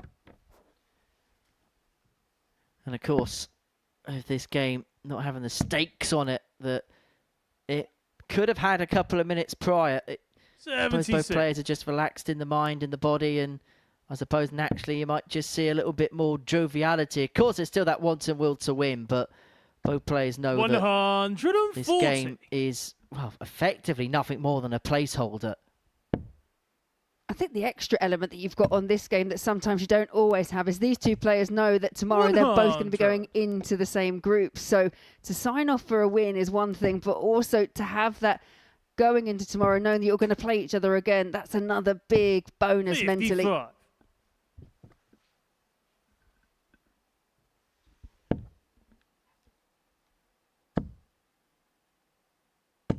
$123.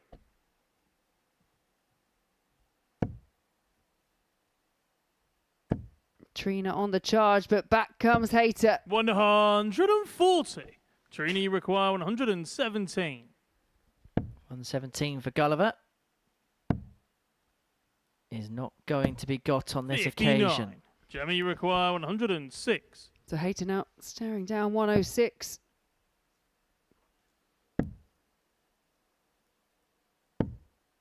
$58. So Gulliver Trina, to level this require game up 58. at 1 apiece. Looking at 58, now looking at double top. And this game is all squared up, 1-1. This is Trina Gulliver's last game of today. Her first match tomorrow night will be against Laura Turner. Gemma to throw first. Kicking the show off at 10:05. You play first and third tomorrow night, Laura. You take on Robin Byrne in game 3, then Steph Clark in game 6, and then Gemma in game 9. 43. The thing with the position that I find myself in is it could be the start of a brilliant night or pretty much the end of my campaign by group 3, let's be honest. I know which one I'd prefer, but that's a tough couple of openers. Thanks again, guys. I think you might have been stitched up here. 97. Mind you, Trina's got to start and end the night tomorrow. She takes on yourself in game 1, then Steph Clark in game 4, Gemma in game 7, and then Robin Byrne in game 10.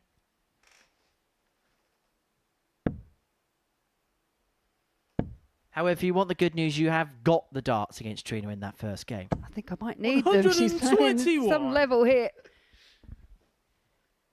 Decent contest. Both players here averaging 85.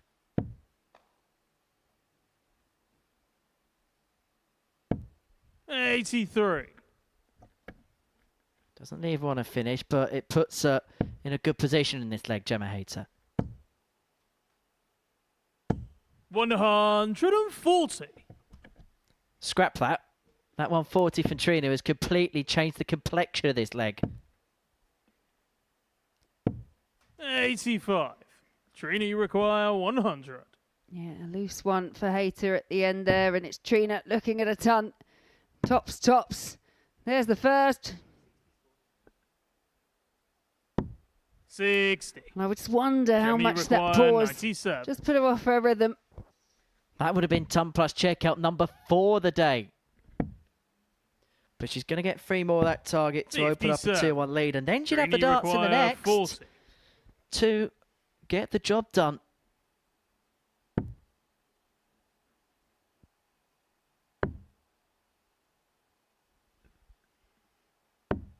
$20. Gemma, you require Tried to 40. open up the angle, but the execution not quite there.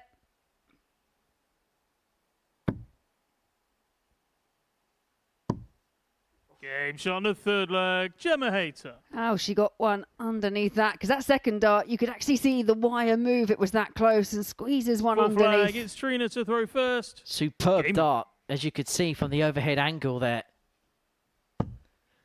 Hayter 2-1 up. Gulliver looking to send us all the way to a last leg decider. Well, you can make an argument that perhaps the game of the group is the last match. 100. As these two playing to a tremendous standard so far.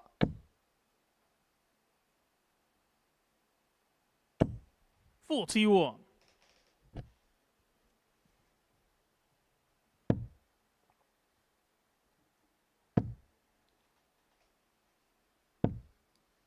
$50.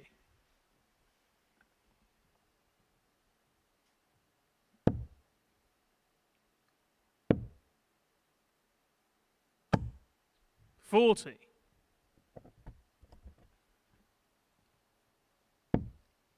Well, that big opening from Trina Gulliver of 140 hasn't been able to back it 60. up as yet, and just allowing Gemma Hayter to chip her way back into this leg.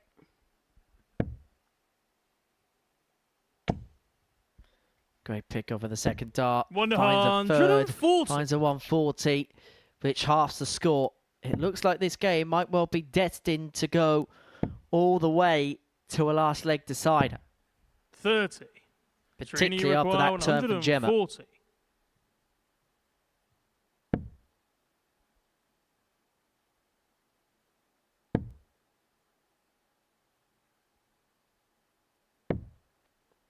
$50.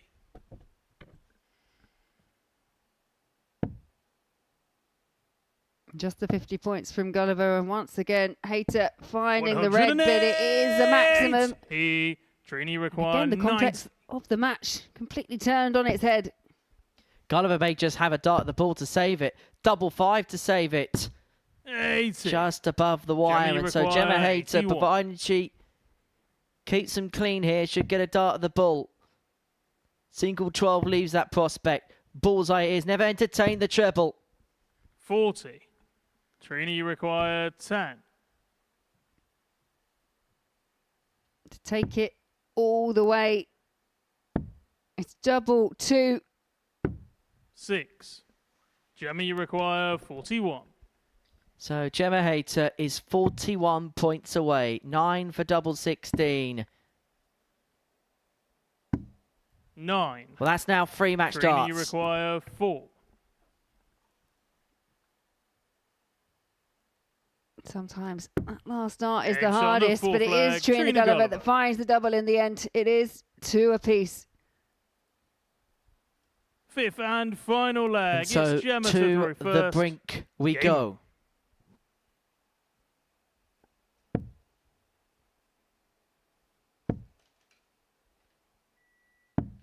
$59.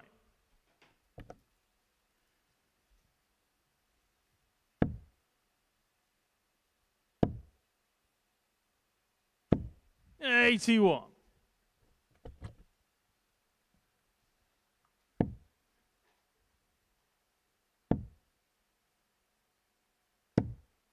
$36. Just as we get to the final stages of the match, the final stages of Group A. 85. Just becoming a little bit tentative from both in what has been a real showstopper in terms of performance from both of them. 140 for Hayter. She's in charge of this last leg. Gulliver in need of one last flurry. 45. A bit of a flyer for Gulliver, and now Hayter looking to set up. If she can keep him straight, she will. 99. On a finish on 167, Gulliver needs a couple of trebles to do the same. And so this game is very 30. much Gemma, you require 167. under the control of Gemma Hayter. She just needs to finish the job off now. Yeah. Reading that was wow. It was off the target. What a way it would have been to have seen out the day. 99.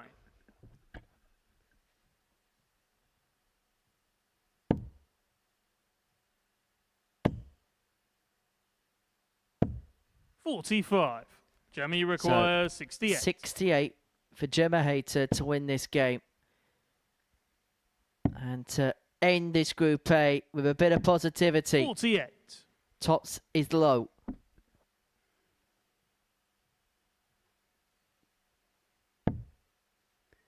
Yeah, all Trina can do now is try and fill up the treble. Hope she gets an opportunity 81. to get back to the Gemma, you board. require 20. To eventually wrap it up. Double 5. 10. But still can't find it. Trina, you Gulliver is require slowly but surely 134. catching up. This would be some finish. Again, just persevering, keep chipping away. 58. Gemma, you require 10. Double 5. Oh, that's No score. wide. That is Trina, wide. you require 76. And now you sense this really is an opportunity for Trina Gulliver. Well, 73 remaining, needs a big treble. Good effort, but just south of the target. 36. So Gemma Hayter Gemma, you returns. require 10. Double 5 for a 3-2 win. She's had multitude and multiple opportunities. But this time she finally fires home a 3-2 win for Gemma Hayter against Trina Gulliver. Rounds off this Group A. These two will resume rivalries in Group B on Thursday and Friday night. This is how the game went statistically. But it's Kirsi Viinikainen that's won this group, and we're going to hear from her on the other side of this short break.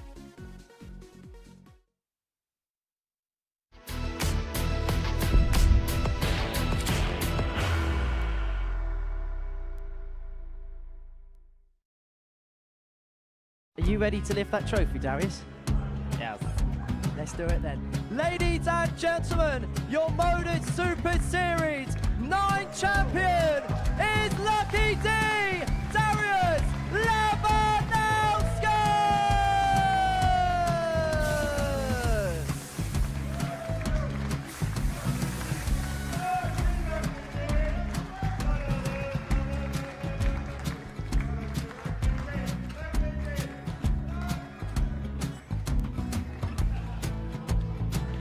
Well, what a wonderful night of darts we have seen, and we are ready. Our champion is ready, and it's trophy. So receive the trophy. £25,000. The new Modus Super Series champion, the Terminator, Marvin Van Velzen.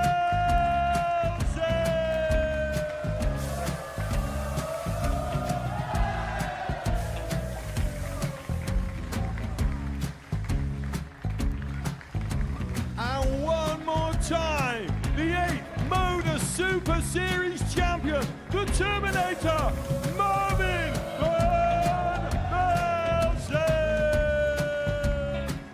And the new Modus Super Series champion is Andreas Dirty Harrison.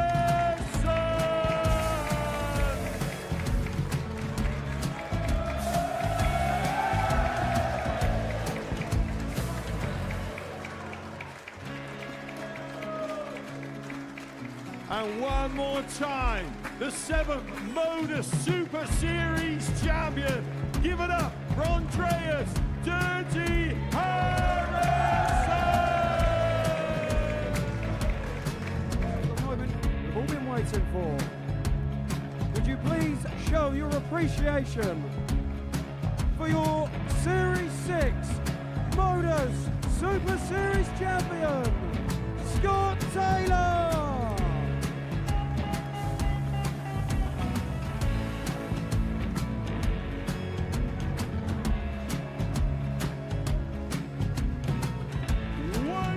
Time, your new Modus Super Series champion. He is Chucky. He is Jim McEwen.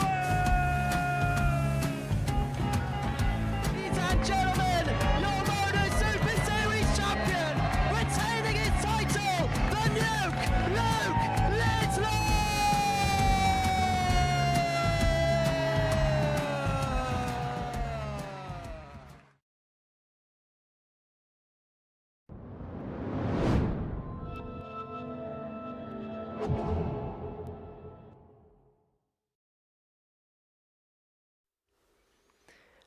Welcome back to the Modus Super Series, where Group A has come to a close, and it's seen Kirsi Viinikainen victorious. That 3-0 win against Paige Pauling, sealing that particular success for her. We can confirm that now by having a look at the table. She put Gemma Hayter to the post. 24 points was enough to win Group A this week. Gemma Hayter in second position. Trina Gulliver is going to be in Group B on Thursday and Friday night. Paige Pauling, Kirsty Hutchinson and Natalie Gilbert will go again in Group C in the afternoon sessions towards the end of the week. Kirsi Viinikainen, the winner of Group A, and she joins myself and Laura Turner in the studio. Kirsi, many congratulations. Just tell us how you feel after winning that Group A. Thank you. Anyway, I was feeling okay, and I really love to play in a Group A. Nice. Today, how did you feel over the course of the session? Because it was really tight between yourself and Gemma Hayter. Yeah, I know. I was just trying to focus on my games and trying to do my best for today also. Yesterday it was a terrible start, but after that I could do something. The Super Series has been something that for yourself has been very successful for yourself. We saw you the first time, won it the second time. Sorry, Laura. Not a problem. It happened. But in terms of the Super Series and the Women's Weeks, what do you think is about this brings the best out of your game?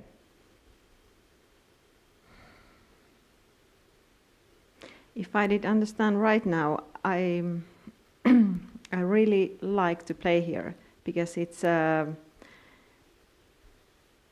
that much people, of course. It's a little people, and it's a calm and quiet place. And then one thing is also I don't have to think about the marking or something. So I can just focus on my games.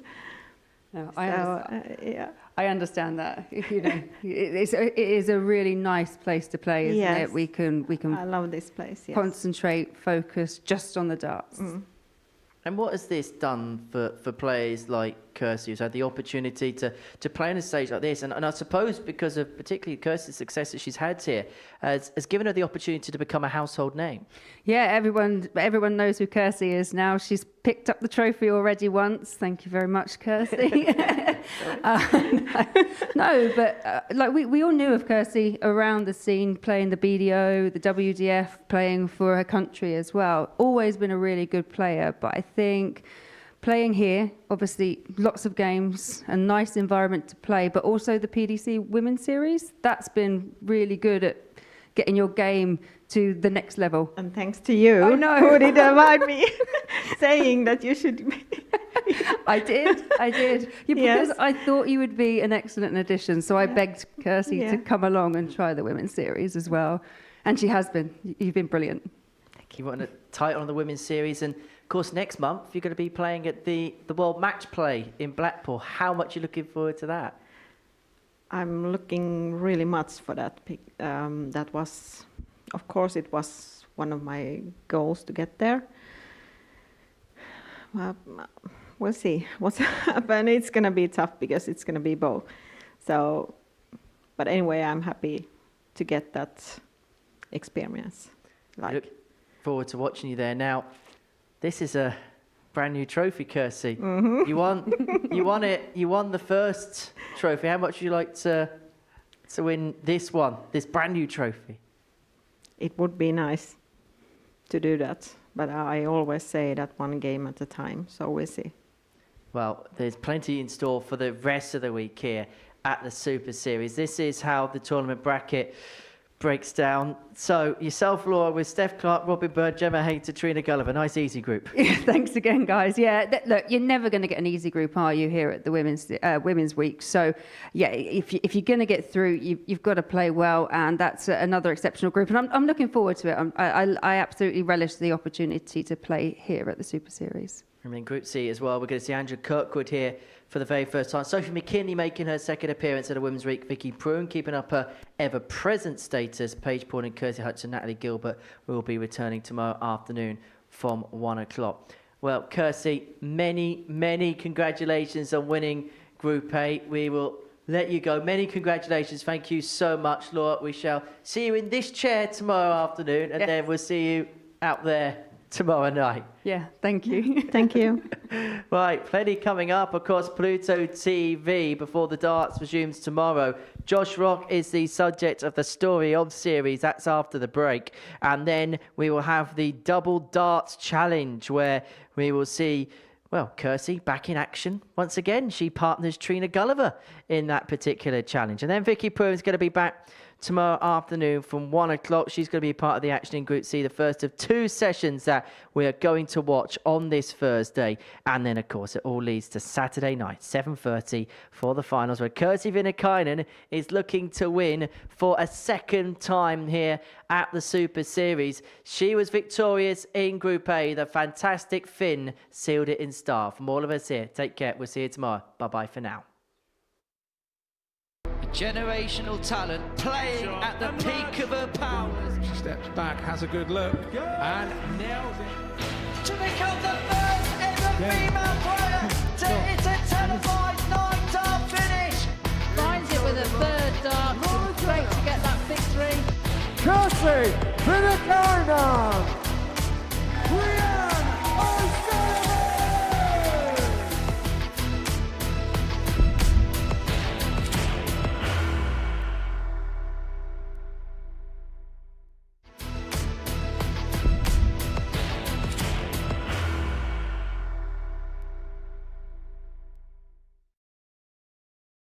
Are you ready to lift that trophy, Darius?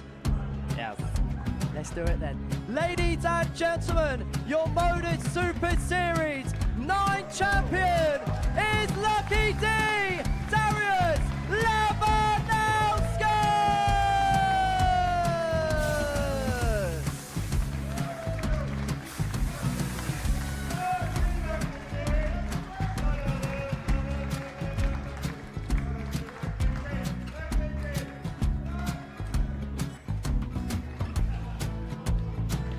Well, what a wonderful night of darts we have seen, and we are ready. Our champion is ready, and it's trophy. So receive the trophy. £25,000. The new Modus Super Series champion, the Terminator, Marvin Van Velzen.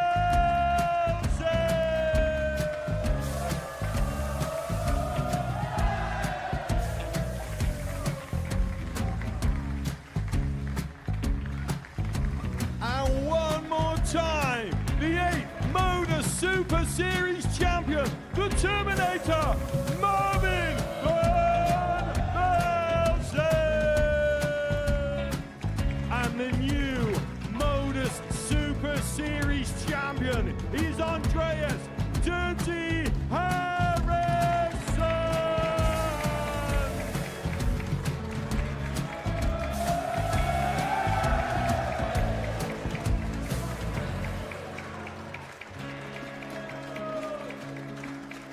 And one more time, the 7th Modus Super Series champion.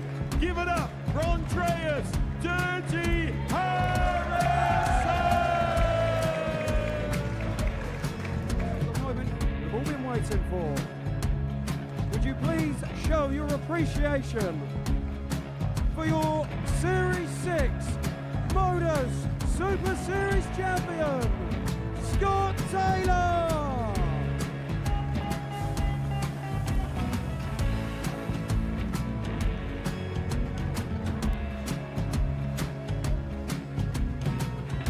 One more time, your new Modus Super Series champion.